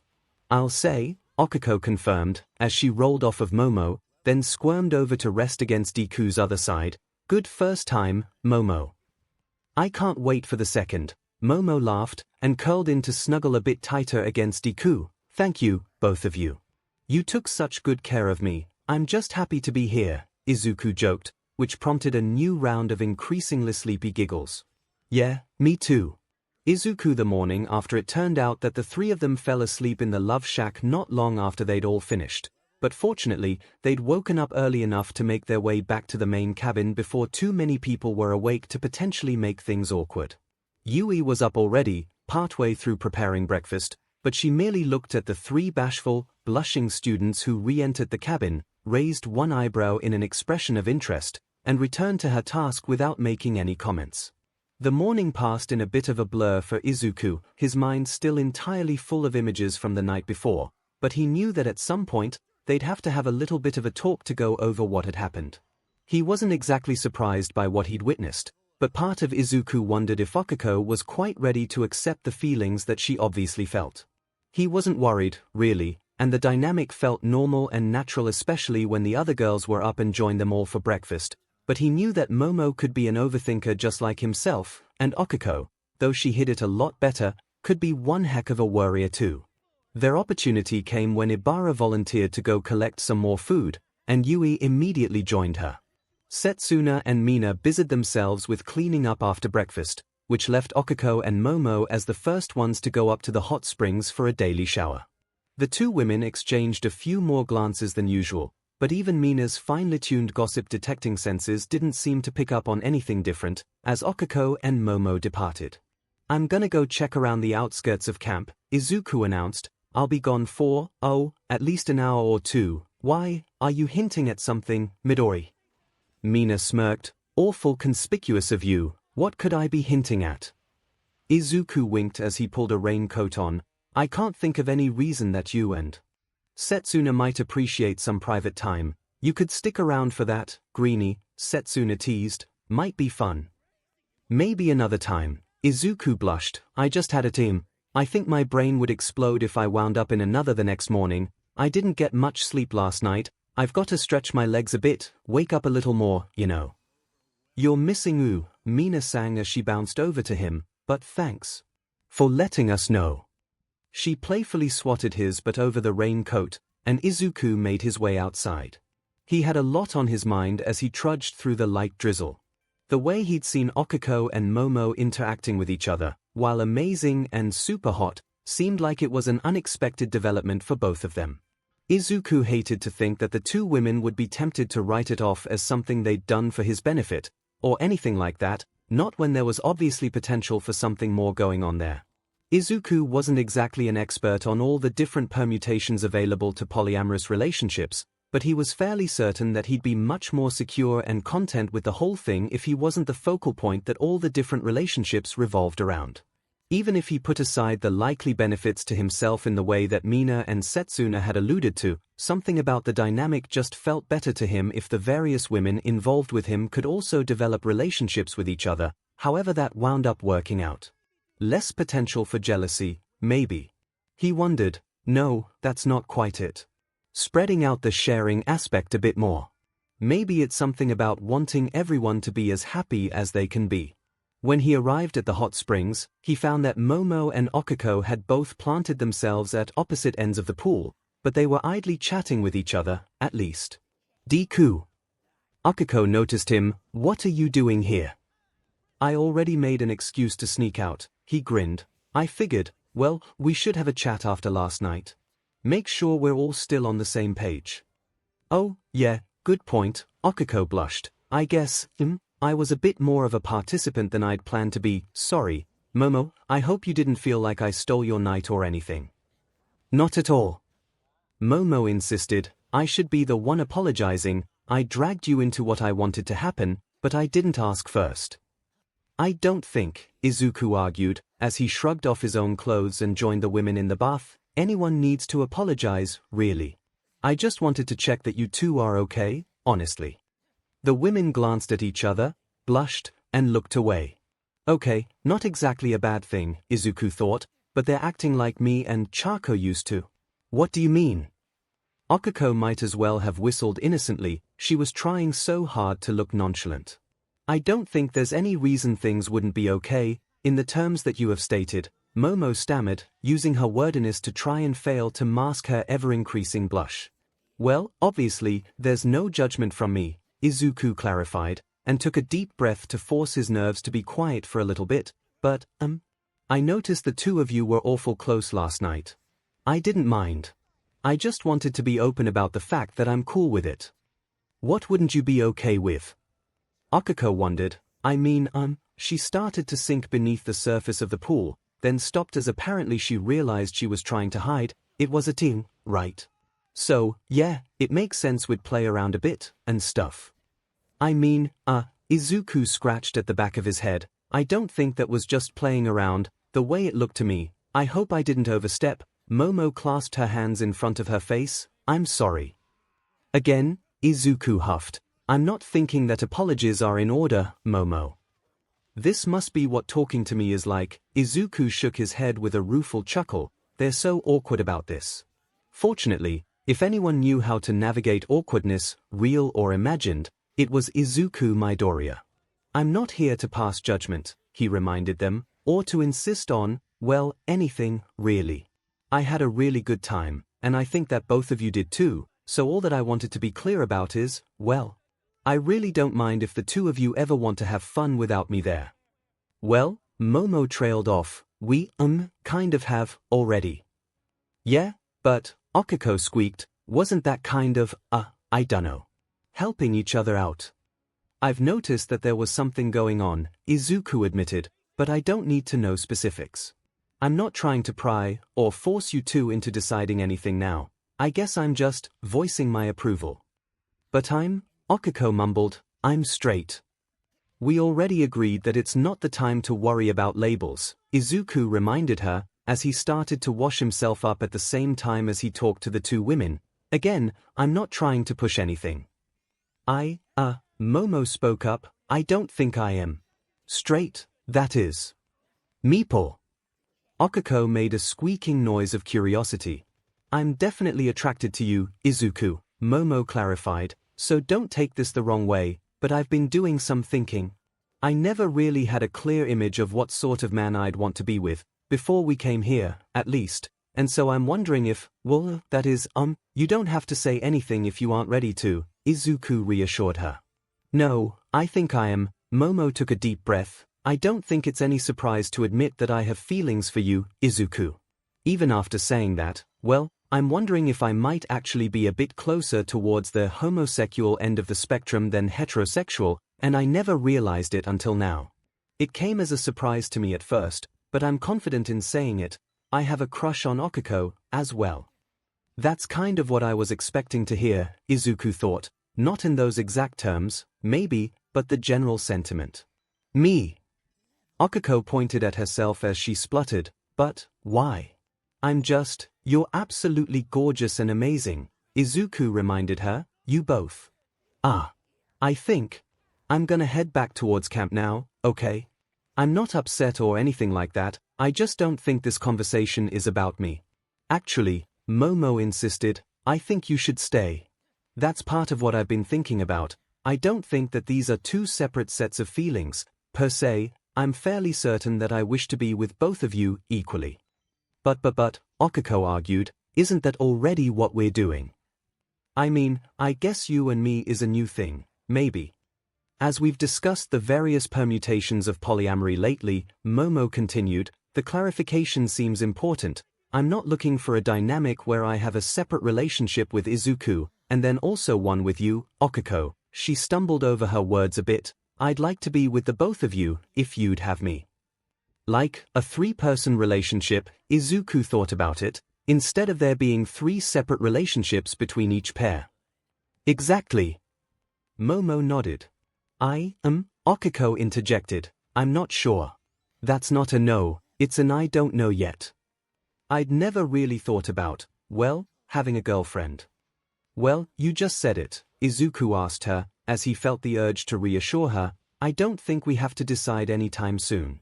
We already agreed that the real relationship stuff can wait until we're back home, right? I guess we can put it off until then. The titles and more administrative matters of a relationship, certainly, Momo nodded, but, just so that I am clear about my desires, I'd like to share the same kind of relationship with Okiko that you and her, or you and I have, Izuku. What are your thoughts on that?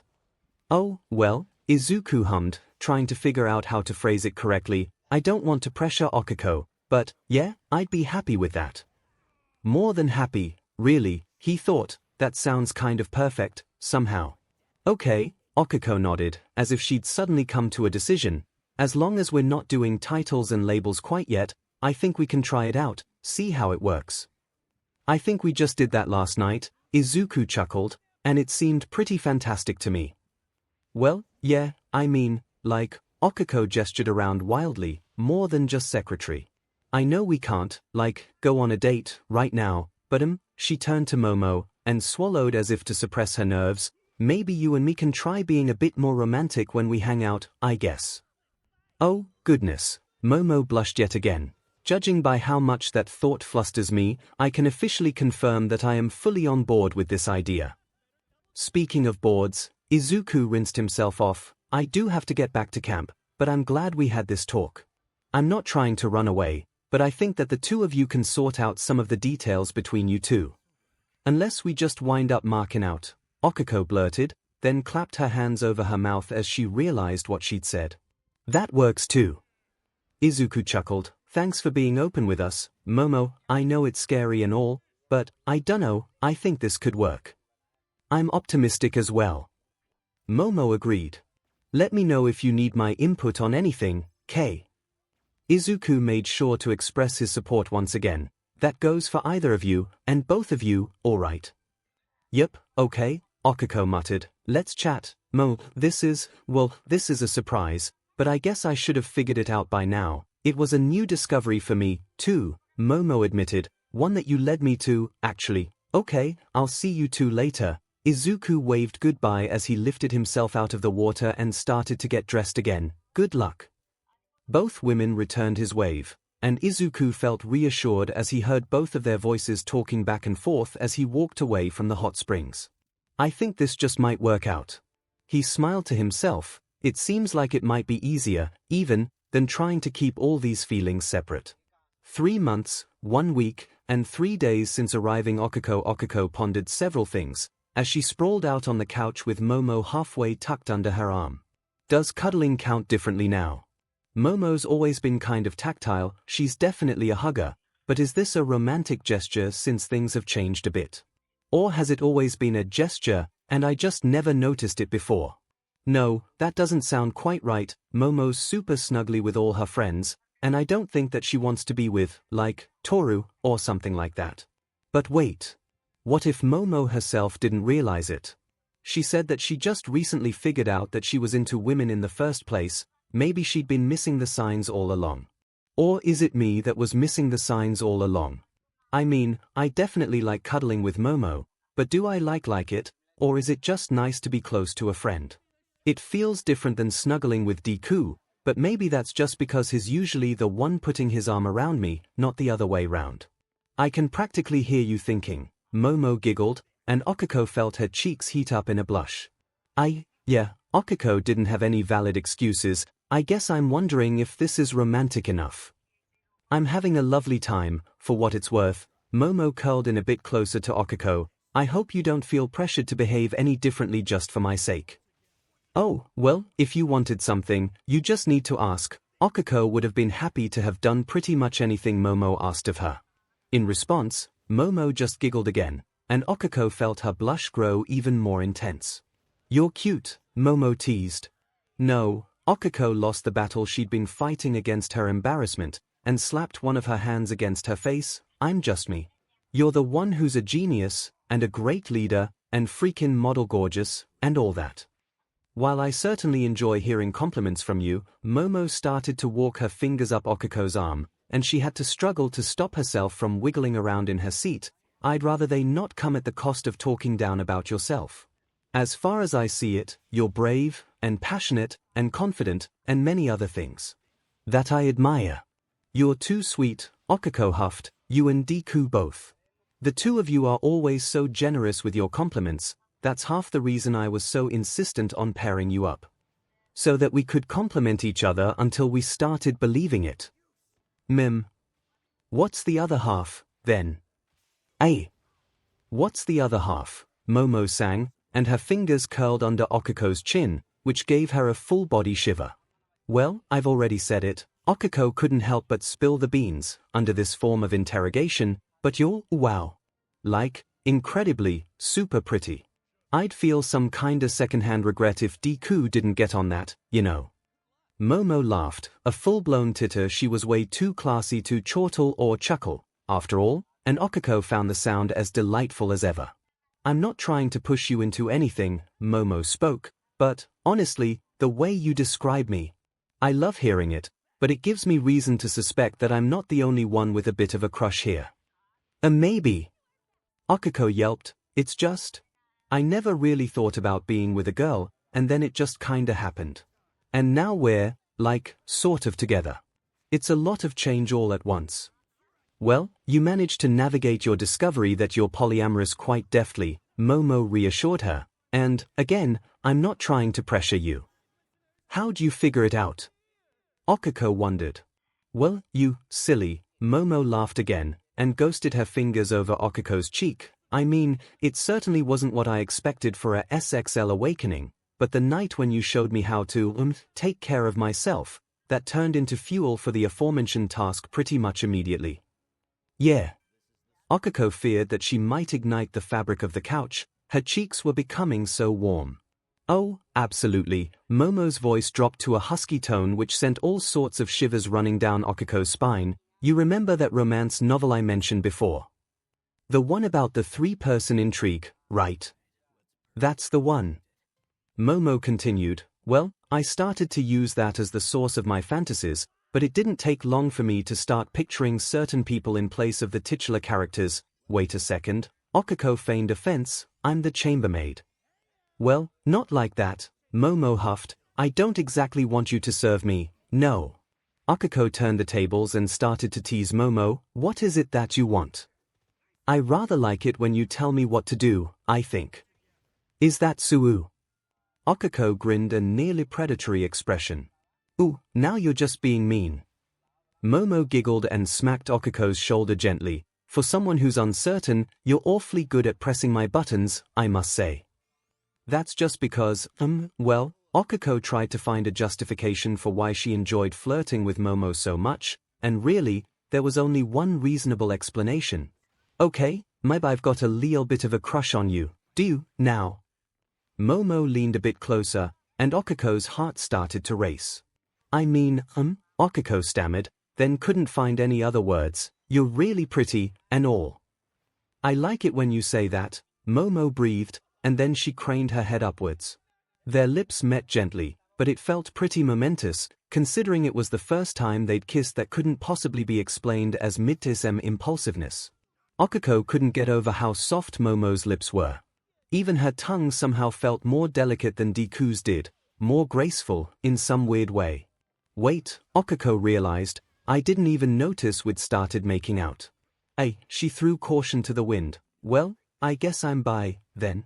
They heard the front door of the cabin open, and quickly returned to the innocent, friendly form of cuddling that they'd previously been engaged in. But Okiko knew for certain that there was something different about being that close to Momo, compared to any of her other female friends.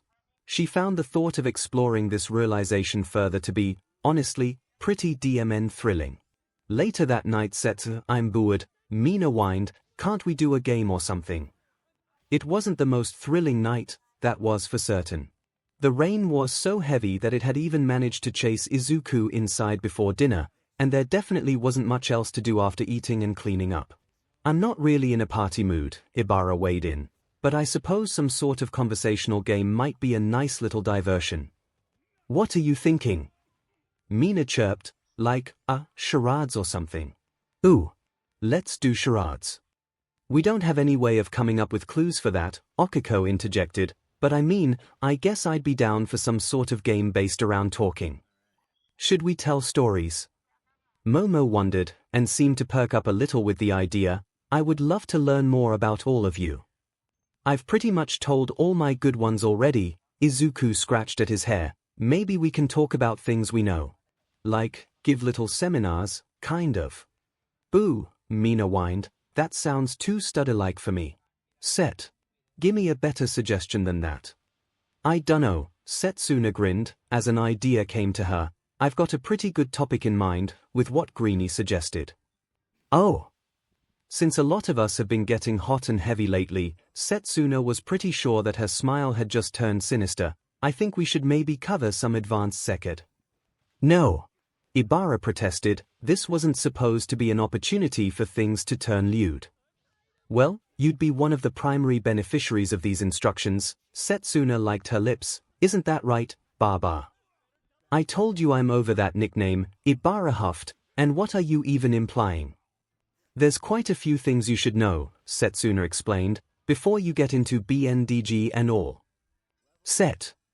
Ibara turned neon red and tried to hide her face in her hands. BND. Momo chimed in, what's that? Oh, honey, Mina cackled, I forget how innocent you are sometimes. I'm not innocent, Momo protested. Aren't you? Mina teased, unless Midori finally sealed the deal with you, I'm thinking that you and Ibara are the purest ones here. Momo, instead of responding, spluttered and started to blush fiercely. Oh my god. Mina sat up, as her gossip senses focused on Momo. You totally did. Girl. How was it? I'm right here, Izuku argued, but Mina ignored him as she continued to pester Momo. It was fantastic. Momo managed to speak through her obvious embarrassment, but, yes, the details feel somewhat inappropriate to share. Oh, Mina turned to look around the room. That means someone else is next up at bat. Dibs, you spoke. You can't call dibs on such a thing, Ibara muttered. Eager to get in there, eh? Mina bounced over to knock her shoulder against Ibara's, and the vine-haired woman couldn't even argue. I don't blame you. I would have gone next, but, well, I respect the sacred law of dibs. That, and we still haven't decided if we're going to tag team that boy or not. Setsuna smirked to herself. I guess we should figure that out sooner rather than later. Right, so. Setsuna called out, hoping to bring the focus of the room back to her. If you is up next, then it's doubly important that I cover some of these concepts. I'm quite familiar with BND, you nodded, I've watched a lot of videos. That's part of my point, Setsuna sighed. Lesson number 1. The things that you see on the internet might not actually be fun to do in real life. Oh, Yui hummed, I've seen a lot of things I want to try, though, it can be a good source of inspiration, Setsuna explained, but keep in mind, porn stars are, well, porn stars. They're paid to do the things you see them doing. Sometimes, something that looks like it would feel good only actually looks good on screen, or it might even be dangerous to try without preparing for it. Like BND, Okako chimed in with a cackling laugh. Ibara. You've been holding out. Yep. Setsuna spoke over her friend's spluttering protests. BNDG is a great example.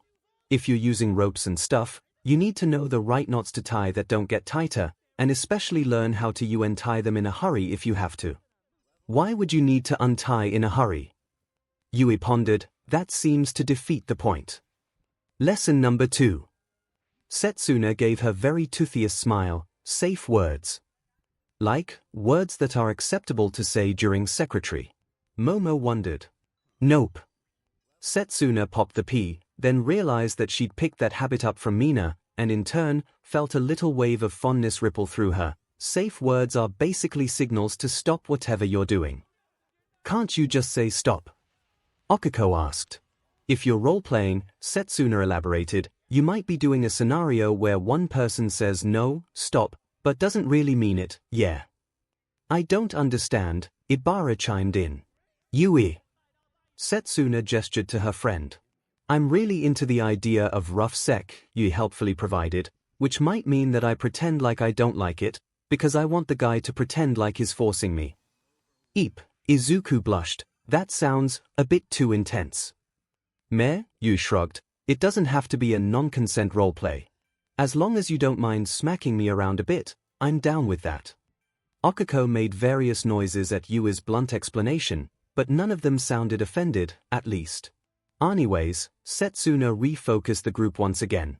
The point is, you pick a word that you're not going to say during sec, one that's hard to misunderstand, let's say pineapple as an example, and if someone says that word, you both stop what you're doing.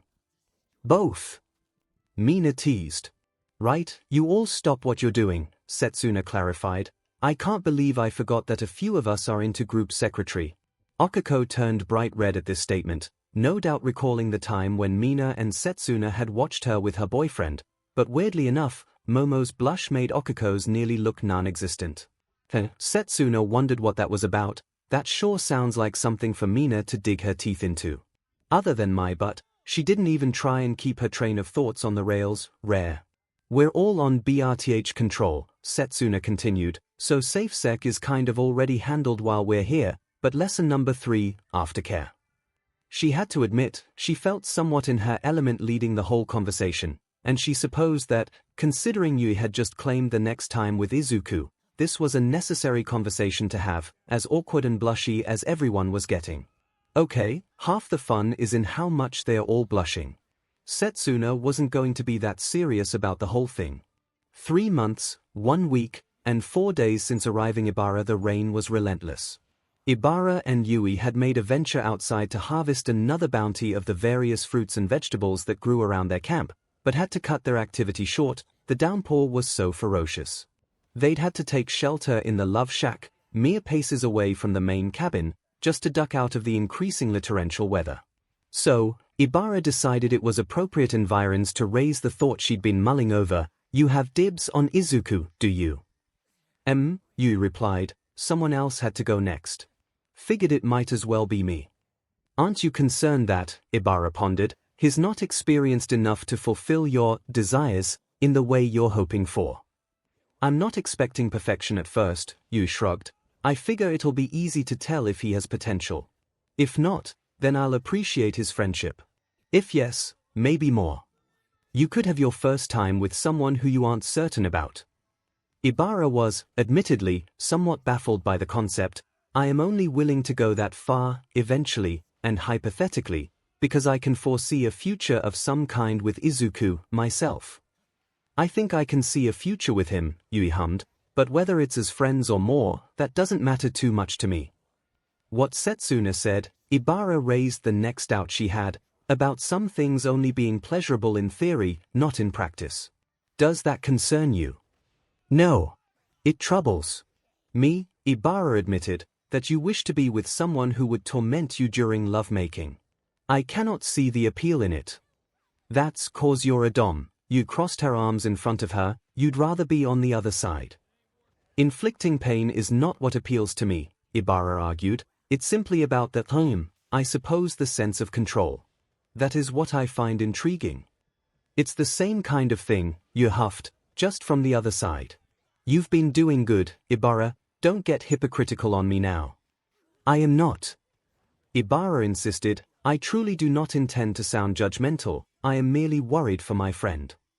You don't have to be, you grumbled, just because I like something you don't. It just doesn't sound suitable to me, Ibara trailed off as she pondered what she meant to argue, the idea of Izuku, as caring and gentle as he is, using his strength against you like that. We spar all the time, you seem to clench her arms even tighter about herself, you aren't worried for my safety then. That's different. How? Yui spread her arms open, which with her closed-off expressions, might as well have been an outright tantrum. It has ground rules, it involves hurting each other, but not too much, and we're doing it because we both want to. Isn't that the same? But there's a purpose to sparring, beyond the act itself. Ibara was confused at how much sense Yui was making, not simply, I don't know. Try it, then. Pardon. Tie me up, Yui extended her arms forward, as if awaiting HNDCFFS. If you're so concerned about it not being acceptable, try it. I'm not, Ibara stammered, I'm not inclined to pursue the same scenario with you. We're not having sec, Yui muttered, it's just practice. You get to try out what you want to do, so do I. Ibara found it hard to argue with Yui's logic, kind of like sparring. Sure. Ibara thought about her proposition for a long moment, then came to the decision that it was worth practicing these sorts of skills before putting them to use for real. Okay, Ibara finally agreed, but we're also practicing the safe word concept. Pineapple. Is that yours? Wasn't that the example that Setsuna gave? Sure, you grumbled, why not? Now tie me up already. Ibara sighed, but extended the vines which made up her hair nonetheless. She wrapped several strands around Yui's proffered wrists, and a few more around her elbows. Is this acceptable? She asked. I can still move. Yu flopped to the ground and kicked her legs in the air to emphasize the fact, you can tie me up more. Ibara cautiously raveled a few more segments of her hair around Yui's legs, first under her knees, then around her ankles. This is fairly simple for me, Ibara admitted. I think that the idea of practicing may be unnecessary, on my behalf, at least. Get my throat. Put your vines, Yui insisted, around my neck. But that's exactly what I want, Yu hummed, or do you want me to beg? Ibara, please, wrap your vines around my throat. Ibara wouldn't have admitted just how much of a thrill those words sent through her, but she carried out Yui's wishes without protesting any further. She made sure to keep the thorny parts of her vines away from the tender flesh of Yui's throat, but wrapped 2 loops around her neck just the same. Tighter. Oh. Ibara stepped forward, and squeezed with the vines around Yui's legs, like this. Choke me, Yu corrected. Shall I? Ibara pondered, then cinched the vines restraining Yui's wrists tighter. I wasn't aware that you were in control of this situation. Please. No, Ibara hummed idly, as she sent another loop wrapping around Yui's waist, at the very end of her ribcage. After all, I might crush you. To demonstrate her power, she flexed the vines she just wrapped around her friend's torso, which drove the breath from Yui with a noise that sounded suspiciously like a mm. What was that? Ibara inquired. Nothing, you lied. I asked you a question. Ibara finally tightened the vines which lay around Yui's throat, and turned one so that the very tip of a thorn prodded at the black-haired woman's neck, just below her jaw. You made a noise which was definitely a mm. Oh, goodness. Ibara immediately loosened every vine she'd wrapped around her friend. I thought you said this wasn't a sec thing. You surprised me, Yu blushed, and glanced away from Ibara bashfully. Let's get back to the cabin. Shouldn't we discuss what just happened? Ibara wondered. Okay, you're better than I thought. Yu shrugged it off. Come on, let's go. That was also more fun than I expected. Ibara continued to wonder, her thoughts circling around what the short-lived experience could have meant. 3 months, 1 week, and 6 days since arriving in Isuguso. Setsuna grinned her toothy smile at him. You's up next, hey. I guess.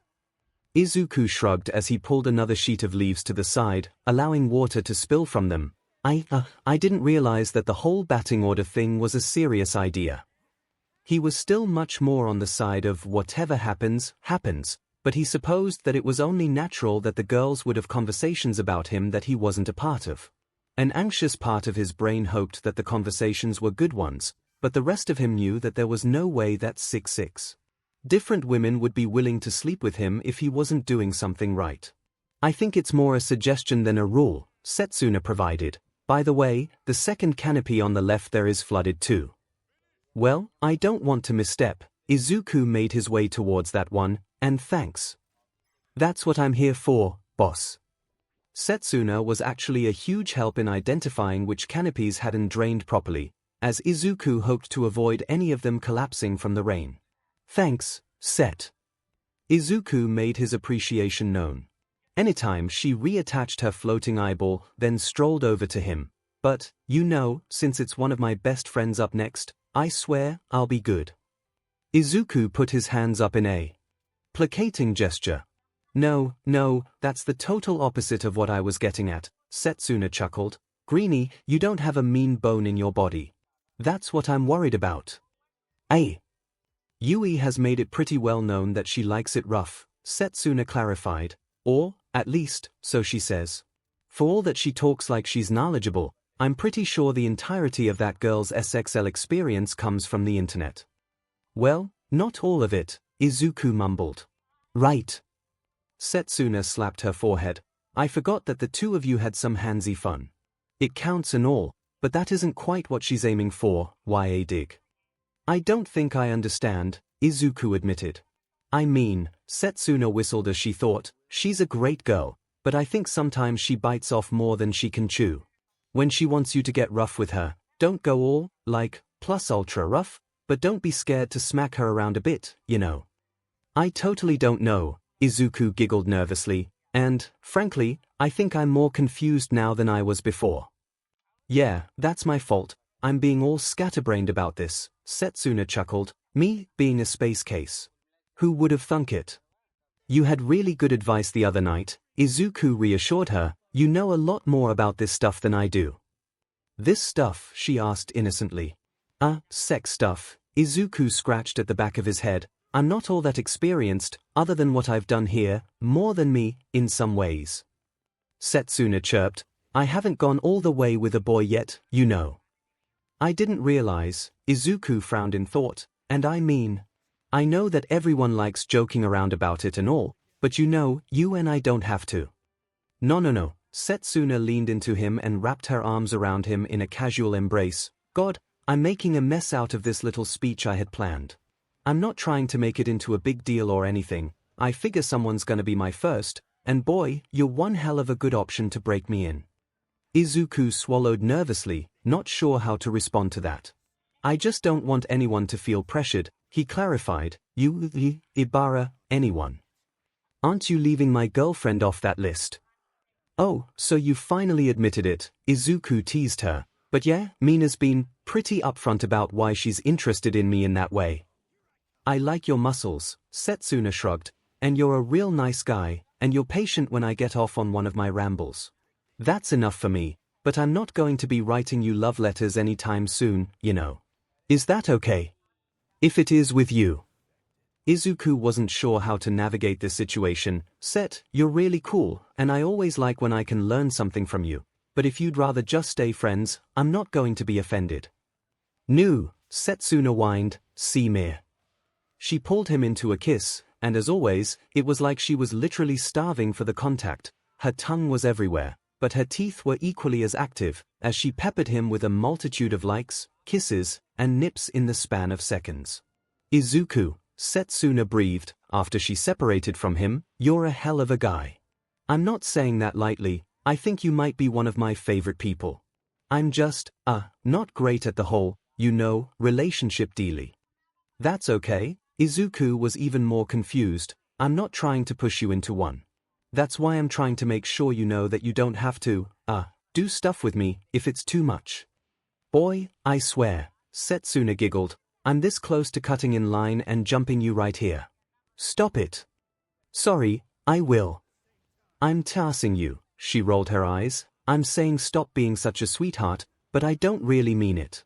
Actually, this is a good lesson. Like we talked about safe words, and all that, you might have to put the sweet side away for a bit when you're with Yui. I don't really enjoy the thought of hurting her, Izuku admitted, even if that's what she wants. She doesn't want to get hurt, not really, Setsuna clarified. It's like, you spank 𝐒𝐿𝐽 sometimes, right? Oh, yeah, definitely. Izuku was, indeed, fond of that particular act. Can't blame you, what a butt, Setsuna smirked. But, yeah, do stuff like that, just more often and a bit harder than you would with your girl, you know. Izuku decided to tease her with something she didn't know. Hey. One of my girls, he did his best to pull off a confident grin. Momo and I are, together not together in the same way. Ooh. Setsuna reached around to give him a spank, as if to illustrate the point she was making. See, look at you go, you stud. I'm surprised 𝐒𝐿𝐽 isn't jealous over it being a real deal. Oh, she's fully in favor. Izuku decided to keep the other bit of knowledge he had private. She's not jealous of any of you, you know. In case that was bugging you. You aren't jealous, right? Hey. If me and Mina, you know, go all the way. Oh, hells no. Setsuna leaned across to peck his lips again. I trust you enough that I know you'll show my girl a wonderful time, and, well, if she wants to not date you down the road, I think I could be convinced to share her. Convinced, hey. Oh, I'll put you to work, she squeezed his bicep, that's for damn certain. You've gotta earn your way into my good books. Izuku reached out and pulled her tightly against him, then pressed a kiss against her lips before Setsuna could even realize what was happening. When we're back in the real world, he told her, I'll go to a dinosaur museum with you. They're just regular museums, you dork. Setsuna had gone a bit red from his impulsive act, but they have dinosaur exhibits.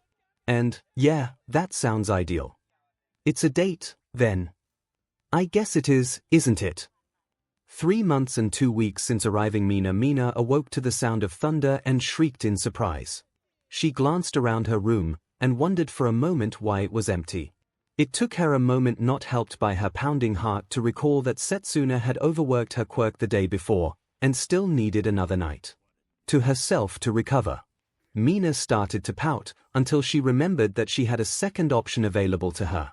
She wrapped her blanket around herself, and made her way out of her room, intending to go crash with Izuku and possibly Okiko.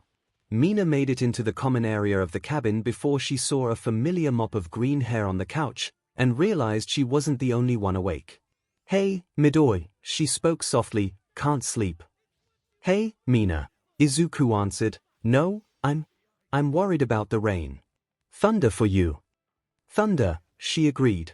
Mina padded over to the couch and sat down beside Izuku, then leaned into his chest. I don't know how the rest of you handle it so well. Not to make fun of you or anything, Izuku spoke, but, well, I've been friends with Kaken for, like, my entire life. I got used to loud bangs a long time ago. Yeah, Mina chuckled, you probably don't get scared of shouting, either. Nope, Izuku agreed. Wait, Mina thought, how does knowing him that long make you different from me? Him. Like, we all started you at the same time, right? That's when he started using his quirk all the time, because before that, it would have been unlicensed, yeah. Oh, Izuku laughed awkwardly. I mean, I guess, technically, didn't really stop him, though. How do you mean? Izuku fidgeted where he sat. This sounds worse than it is. Let's just say that Kaken wasn't shy about using his quirk before he was technically allowed to. There was something about Izuku's reaction that Mina didn't like very much. Can you explain that a bit more? I think I'm confused. Well, it's just, Izuku stammered. I've seen him using his quirk for just about as long as he's had it. Typical, Mina huffed. Flashy emitter types get to practice their quirks whenever they feel like. Something like that, yeah. Mina scooched a bit closer to Izuku, then squealed in happiness as he got the hint, and bundled her up into his arms, pulling her onto his lap while he did so. I always feel safe when you're holding me, Mina admitted. Why is that, you think? Because I'm the superhero Deku. Izuku joked, and she could practically feel the sarcasm dripping from his voice.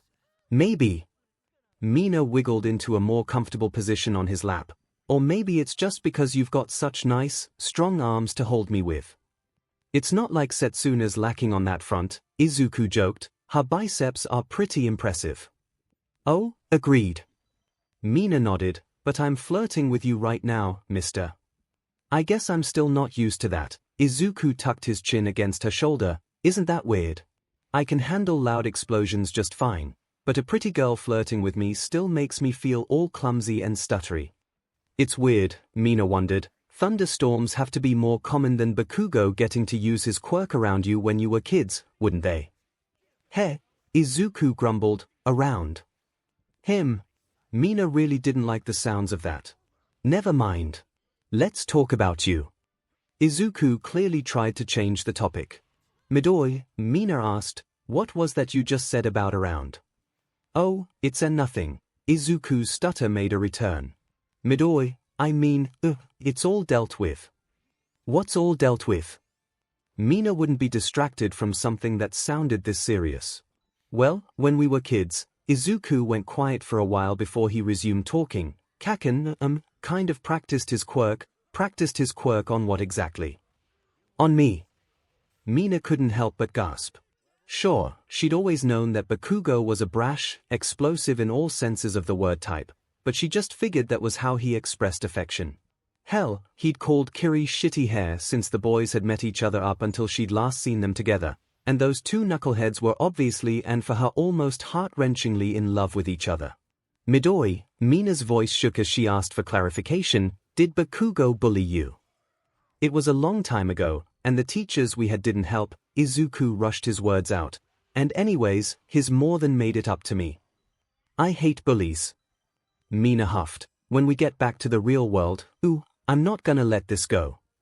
Seriously, Izuku pulled her tighter against him. It's okay, Mina. We dealt with it. What makes up for bullying? Mina grumbled, I'm gonna kick his butt. Let's see how much he can explode when he's coated in acid. Well, Izuku shuddered once, then his strength returned to his limbs. Kaken went through a pretty long phase where he'd literally try and sacrifice himself for me every time we were in a battle together. I figure, someone tries to die for you, it makes up for a lot, you know. I keep forgetting just how much SHT Izuku's had to deal with already. I'm not convinced it balances out. Mina thought that there was a lot more that Izuku wasn't telling her, but I guess, if you've forgiven him, it's not really my place to be mad for you. I appreciate it, though. Izuku planted a little kiss against the side of her head. It's nice to be reminded that people care about me now. Why wouldn't they have cared about you before? Mina was lost all over again. You're, like, the sweetest guy in the entire world. Late bloomer, remember.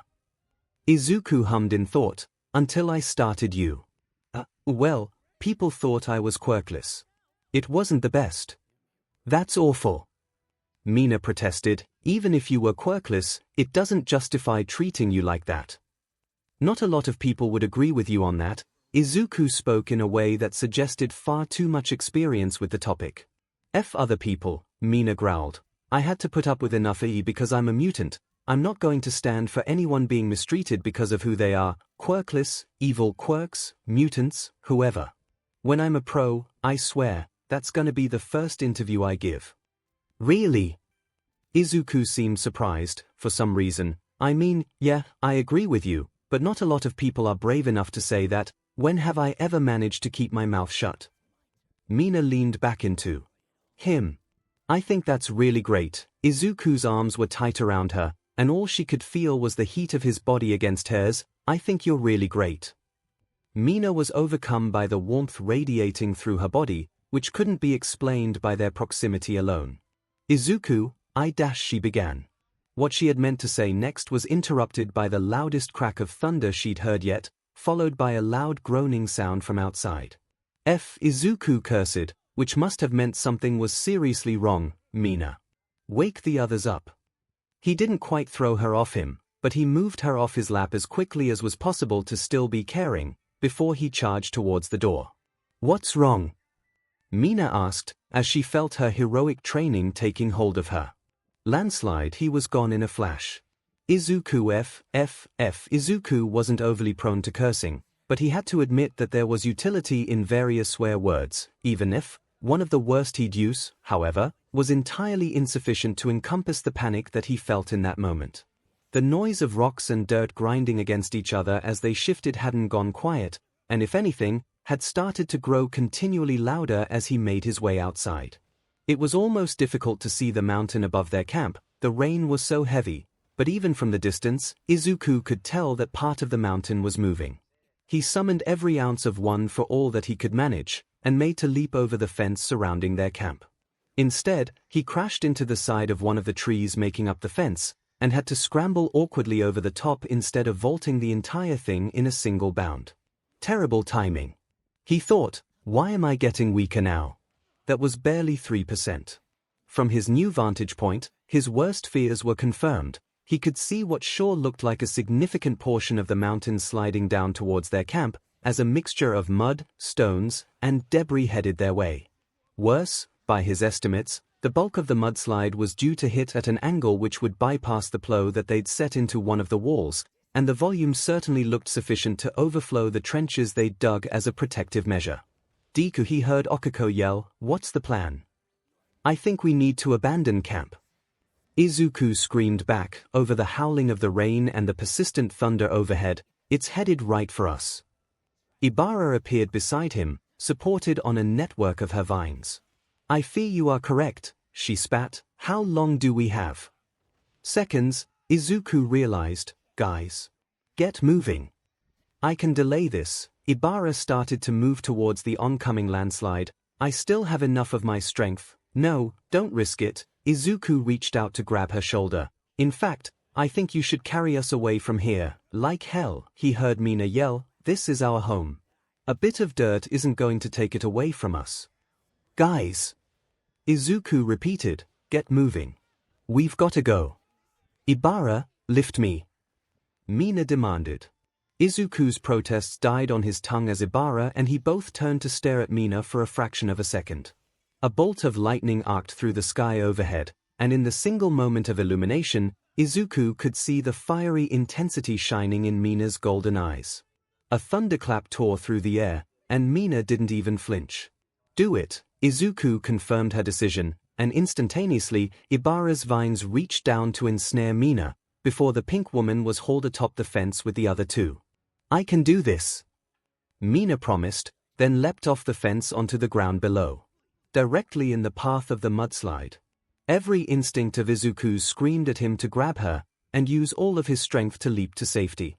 With the flickering portion of one for all he could access, he activated Danger Sense, and expected that even the fraction he could use would have shrieked alarms into his brain. Instead, he heard a familiar voice speak. Don't worry, Hikage Shinomori, the fourth wielder of One for All spoke, she's got this. Mina shrieked in wordless fury as she took 2 resolute steps forward, her fists clenched at her side.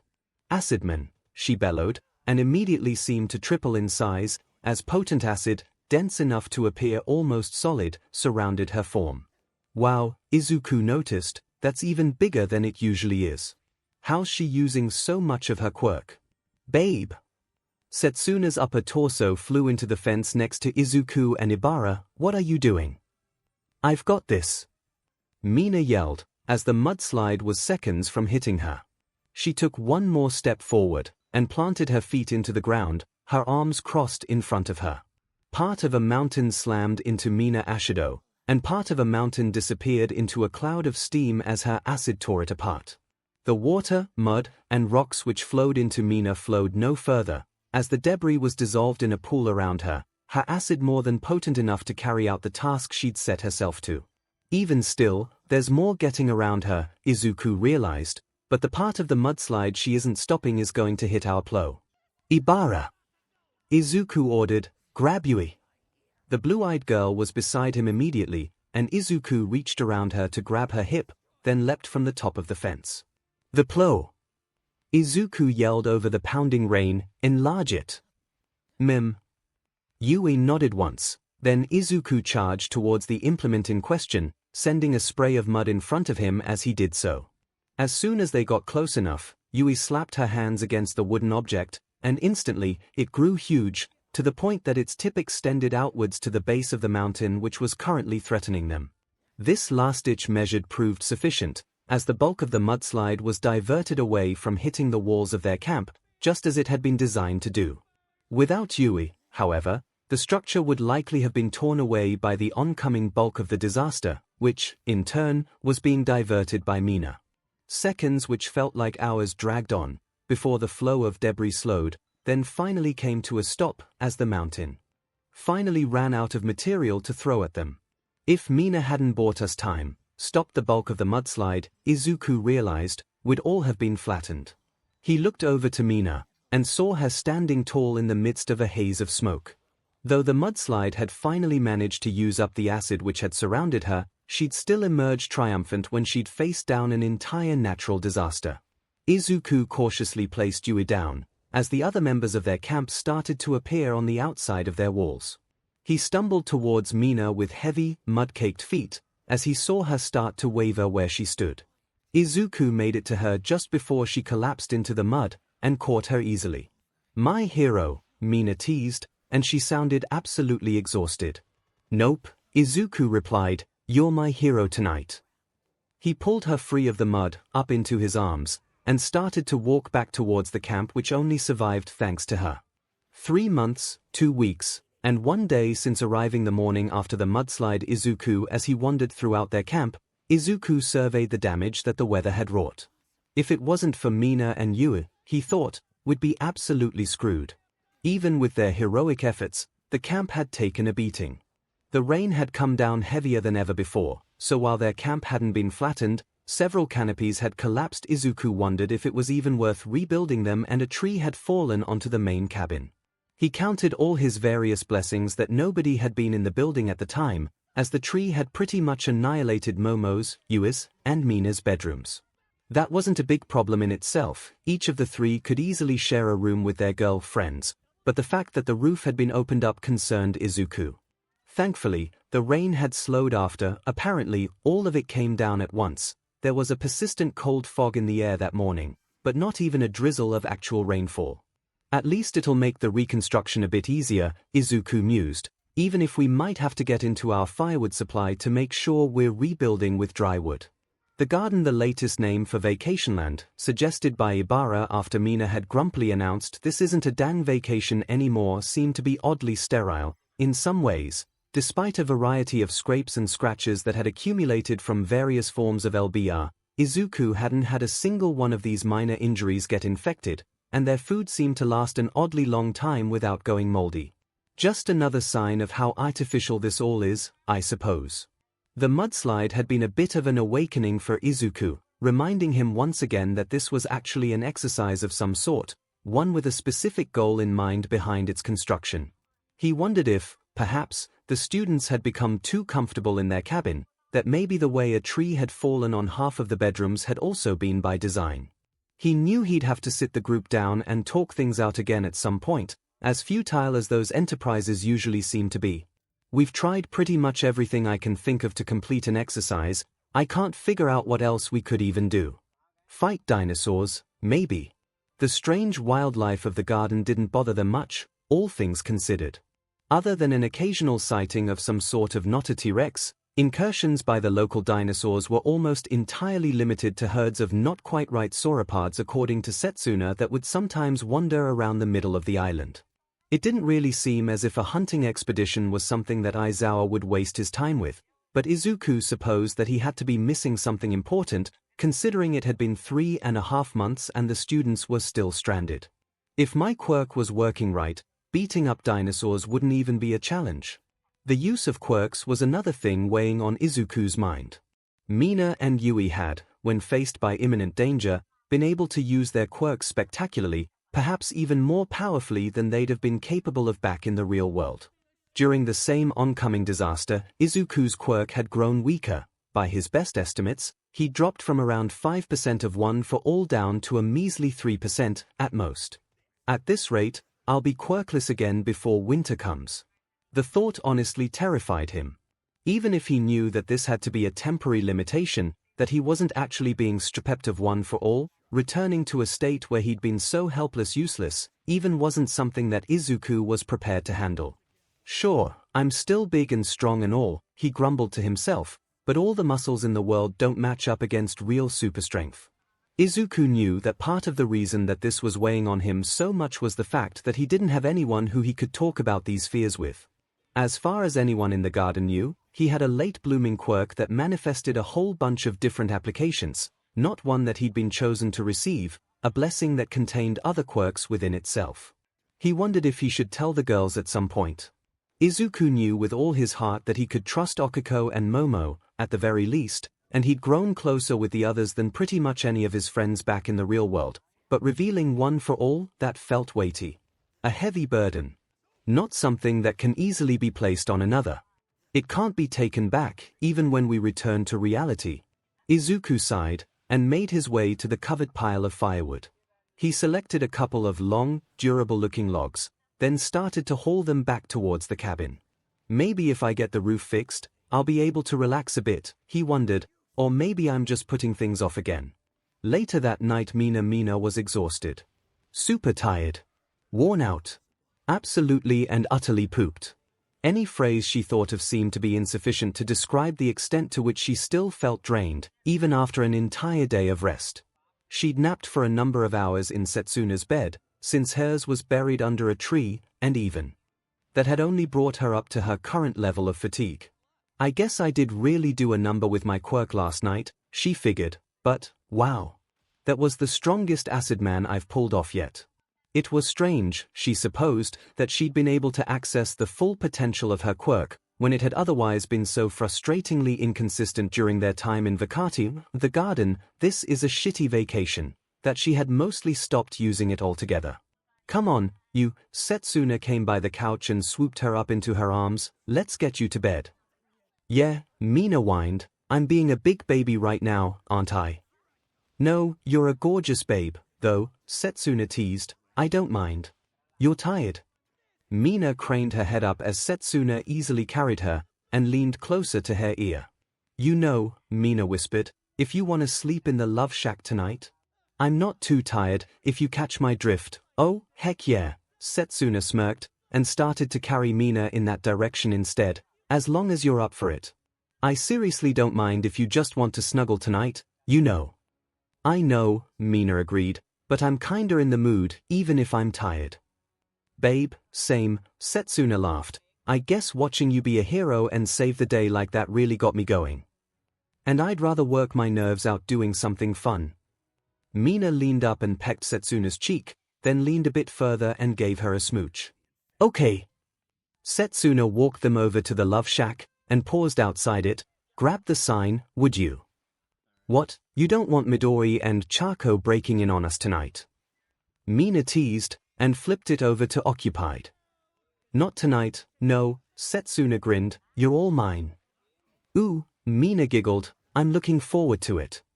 Just as promised, Setsuna carried her over to the bed, and laid her down on it gently. Setsuna immediately pounced on her, planting a quick series of nibbles and kisses up one side of Mina's neck, before pressing her lips firmly against the pink girl's. Mina hummed her approval. She absolutely adored the way Setsuna kissed, all needy and passionate, almost like she was practically hungry to make out. Setsuna didn't waste any time, either. Her kisses continued, as she left a wet trail down the other side of Mina's neck. Setsuna smoothly lifted Mina's shirt without interrupting the attention she was lavishing on her partner, and liked Mina's collarbone before she leaned down further and latched her mouth onto Mina's BST. Ah! Mina gasped in pleasure as Setsuna bit down firmly but not too firmly on the edges of her NPL, while at the same time she flickered her tongue delicately, teasingly, over the nub itself. Love your melons, Setsuna smirked as she bounced Mina's BRSS against each other for emphasis. You're so hot, F. You're not so BA-. Mina's voice hitched as Setsuna's fingers trailed up her inner thigh. Not so bad yourself, you know. Oh, I'm terrible. Setsuna pressed her palm against Mina's sec, over her breathes, which still made her coo in delight. I like it, though, Mina protested Setsuna's teasing. Dim and right, Setsuna ducked her head down, and took the band of Mina's breathes between her teeth. She practically yanked them off, dragging them down the entirety of Mina's legs in one quick, frantic motion. Mina figured she'd help out, and shuffled out of her shirt while Setsuna was otherwise occupied. Once she was fully in, she spread her legs wide open, as if to say, come and get it. Setsuna kissed up the inside of one of Mina's legs from her ankle all the way to her inner thigh, where she started to bite and nibble. Mina was already plenty turned on by the time that Setsuna finally made her way between Mina's legs, and first traced a long, slow like over Mina's lower lips. Delicious as ever, Setsuna smirked, then planted her whole mouth over Mina's sec, her tongue flickering wildly the whole time. Ooh, Mina ummed, and reached down to tangle one hand in Setsuna's green hair. Setsuna was only encouraged by the gesture, as she continued to devour Mina in all the ways that felt good. She was a MSTR at alternating between fast and slow just when Mina wanted her to, such as when she paused her tongue lashing to lightly SEK on Mina's CLT. Mina voiced her pleasure, that's really good. I'm glad. Setsuna lifted from her task only long enough to say those words, before she leaned down once again, and this time, her likes were paired with the slow, SNSL insertion of two of her fingers into Mina's needy secretary. Yeah, Mina breathed, and with her free hand, she grabbed onto her own BSE, just so she had something else to hold on to. As Setsuna started to slide the inside of her entrance, Mina's hips started to buck upwards under their own direction, a sure sign that she was beginning to approach her CLMX. Oh, Mina gasped. Oh, yeah, just like that. Setsuna looked up, and the two women locked their gaze on each other. The brunette had an absolutely smoldering look in her eye, and just when Mina was ready for it, she hooked her fingers upwards and started to saw them back and forth, at the same time as she pursed her lips around Mina's CLT and carefully, delicately grazed it with the very edges of her teeth. Good, Mina groaned, yes. She threw her head back as her legs bucked and spasmed while she came, with Setsuna happily trapped between those pink limbs for the time being. That looked fun, Setsuna teased as Mina rode out the last remnants of her 𝐂𝐬𝐴𝐺. It was, Mina slurred, "See you. It's your turn now. Babe, aren't you kinda tired?" Setsuna asked. "I don't mind it being about you tonight, you know." I know, Mina felt warm and happy, partially due to the afterglow, partially due to the way that Setsuna clearly cared for her, but I want to get you off. I'll use my hand, you use your hips. Ooh, yeah, Setsuna plainly approved of that idea. I'll ride you so good, girl. They both giggled as Setsuna untangled herself from Mina's legs around her torso, then prowled up the bed on hands and knees, until her pelvis was just below Mina's own. Mina put the back of her hand against her thigh for support, then curled her first two fingers and thumb into a loose C shape. "Take a seat," Mina joked. "Don't mind if I do." Setsuna made the corny response sound way sexier than it had any right to, and as she moved her hips forward and wiggled herself into position, Mina could tell that she was already more than ready for the fast pace which Setsuna preferred. Both women took a breath as Mina's fingers sank into Setsuna's entrance, then, without delay, the brunette started to shake her hips back and forth against Mina's hand. You're sexy, Mina commented. "Babe, you're a knockout." "Come here, sweet talker." Mina leaned up a bit, and Setsuna leaned down to meet her in the middle. They started to kiss each other again, a bit less ravenously this time around, as Setsuna had to focus her attention on rocking her hips on top of Mina's digits. Mina tightened the C she was making with her fingers, so that every time Setsuna tilted her hips forward, Mina's thumb would brush over her CLT. Setsuna made a whiny noise, muffled by Mina's lips, and kept gyrating at a faster and faster pace. Before long, Setsuna was downright humping Mina's hand, bouncing up and down on Mina's fingers at the same time as she moved her CLT back and forth against her thumb. Yeah, Setsuna gasped. "Almost there, come for me, gorgeous." Mina reached up with her other hand and squeezed Setsuna's biaru, rolled her thumb over Setsuna's NPL. Fuck, Setsuna gave 3 short, jerky moves against Mina's hand, and then the pinkette felt Setsuna clamp down on her hand, as her entire body went stiff for a fraction of a moment. Setsuna, as eloquent as she always was during sec, went limp, and sagged against Mina's chest. Mina giggled and carefully pulled her fingers free from her partner, then gave Setsuna a gentle kiss. "For someone who likes it hard and fast," Mina observed, "it's adorable how her orgasms leave her all noodly like this." "That was fun," Setsuna spoke when she remembered how to use words other than "you have a good time." "With you. Always." Mina hugged her a bit tighter. "Thanks for taking such good care of me. Tonight, in general, you know the deal." "Well, I've got to take care of my girlfriend, don't I?" Setsuna joked. "Girlfriend? But I thought, ooh. What's that, babe?"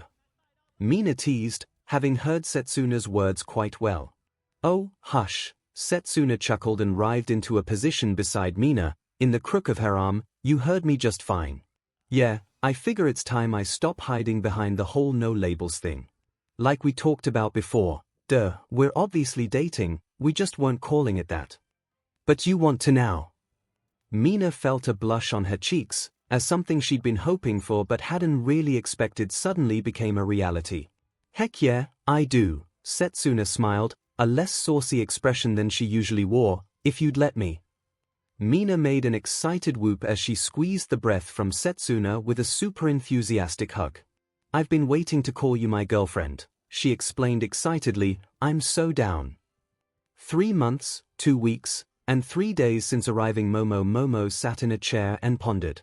The recent mudslide had made it rather clear that status quo was not going to be permitted to continue with no further challenges, and this had her feeling more than a little concerned. This is an exercise, after all, she reminded herself, there's goals to accomplish here outside of building relationships. The trouble was, she simply couldn't puzzle out what the goal might have been. It couldn't have been as simple as work as a team, we're already quite effective at that, nor even something as vague as adapt to unforeseen circumstances, which just left her more and more uncertain the longer she thought on this riddle. They'd simply tried almost everything that Momo could think of, and none of these efforts had been sufficient to end this simulation, or whatever it truly was. You seem troubled, Ibara spoke, from where she half reclined on the couch. I'm a bit, Momo admitted. Given recent events, I've been trying to determine what the clauses could possibly be for us to go home, and I'm at a loss. Would you like to discuss it? Sure, Momo hummed in thought, perhaps hearing another's perspective would be helpful to me. Well, Ibara sat up on the couch and turned to face her directly. What have you pondered so far? I cannot help but think that the answer lies within, somehow, rather than somewhere on the island, Momo explained. While we've engaged in treasure hunt-style scenarios before, they've never been sprung on us without explaining the conditions of the exercise, so I don't think that we're tasked with finding an object or location. That is good to know, Ibara weighed her words. When you say the answer lies within, what have you thought about that? We saw Yui and Mina both use their quirks to their full ability the other night, Momo recounted, and yet, both were practically knocked out by quirk exhaustion afterwards. It was as if the bounds placed on our abilities were loosened during a critical moment, only to re-tighten afterwards. It is a group exercise, whatever form it takes, Ibara replied. Perhaps we all have to succeed at our goal at once. That's only if it's a measurable, discrete event. Momo thought about the previous ruses and schemes their teacher had pulled. Now that I think on it, though, I imagine the exercise will continue until we all meet the goal, as you said. Whether or not it's something that's even possible to achieve simultaneously, I cannot say. You know your teacher, Aizawa-sensei, better than most, right? Ibara inquired. Well, you and Izuku. That's my understanding, at least. That's right, Momo nodded. During the war, Izuku and I were often closer to him in operational planning than most other people were.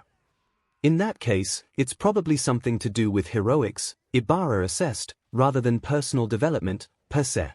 Why do you think so? Aizawa-sensei doesn't know you, Setsuna, or myself well enough to set goals based on our personal character, Ibara explained. But, from communicating with Kan-sensei, he'd have a grasp of our shortcomings or areas to improve as heroes. That's an excellent point. Momo turned the possibility over in her head. What are your areas of improvement, if I might ask? Being more flexible, Ibara answered honestly, particularly when it comes to methods of combat which are somewhat on the morally dubious side. Fighting dirty. That's one way of putting it, yes, Ibara agreed. While I don't exactly relish the thought of putting such skills to the test, I must admit, my time here has opened my eyes to how restrictive I was being towards myself. I imagine that my newfound open-mindedness will carry over into less enjoyable activities, such as fighting.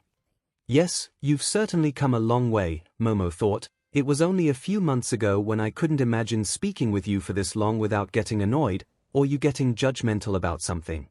My own shortcoming is somewhat similar, Momo admitted. While I've improved on some of my other weaknesses, I still tend to plan and analyze the situation ahead of time, rather than being able to adapt to changing circumstances. Well, these circumstances, Ibara gestured towards the back of the cabin, which was still partially collapsed from the tree that had hit it, are certainly in flux all the time. I would say you've handled the task admirably. That's just it, though, Momo realized. It's just like in the war. Izuku and I sit around and come up with plans, then we work to put them into action, only for something unforeseen to come along and ruin the whole thing. She sat up straighter, as she had a realization. Perhaps that is my task. Momo felt excited about the possibility of the exercise concluding. It could be that I am supposed to stop planning, to learn how to be reactive instead of proactive. This sounds an awful lot like a previous revelation of yours, I am sorry to say. Ibara reined her in a bit, when you believed that the solution could be that you and Izuku should step out of a leadership position. It's not quite the same, Momo argued. What I'm thinking is this: every time that we come to a comfortable status quo here, something changes. It's been the weather so far, but then there was that mudslide, and it seemed almost as if it were designed to be inconvenient rather than truly life-threatening, did it not? There did seem to be a hand guiding its actions, Ibara agreed, though, personally, I would argue the same of natural disasters in our world. Well, I don't want to delve too deeply into the theological implications, Momo thought, but since this world is likely the creation of that man from the village, that would make him the god of this universe, would it not? I wouldn't use that term, Ibara winced a bit, but as a title, it may not be inaccurate. In that case, I think my next effort will be to try and stop planning for the future, Momo decided. I'll try to focus on solving problems as they arise, rather than preventing them in the first place. I suspect that this world might make such an undertaking impossible, the more I think of it. It seems as good an idea as any, Ibara nodded. My own task, I'm sorry to say, is much easier than that. I simply have to continue enjoying worldly forms of pleasure, such as friendship, or drinking alcohol with the rest of you, and this does not seem overly difficult to struggle through. And Izuku, Momo teased. Pardon? Enjoying forms of pleasure, you said. Momo smiled, and sure enough, the vine-haired woman blushed fiercely and hid her hands, but she didn't launch into a tirade about Momo's implications. That too, Ibara admitted it, in fact. If it makes you feel any better, Momo reassured her, I think it's come as a bit of a surprise to all of us. Well, except for Akiko, of course. He's a lovely surprise, Ibara sighed. He sure is, Momo agreed. 3 months, 2 weeks, and 5 days since arriving Izuku, he wandered around the outside of the cabin, his chin tucked into his hand, deep in the midst of a mutter storm. The girls had barred him from doing any more to work on repairing the roof of their cabin, and as much as he felt the drive to make himself useful in some way, he had to admit that they might have had a point. It wasn't that Izuku didn't trust the others to carry out their tasks. All of them are future heroes, incredibly capable ones. But rather, that he had an ongoing need to prove that he belonged among their number. Forcing me to sit back and let other people take care of problems sounds exactly like an Aizawa ruse, Izuku reasoned. As much as he felt kind of silly for complaining about not being allowed to work as much as he'd like, Izuku had to admit that it was kind of boring to have nothing to do when everyone else was occupied.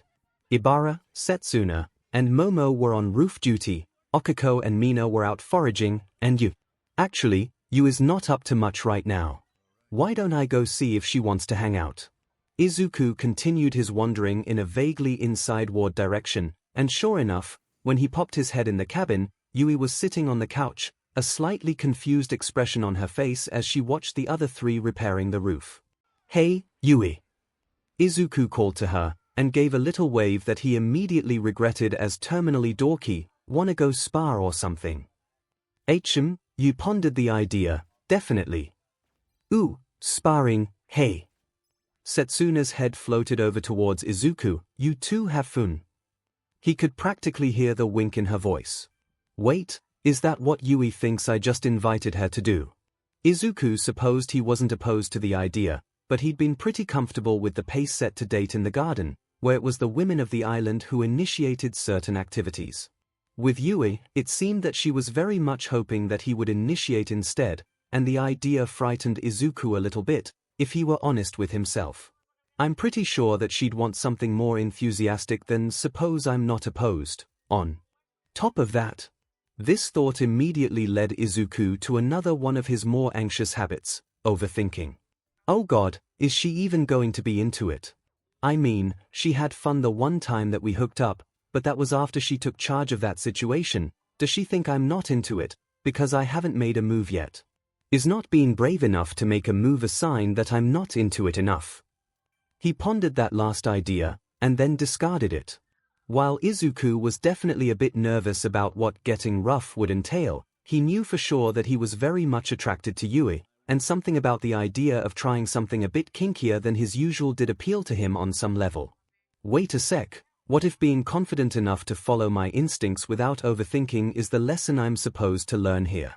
Izuku still doubted that Aizawa had had any particularly romantic designs in mind when he'd sent the students to the place that would eventually be known as the garden, but even if the context was wildly off a typical lesson plan, Learn when to trust your gut was another example of a ruse that Aizawa might plausibly have pulled. Okay. You can do this. It's not like you haven't already done stuff together, so there's no need to make this into some kind of big deal if it isn't for Yui. When Yui joined him outside, Izuku had made up his mind.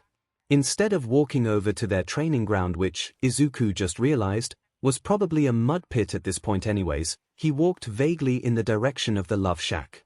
So, I was thinking, Izuku caught his own stammer, and forced his nerves to stay quiet for a bit. Instead of sparring today, would you maybe want to go to fellow Vishak with me? Oh, Yui hummed, I thought that was the plan already. Yeah. Izuku laughed off the very idea that he might have missed the obvious signal that he'd given her. At the time, it's just, getting confirmation ahead of time is important, right? Right, Yui agreed, like Setsuna talked about. With obtaining consent ahead of time. She walked past him, lost in thoughts of her own, and Izuku followed after her, in the direction of the love shack. I suppose I should ease into it. Yui explained, not start things off at their most intense. I'm good with spanking, great with choking, but let's leave BND off the table for now. Great, Izuku's stutter wasn't due to nervousness for once. I don't think I'm ready for anal either. And no water sports. I don't, know what that means. Izuku held up his hand to forestall her explanation. I was thinking, well, just secretary. Maybe a bit rough. I dunno. Oh, you didn't exactly seem disappointed, but she did look a bit surprised. My apologies. Once again, I thought that went without saying. Yes, I'd quite like for you to F me. Yeah. Yui stepped inside the love shack, and Izuku paused to flip the sign over, then followed her in.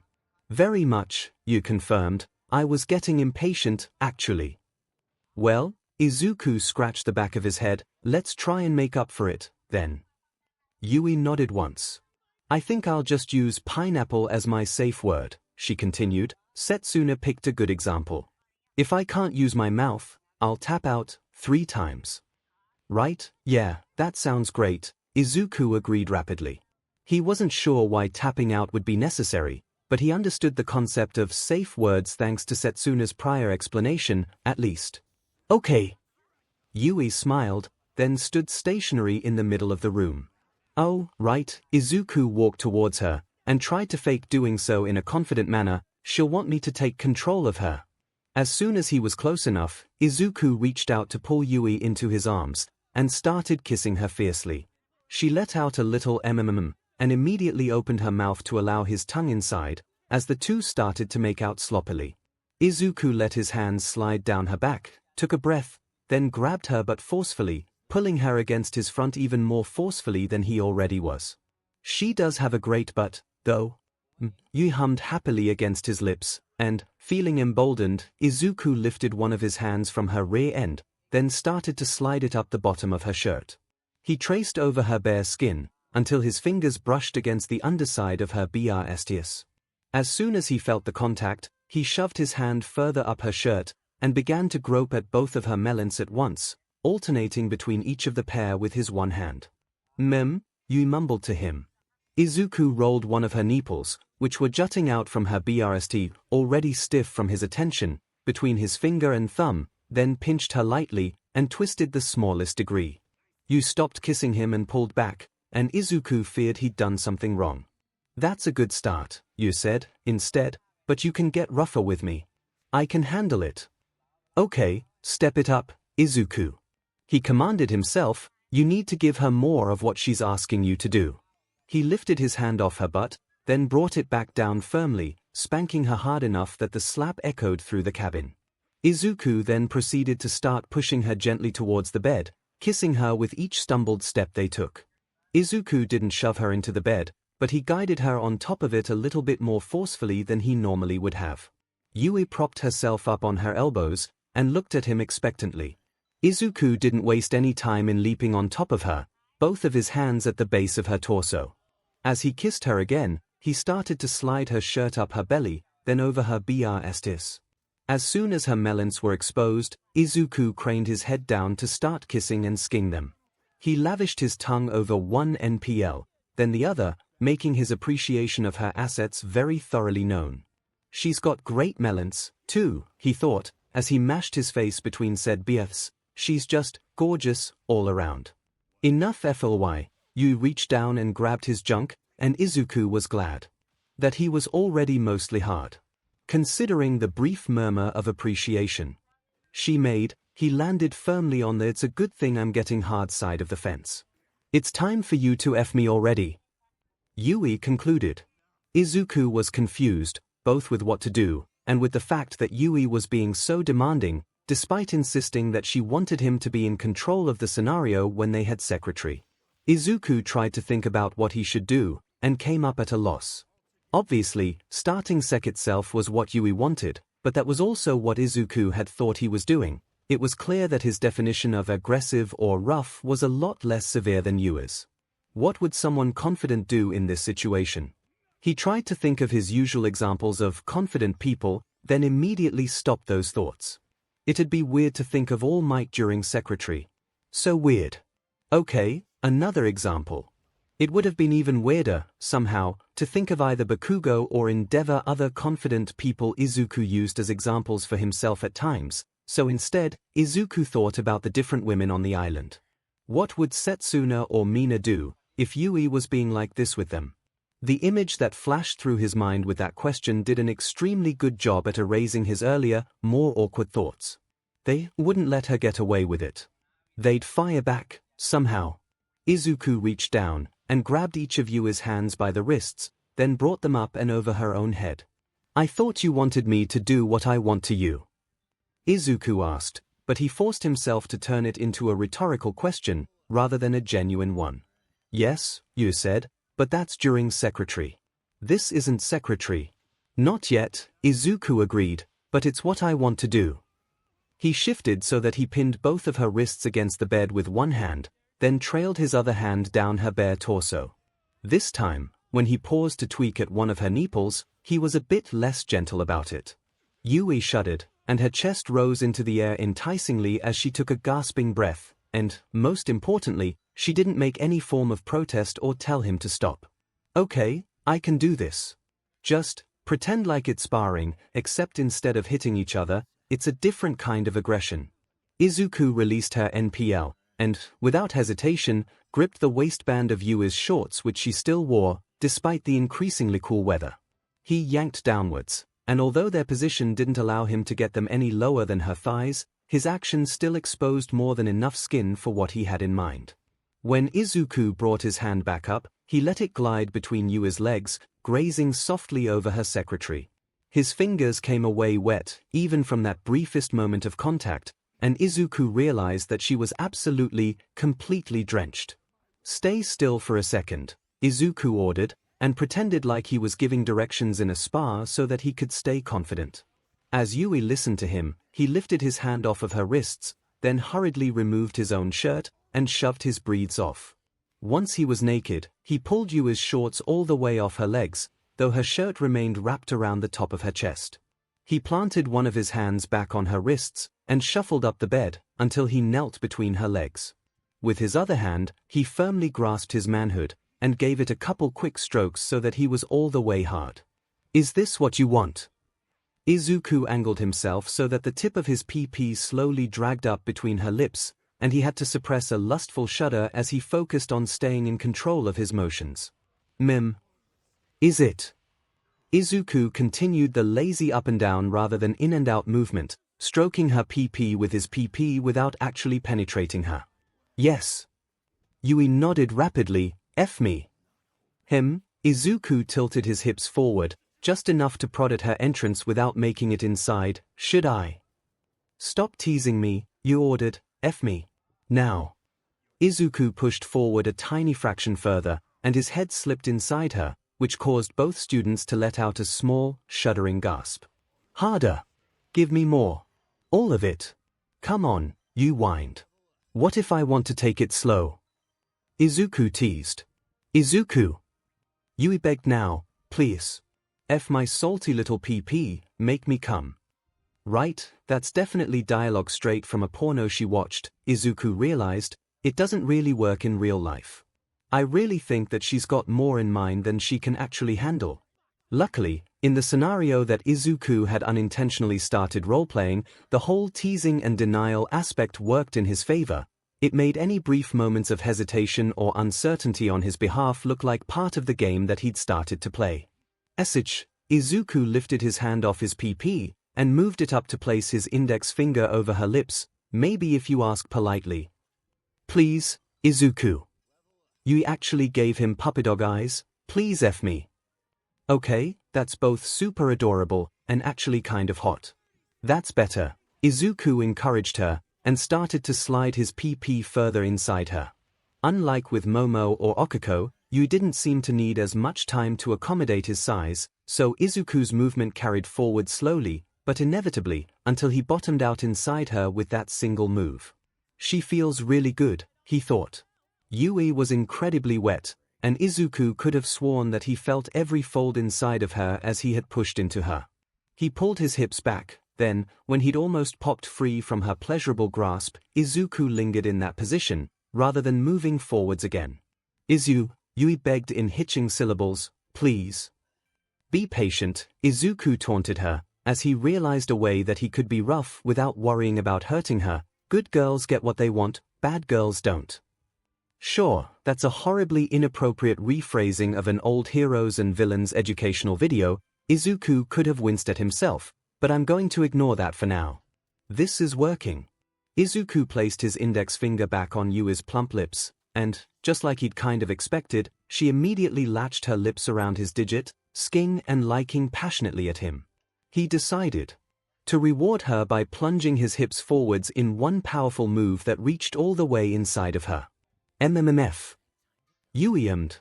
Izuku set a quick pace right from the beginning, as he figured that intensity would be more Yui's preference rather than a marathon session.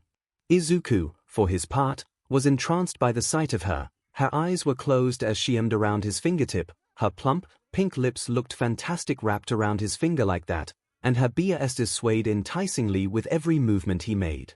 Resolving himself to give her everything that she'd hoped for within reason, Izuku doubled his force, so that each movement of his hips ended with a plap, plap, plap noise as his hips pummeled her thighs. Speaking of which, she's got great thighs, too.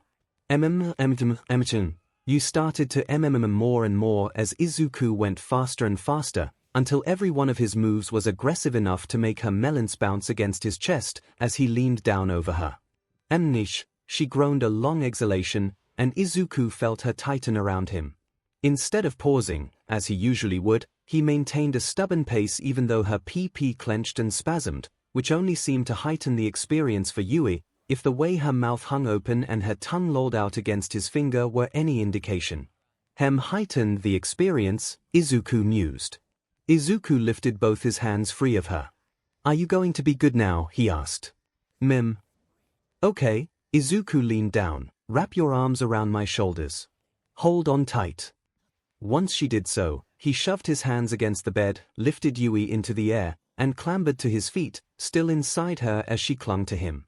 Izuku placed both his hands on her butt, at the point where her legs met her hips, and carefully, experimentally, bounced her up and down once. Oh wow, Yui huffed her approval. Izuku grinned, and with that in mind, continued to bounce her up and down in midair. Her legs, which had been wrapped tightly around the back of his, started to splay open and flail freely in the air, as Yui made a steady stream of MMMS and gasps every time gravity brought her back down on Izuku's PP. Once he got the hang of the rhythm, Izuku started to pump his hips forward every time she came down, and if his earlier level of intensity had been high, this was a whole new peak for him. I've seen this in porn a couple times. Izuku was far from an expert on the subject, but it's good to know it works in real life too. With the pace he was setting, and the way that Yui's PP fluttered around his PP in an apparently constant stream of orgasms, Izuku knew that he wasn't going to last much longer. Instead of trying to stave off his 𝐶LMX, he gave in to the feeling, and felt heat coiling through his belly steadily as he continued to slam Yui onto his PP. Getting close, Izuku announced. You groaned, put me down.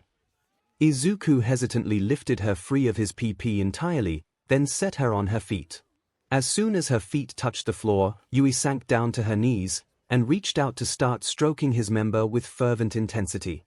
"Come on my face," Yui explained.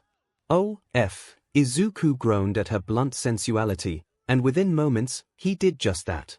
4 thick jets of cum splattered all over Yui's face, dripping down her chin, coating her lush lips, and even smearing up over her forehead.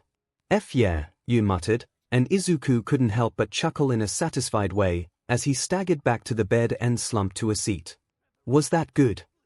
Izuku asked her. "And yeah, it was." Yui flopped to sit beside him, apparently completely unconcerned with the fact her face was still covered in cum. "You can get rougher than that, even. But I liked it. Especially when you picked me up." "I liked that too," Izuku confirmed, and then he watched in awe as Yui made a show out of running her tongue all over her lips, cleaning herself in the most pornographic way possible. He felt his pee-pee twitch from the sight alone. You must have noticed, because she stared at him with an intense look in her eyes. Round 2. "Gimme a couple minutes," Izuku chuckled, "then, yeah." Yui wiped the rest of her face clean with her hands which she liked clean, then snuggled into Izuku's side. The pair lay down together as they took a breather, content to just be beside each other for the moment. 3 months and 3 weeks since arriving Okiko, Mina grumped, "There's nothing left here." Mina and Okiko had ventured out to harvest a load of fruit, as was their new responsibility that week, but it seemed like the suspiciously fast growth patterns in the garden had changed. One of their usual places to harvest mangoes was absolutely barren, where it had been lush with fruit only a couple of weeks before. "You is gonna be disappointed," Okiko hummed. "I don't think she'll notice," Mina teased. "Girl's been on cloud 9 the last couple days, if you haven't noticed." Okiko had, in fact, noticed, and the cause wasn't difficult to put together. Then again, Deku had always been very open with her whenever he had an experience with another girl, so it wasn't like this knowledge exactly came as a surprise, especially since you literally called dibs. She continued to carefully monitor herself for signs of jealousy or possessiveness resurfacing, and continued to find signs of those feelings completely and utterly absent. While it wasn't like Yui was one of Okiko's best friends, it was impossible not to get close with someone after spending nearly 4 months in daily contact with them, and Okiko had found that she had a fondness for the quiet, black-haired woman, if nothing else. It didn't hurt that she found Deku's awkward, stuttering way of recounting his various adventures to be more than a little endearing. Also not a bad thing, the way that I find the idea of him with another woman so exciting, she recognized. "Well, since Yu has taken her turn," Okiko decided to tease Mina back. "Doesn't that mean you're up next?" "Am I?" Mina planted a finger against her chin in thought. "I mean, I wasn't exactly keeping track that well, but I think that is fair game for anyone." "Now, right. I did think the taking turns thing was a little silly," Okiko nodded. "That's just because you like showering," Mina sang, as she bounced over to Okiko. "You must be absolutely thrilled that is finally with Momo, hey?" "Of course I am," Okiko agreed. "Momo's great. And a babe." Mina giggled, "That lucky boy." "And lucky me," Okiko giggled along with Mina, which eventually prompted a curious look on the Pinkette's face. It wasn't that Okiko and Momo intended to keep their relationship a secret or anything like that, it just hadn't come up in a natural way yet. Truth be told, Okiko was also more than a little nervous about publicly giving the whole, "So, I'm kinda sorta maybe trying out dating girls now" speech. Wait a minute.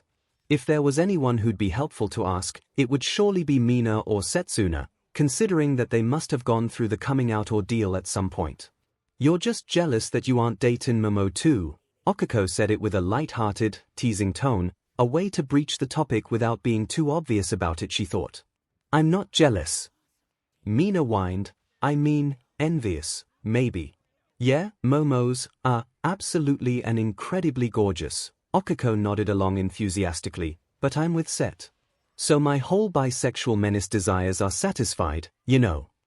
"Was it hard?" Okiko inquired. "That is, I mean when you came out to people. I don't think you'd ever mentioned it before we got here, and you and Set got together and all." "It wasn't that bad." Mina answered. "You actually witnessed my whole coming out story, yeah. That was the first time I really acknowledged it." "Really?" 𝐒𝐭𝐚𝐲 wasn't expecting that, that's surprising. No judgment or anything, of course, I just figured that you'd come out to someone before that. I think it took me a while to figure out, for sure, Mina smiled. I mean, yeah, looking back, I've always been bi, but it wasn't until Set called me a straight girl that I really knew for certain. I couldn't help but think no, that's not true when she said it, so, yeah. Well, we all support you too, obviously. 𝐒𝐭𝐚𝐲 nodded mostly to organize her own thoughts. I guess I'm just curious. Abuyu. Mina rested the side of her head on 𝐒𝐭𝐴𝐲's shoulder as they stood side by side. Well, it's interesting. 𝐒𝐭𝐴𝐲 definitely wasn't ready to just come out and say it quite yet. Like, what did you figure out when you looked back on it, or however you said it? Oh, well, Mina slung an arm around 𝐒𝐴𝐲's back in a friendly embrace. Like, just a few things were kinda different when I thought about them in that light.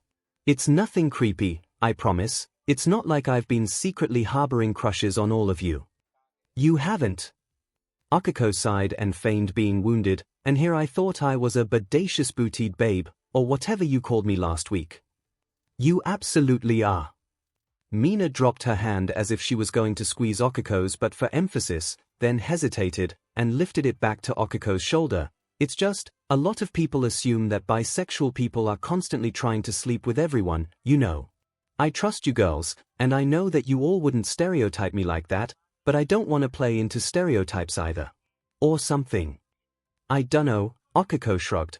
I kinda think it would be more uncomfortable, in some way, if you felt like you had to change your behavior just because you came out. I dunno. I'm really not the expert on this. Like, what do you mean? I can't find the right words, I think. 𝐒𝐴𝐲 tried her best to. I mean, you've always been flirty and friendly with pretty much everyone, right? If you stopped that just because you came out, it'd feel like something changed, yeah. I don't want you to have to change for us. Well, I don't want to make you girls uncomfortable, either. Mina hummed in thought. I dunno. I guess it just feels like, if I flirt with you guys beyond silly compliments and stuff, it feels different. How so? Like, you remember how I used to play around in the locker room, smack your butts with my towel, and stuff like that? That's hard to forget, 𝐒𝐴𝐲 teased. I'm surprised I don't have a dent in my butt from how often you whipped me with a towel. That's the thing. Mina sounded a little upset, so 𝐒𝐴𝐲 wrapped her own arm around her friend's shoulder, and brought her into a full-blown hug. If I did stuff like that now, it'd be kind of Minetarish, wouldn't it? It's not like you made me uncomfortable before, 𝐒𝐴𝐲 reassured her. I don't exactly like getting towel whipped, but it doesn't creep me out. But that was before I knew for sure I was into girls, Mina explained. And now, looking back, maybe I was a bit too interested in all your butts. I don't mind, 𝐒𝐴𝐲 admitted. You have my permission, you can still smack my butt. Sometimes. When I'm not doing something important, thanks. Mina cheered up a bit. I guess I just don't want our friendship to get confusing. Why would it? Well, we're gonna be sleeping with the same guy. Mina waggled her eyebrows, so if I get flirty with you too, might kinda seem like I'm angling for a three-way or something. So, 𝐒𝐴𝐲. Mina blushed a purple color. Don't tempt me like that. Oh. Wait. Are you saying? Would you seriously be down for threesomes with him? Oh, definitely. 𝐒𝐴𝐲 leaned in towards her friend's ear. Wanna know a secret? Girl, you know I am literally all about gossip. We've already had own. 𝐒𝐴𝐲 sang the words, then broke down into a fit of giggles. And I don't mean the time with you and Set. Spill. Mina turned to grab 𝐒𝐴𝐲 by the upper arms. That's way too juicy to leave like that. Nope. 𝐒𝐴𝐲 popped the P in imitation of Mina's habit. You're gonna have to torture yourself with not knowing the details. Ooh, you're awful. Mina stomped her foot petulantly, and a tease. Guilty of that one, yup. Wait just a minute. Mina seemed to think about something. Is that why you were asking me the stuff about me being bi? Like? Sussing me out to see if I'd behave myself in a three-way. I can be good. Promise. Oh, I bet you can, 𝐒𝐴𝐲 said in a smoky voice, and smirked as Mina's jaw dropped. Guess we'll have to wait and see, won't we? You're such a horrible tease. I think I'm pretty good at it, actually. How the tables have turned. Mina mimed being in great pain. The teaser has become the teased. You like it?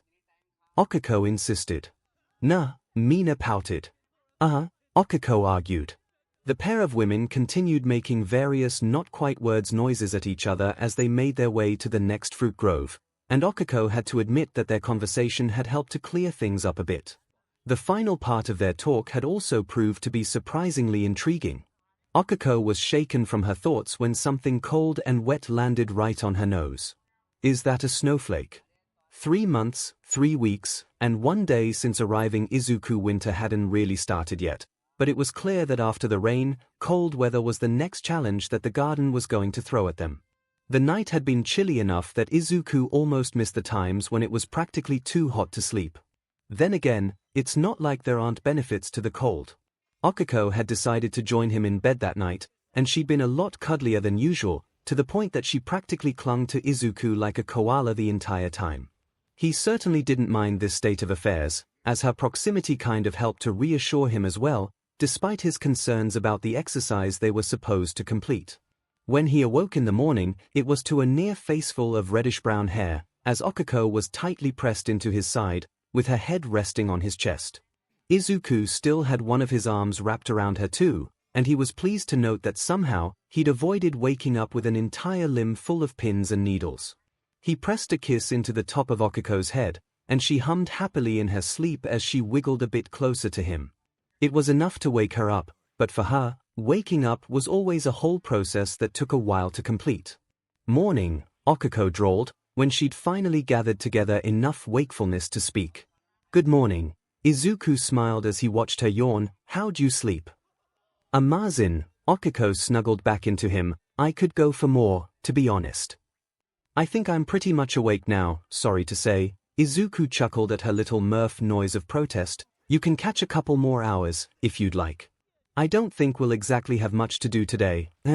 No, I'll get up, she protested, and stretched into another yawn. Let's just cuddle for a bit, K. Izuku would have been a fool to argue against that idea, to say nothing of the way that her chest pressed against his when she'd stretched out like that.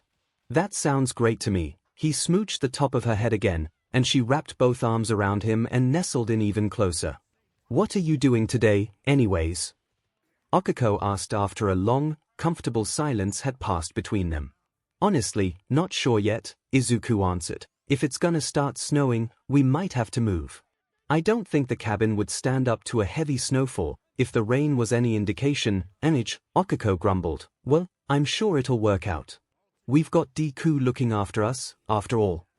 Let's not forget about Uravity, Izuku teased, or, Creati, Lizardy, Rule, Vine, and Acid Queen. Izuku thought that Mina's new hero name suited her much better than Pinky'd. Sure, she was certainly pink, but there was more to her than the color of her, well, everything. That's right, 𝐒𝐼 agreed. We're a pretty capable bunch, I'm pretty sure that we can handle a liel snow. We've dealt with way worse. We sure have, Izuku muttered. Even though this isn't really a dream world, not really Vacationland anymore, it's still not anything that bad compared to some of what we've already gone through. Wonder if that's on purpose, 𝐒𝐼 hummed in thought, like, this place has challenges, but it's not really dangerous to us, right? Probably, Izuku agreed. I still haven't figured out how we actually get out of here, but if we had to choose somewhere to be stuck for a few months, this really isn't all that bad. And we still have time to have fun. 𝐒𝐼 crawled up Izuku's body, and he had to smile at the mischievous smirk on her face. Isn't that right, Deku? It sure is, Uravity, he joked. 𝐒𝐼 leaned down and kissed him, and he returned the gesture with enthusiasm. It really is kind of amazing, when I think about it, Izuku mused. When I first came here, I hadn't so much as kissed a girl. Now I'm on the road to having 6 sort of girlfriends.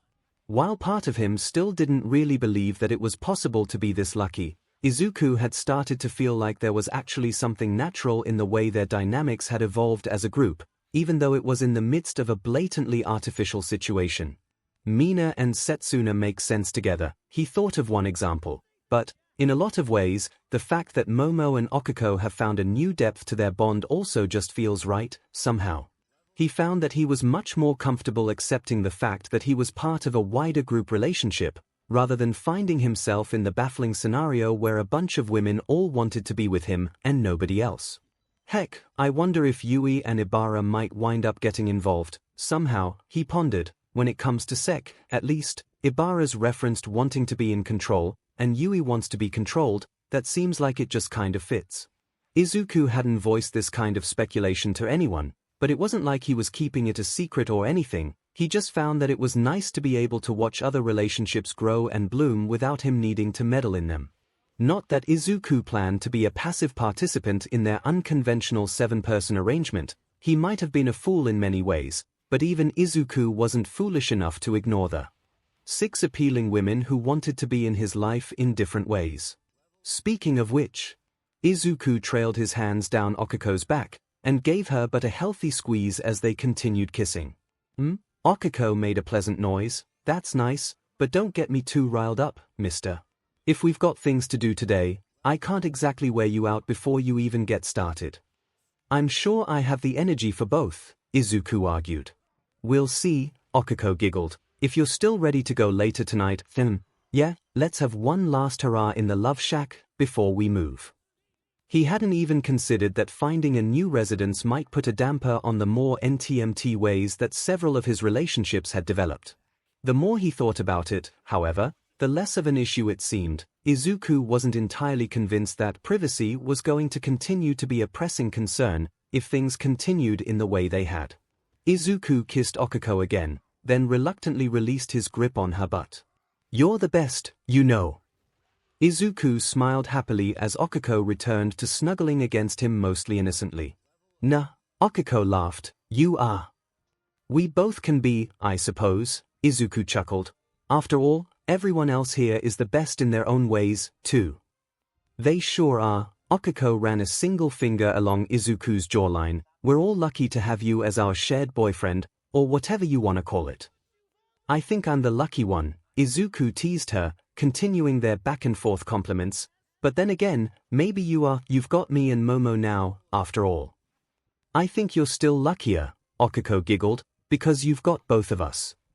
Can't argue with that, Izuku smiled. Good, she kissed him again. It almost sounds like you've finally accepted that we care for you, doesn't it?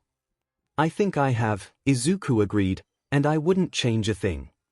3 months, 3 weeks, and 2 days since arriving Izuku and Momo stood outside of the potential cave that they'd found in the summer, hemming and hawing about the possibilities that might be contained within. That's a lot of rocks to move, Izuku admitted. I don't think I can even budge the big guy there. Well, Momo hummed, you're thinking of just lifting it and carrying it away, aren't you? Yeah. Izuku muttered, how else would you get it out of the way? Momo giggled at his straightforward mindset. For someone so analytical with everyone else's capabilities, Izuku still tended to default to brute force when it came to his own hyperversatile quirk. We'd dig out some of the earth beside it, there, she pointed, then push from the other side to tilt it over. By using leverage and stacking wood underneath the side we elevate, it's possible to move stones weighing many tons using only human levels of strength, rather than superhuman. Really? Historians believe that is how Stonehenge was constructed, Momo explained, a rather primitive technology, actually, which befits what we have available to us. What Stonehenge? Izuku stared at her eagerly, and Momo felt an abundance of affection towards him and his eagerness to learn from her. It's a historical site in England, Momo told him, where a number of large stone monoliths are stacked up in a specific pattern. It's believed to have had religious significance of some sort, but it may even have been used to track solstice patterns, pre-calendars. Neat. Izuku smiled widely. Almost sounds like something we could use here. It's not like the time here follows our calendars at all. Indeed, Momo had noticed that as well. It almost seems like the seasons are on a 2-month CYCL, rather than the more conventional 4 months. Well, if that holds true, at least it will be a relatively brief winter, Izuku grumbled. Are you sure I'm not being too paranoid? Couldn't we try and hold out in the cabin? I can't say for certain whether or not there are other factors at play. Momo suspected there were, but if there are, then I believe that we'll find that we can't get too comfortable with any given status quo. Even if there aren't designed pitfalls, snowfall is much heavier than rainfall, in terms of the stress that the roof would have to bear, I don't think that our cabin is structurally sound enough to survive. Great, Izuku sighed. So we've got to hope that there actually is a cave behind all this, or else we're going to devote a number of days to hauling stones around for nothing. Even if it doesn't turn out to be the solution to our needs, Momo reminded him, I doubt that we will be truly endangered by winter. I think it's likely that there will be some sort of habitat available to us. If this doesn't pan out, we should explore more around the hot springs. Natural heat could be a benefit there, as well. Izuku looked at her with a curious expression on his face. Yes. I think you're learning more of a lesson from this than I am. How do you mean? You're coming up with plans, yeah, Izuku explained, but you're not overcommitting to a single one. You've got contingencies and backups already in mind. I think it's great. Oh, Momo blushed. Well, thank you, Izuku. I wouldn't take this as an opportunity to denigrate yourself, however. I'm not trying to, not really, Izuku shrugged. It's just, like you said, my first thought to facing a problem was how do I lift these rocks with my quirk being weak, rather than trying to think of a solution that doesn't rely on my power. Well, in ordinary times, you're very powerful, after all. Momo reached out to pat his shoulder reassuringly. It's understandable that you would think to rely on your quirk first and foremost, when it's capable of so much. Maybe that's my lesson, Izuku speculated. It could be as simple as don't rely on your quirk so much. That's a very Aizawa sort of thing to impart. Especially considering his own quirk, Momo pondered Izuku's idea. It could be. But I'm not sure if that would apply universally to everyone here. Oh, guaranteed we all have our own lessons to learn, Izuku grumbled. There's no way that Aizawa would plan a whole exercise based around me. Whatever the point of all this is, it's got to apply to all of us, equally. We have plenty of time to worry about the esoteric nature of this exercise, Momo reminded him, but I think we should stay focused on more pressing issues, for now. Right? Yeah, the cave, Izuku nodded. You really think it's worth a shot, moving that giant rock there? It can't hurt, Momo tapped her fingers against her chin. I'd imagine, with the others' assistance, we might be able to move it out of the way by the end of this week. Given the trend with the rainy season, we should have at least that long before the snow begins in fall. I think it's a bit risky to assume there's any real patterns here, Izuku argued. We might have to anticipate that we'll just have to deal with problems as they arise, rather than being able to predict them. I agree. Momo walked over to him and pulled him into an embrace. Luckily, we have your brilliant mind to draw upon. Yours, too, Izuku returned her gesture and wrapped one of his arms around her back. You're twice as brilliant as I'll ever be, you know. Hush, you, Momo giggled, then kissed him. We're all brilliant in our own ways, I think. I'd agree with that, Izuku smiled widely. You're all such amazing people. I'm just lucky to be part of this group. In many ways, I think we're all lucky to have each other. Momo recalled her deepening relationship with Okiko. Even if we wind up taking longer than we should have to finish the exercise, I don't think I'll regret a second that we've spent here together. Let's see how we feel after winter. Izuku leaned in to kiss her that time, but when it comes to spending time with all of you, yeah, I couldn't possibly regret any of that. 3 months, 3 weeks, and 3 days since arriving Okiko, this moving the stone thing would be a lot easier if you and I could use our quirks properly, Okiko grumbled, as she wandered aimlessly around the cabin. We tried, Yui shrugged. It didn't work. Probably too close to cheating, or something. Indeed, her and Yui had both attempted to apply their unique abilities to the giant stone blocking what they hoped was an entrance to a cave, but despite Yui's feats on the night of the mudslide, she'd barely been able to affect the stone's size at all, and Okiko had found that it was well outside of her current limits to remove the effects of its gravity no matter how hard she strained to bear it. Even worse, the failed attempts to use their quirks had left both Okiko and Yui too exhausted to be of much help with the others' efforts. Both women had retreated back to the cabin to rest, rather than participating in the ongoing earthworks project.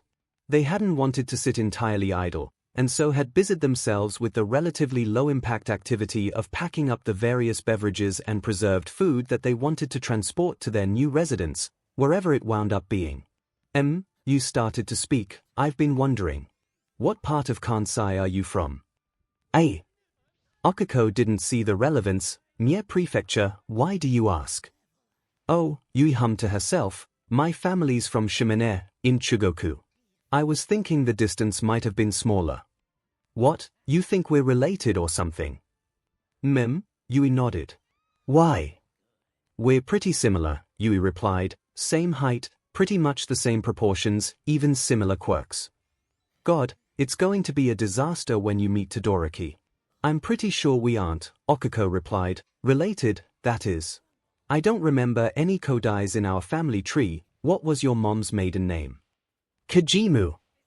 Yeah, nope, not ringing a bell. 𝐒𝐭𝐴 hoped this wouldn't lead to any conspiracy boards about her own parentage in the future. I think it's just coincidence. Anyways, our quirks aren't that similar. You can make things big or small, I just make them lighter. When I shrink things, they get lighter, Yui continued. When I enlarge them, they get heavier. Are you sure your quirk only works one way? Pretty sure, 𝐒𝐴 nodded. It's, I don't know if I'm using the right term here. Quirk analysis isn't much of my thing, but it's an involuntary activation. I touch something with all 5 fingers, it starts floating. Not much room for me to fiddle with it, really.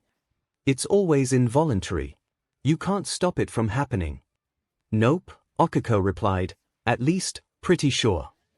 And it's always 5-point activation. Yui continued questioning her.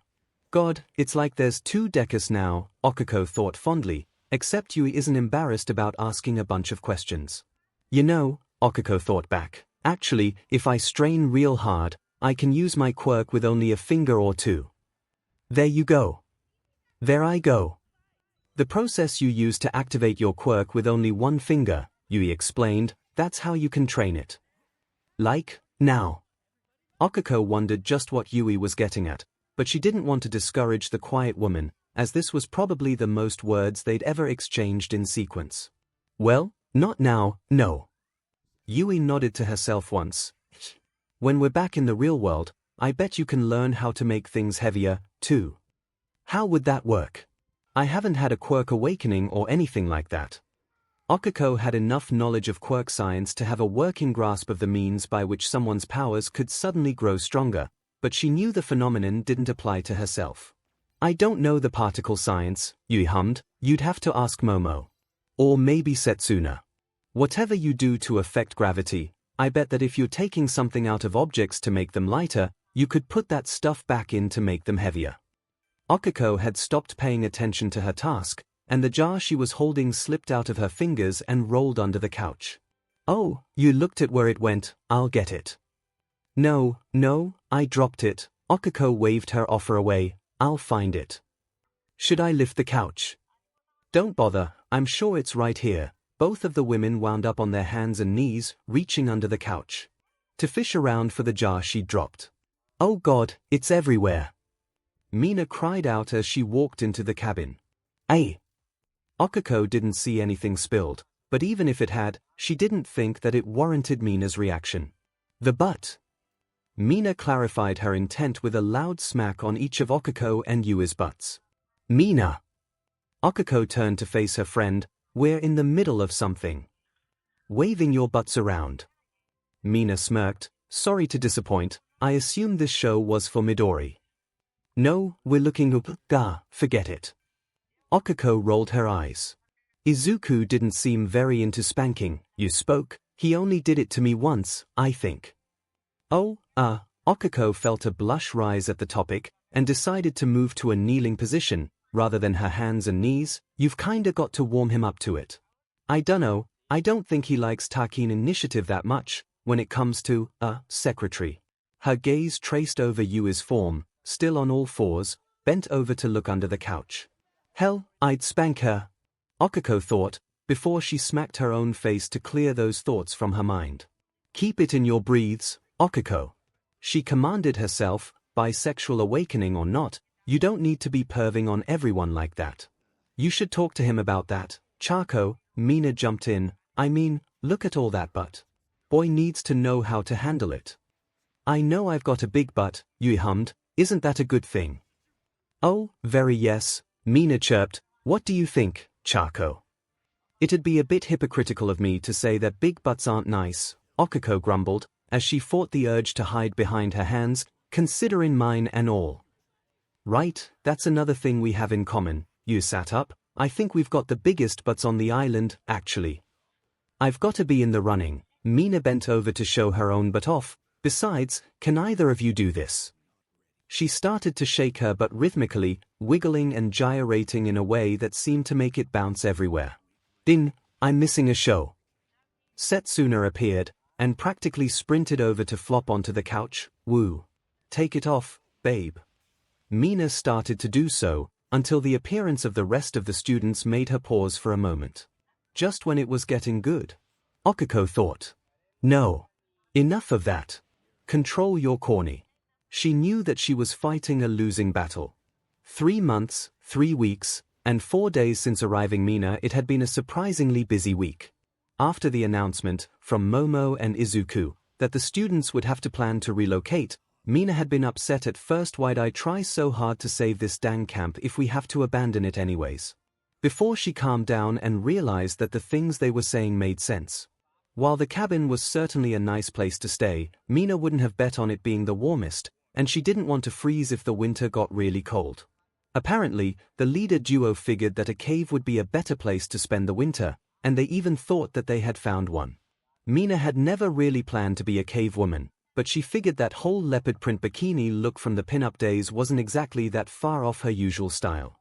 Rather than being concerned for her safety, or even worried about the move putting a damper on her spirits, Mina had something else weighing on her mind. Living in a cave means that we won't be able to use the love shack, she realized, which means that I'll have a terrible dry spell. I haven't even hooked up with Midori yet. She resolved that the time had come to correct that particular oversight, but every time she got as far as planning to approach him with an invitation, she found herself chickening out. I thought I was over that. I fought a mudslide, and won. Instead, Mina found herself stewing on the topic somewhat.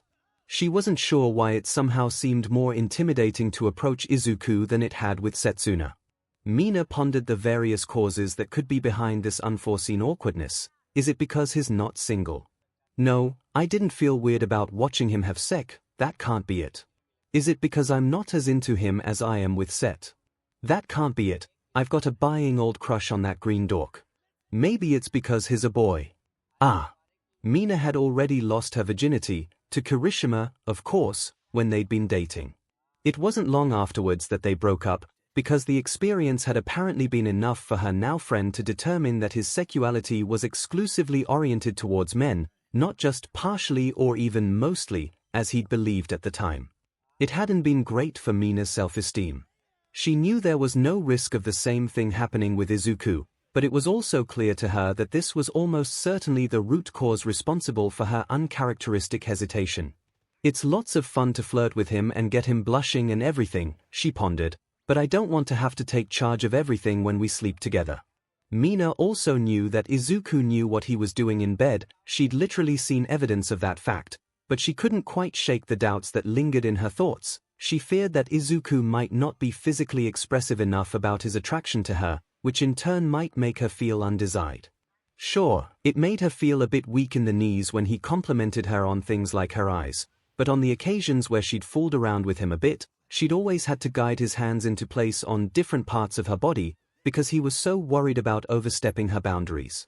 It was sweet, and she logically knew that it was actually a good quality of his, but it also played into her existing insecurities about wanting to be wanted.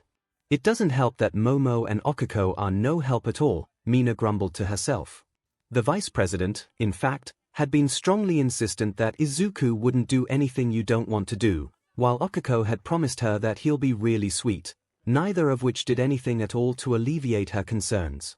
Mina didn't regret having sex with 𝐒𝐻𝐻 in the past, not at all, but she found herself almost wishing that she hadn't, just so that she could be the same kind of blushy and nervous about having her first time that she'd been back then, instead of stuck in a loop of pushing her own insecurities onto Izuku for no reason. I'm being ridiculous, it's not like it's gonna be Midori's first time. She growled to herself. Thankfully, she was alone at that moment and stomped the ground, frustrated with herself for how mercurial she was being. Get it together, girl. Mina commanded herself. Yeah, you're a bit insecure. So what? Lots of people are. They still have fun. And it's not Izuku's fault that you're like this, I'm sure he's great. Mina resolved that the only way of finding out for sure would be to just go ahead and actually do it. Unless.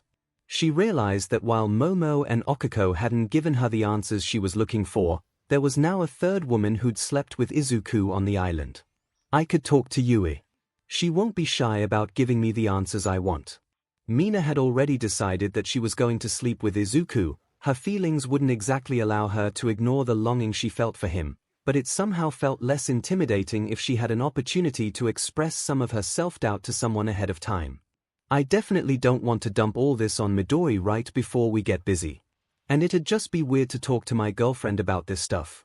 Yui was, perhaps, the perfect person to solve this self-manufactured riddle of hers. The dark-haired woman was quiet, sure, but she was also completely and utterly shameless, a trait that Mina thoroughly admired.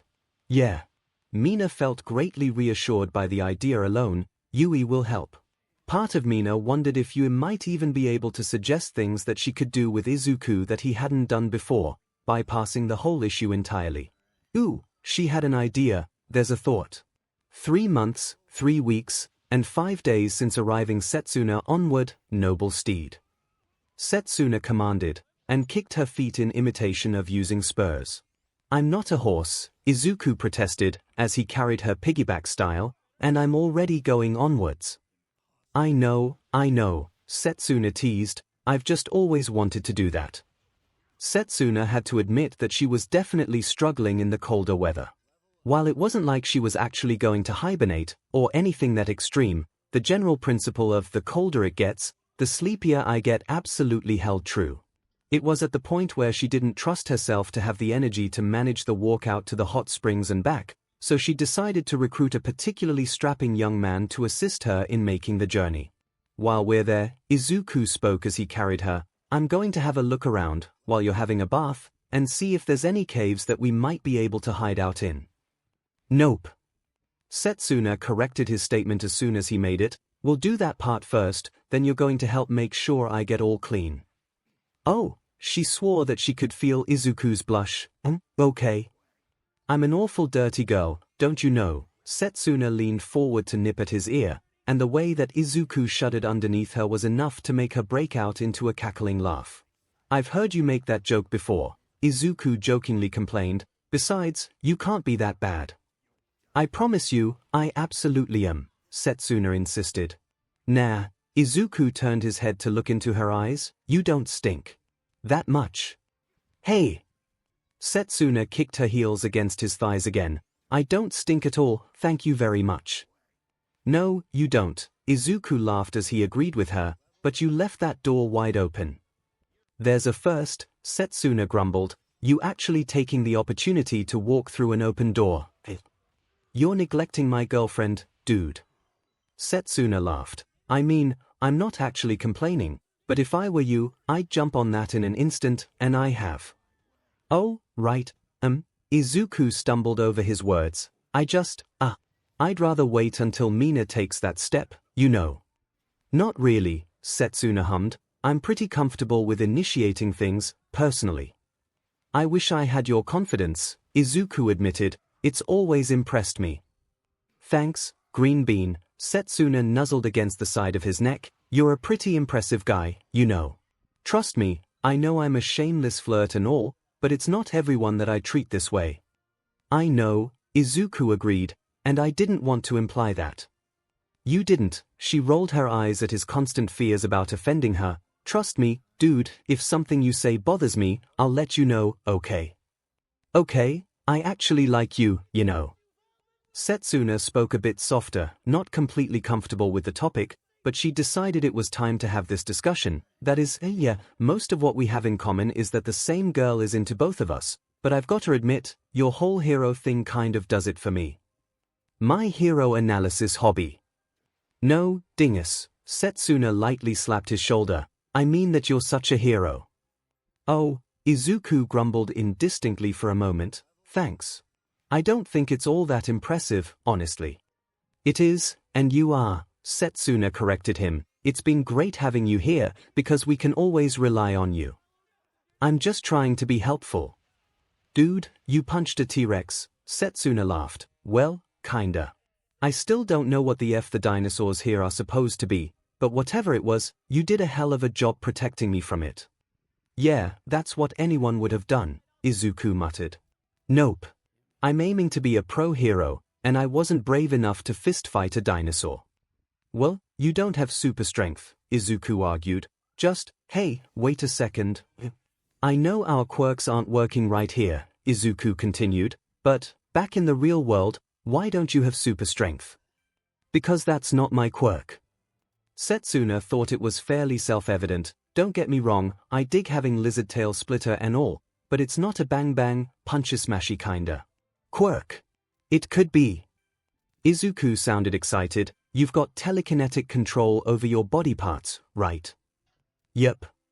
So, Izuku craned his head to face her again, and she saw a gleam of excitement in his eyes. If you split all your body up at once, and controlled every individual piece, isn't your telekinesis stronger than your muscles are?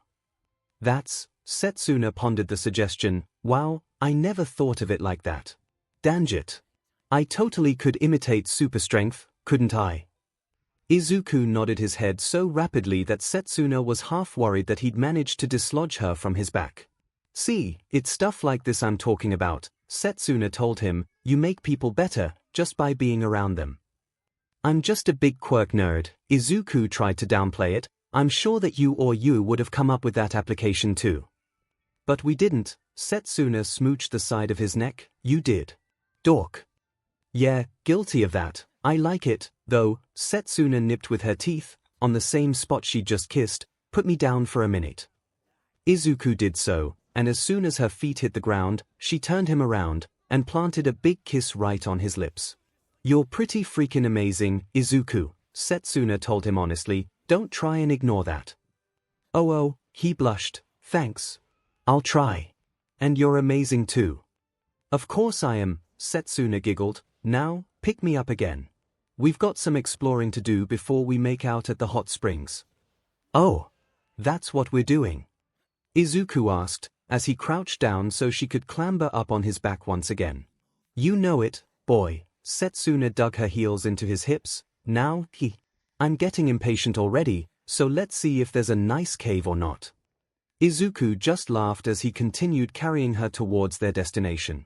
3 months, 3 weeks, and 6 days since arriving Yusu, Mina dragged the word out well past its breaking point. How was it? Yui wasn't quite sure what she meant. The pair of women had been sent off to gather firewood, since the weather, though cold, had been drier lately. It wasn't Yui's favorite task by any means, but she didn't mind it too much, and she thought that Mina was pretty good company. She enjoyed the contrast between her own somewhat quiet tendencies and Mina's more outgoing nature. It was obvious why Mina and Setsuna were a good match for each other. Both women tended to constantly produce a steady stream of conversation, which took the obligation to talk a lot out of Yui's hands entirely. When you and Midori, Mina knocked her hands together in a quick gesture. You know. Oh, you sought clarification, just in case, when we fed. Yeah, that. It was good. And Yui thought about it for a moment. I would have liked if he was a bit rougher. But it was still nice. Come on, girl. Mina didn't beg, but she came pretty close to it. Spill. I didn't think you'd be shy about the deets. I'm not shy, Yui argued. What did you want to know? Well, I'm thinking of having my time with Midori pretty soon, Mina explained.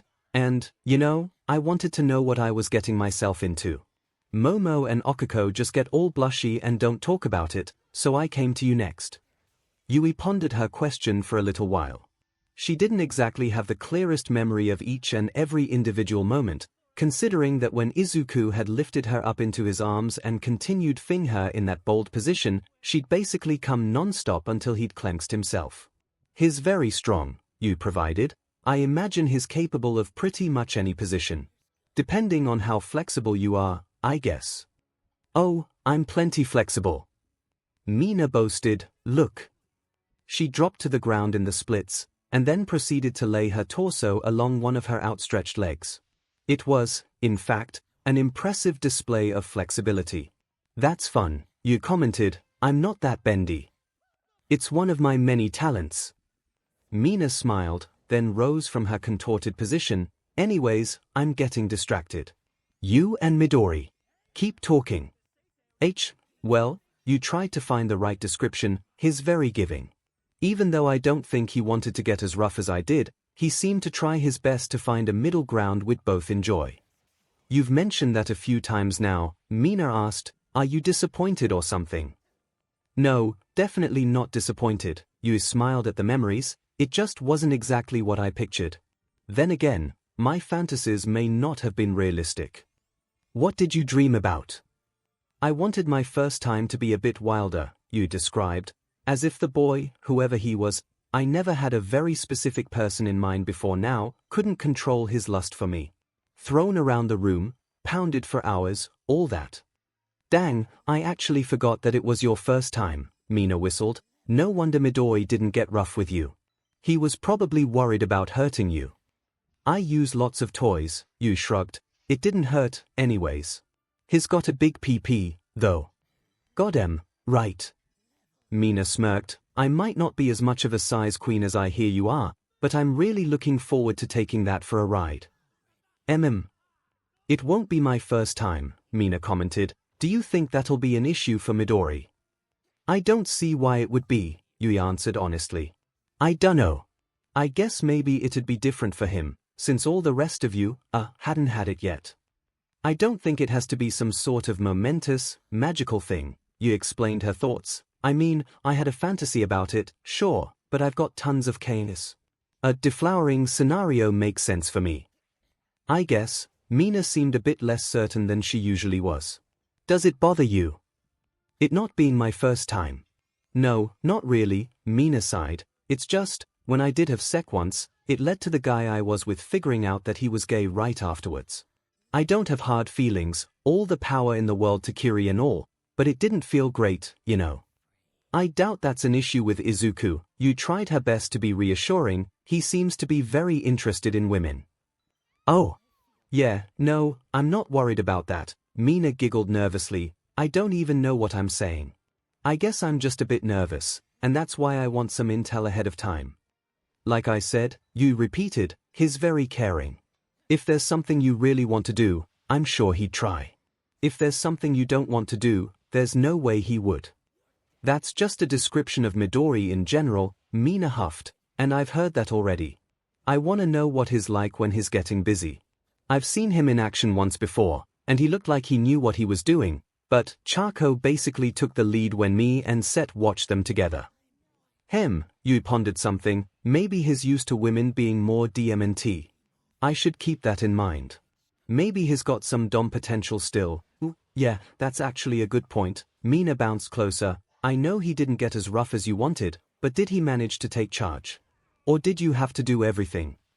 Well, it turns out I like to give commands, even when I'm not in charge, Yui hummed, so I don't know. He made me literally beg for his PP, if that helps you. Oh, DMN. Mina turned a purplish color. Yeah, phew, that totally does. What about, like, physically taking charge? Even if he wasn't all super DMT or anything. Absolutely, Yui confirmed. During our first round, he picked me up and fed me in midair. Whoa, Mina breathed out. Okay, yeah, I think I might have been worrying about nothing. Wait, first round. He's got very good stamina, too. Yui reminisced about the second round, which had been slower and softer than the first, but almost as enjoyable, before Mina continued to express herself. Goddamn, I guess I've been missing out. The pink woman kicked at the ground bashfully, and clearly needed a final bit of reassurance. It was fun, you couldn't figure out any other way to put it. I'm looking forward to doing it with him again. I guess it's just something I'll have to do to find out. Mina seemed to be in higher spirits again. Thanks. I'm glad I can talk about this with someone. Me too. You can always talk with me about sex, I don't mind. Yui extended the offer easily. As far as she saw things, it was an interesting topic. Why wouldn't people want to talk about it? I'll remember that. 4 months since arriving Ibara, it had been an exhausting few days, especially for Ibara, but the group of students was now on the verge of discovering whether or not they'd located their new home for the coming months. The giant stone that blocked the entrance of what they hoped would be a suitable cave now tilted precariously to one side, after they'd piled lumber underneath its other corner to lift it into the air. Ibara herself had been responsible for much of the LBR, as her quirks certainly came in handy, both with shoving the stone back and forth, and with inserting wooden planks underneath. There had been a couple of times when they'd miscalculated, and Ibara had lost part of her vines, but it was much better for her to receive such a minor setback when compared to the possibility of one of the others losing a limb. Now that it was the final test, all 7 students had gathered to the far side of the stone, as the other 6 waited to see what would be revealed once it was pushed aside. Ibara rubbed her hands together as if this was necessary for her to prepare, as she anticipated the strain of trying to move a several-ton boulder. Such a task would have been outright impossible were it not for the engineering techniques that Momo had employed, and Ibara was once again grateful for her friend's brilliant mind.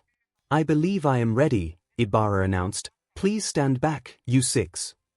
You can do it." Okiko cheered. "You've got this, Baba."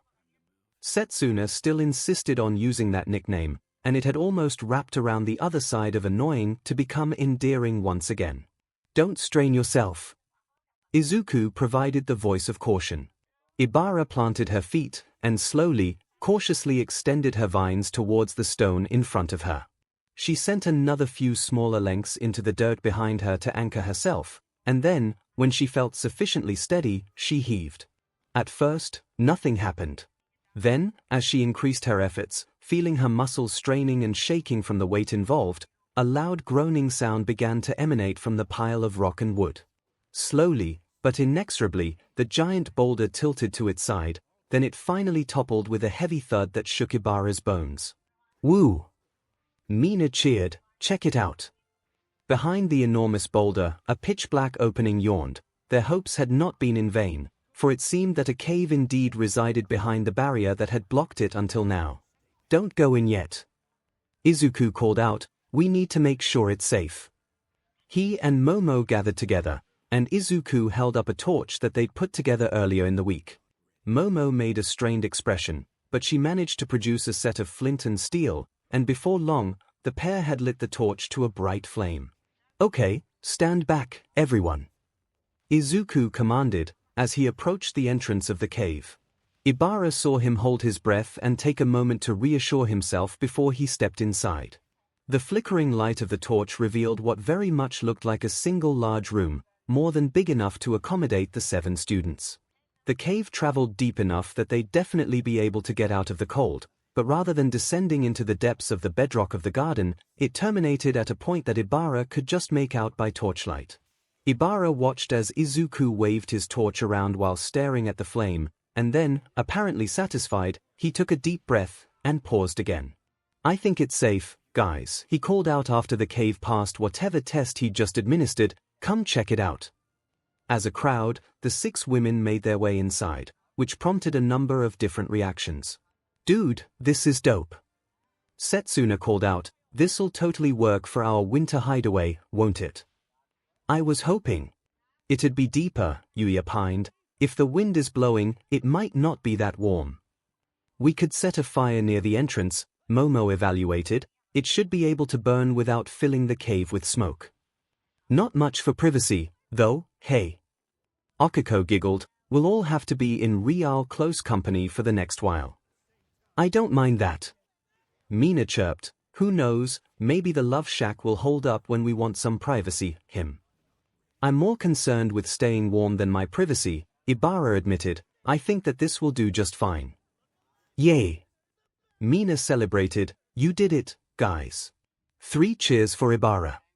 "That's not necessary," Ibara protested, but Mina's enthusiasm was infectious. "Hooray, Baba." Setsuna clasped her in an embrace. "You did it." "Indeed." Momo nodded. "We would have been out of luck, were it not for your strength. You managed what I couldn't." Izuku approached to join in embracing her. "You're so strong." "Group hug," Mina cried out, then a pink missile latched on to Ibara's midsection. "You all?" Ibara felt an emotion rising in her chest. "You're all too kind."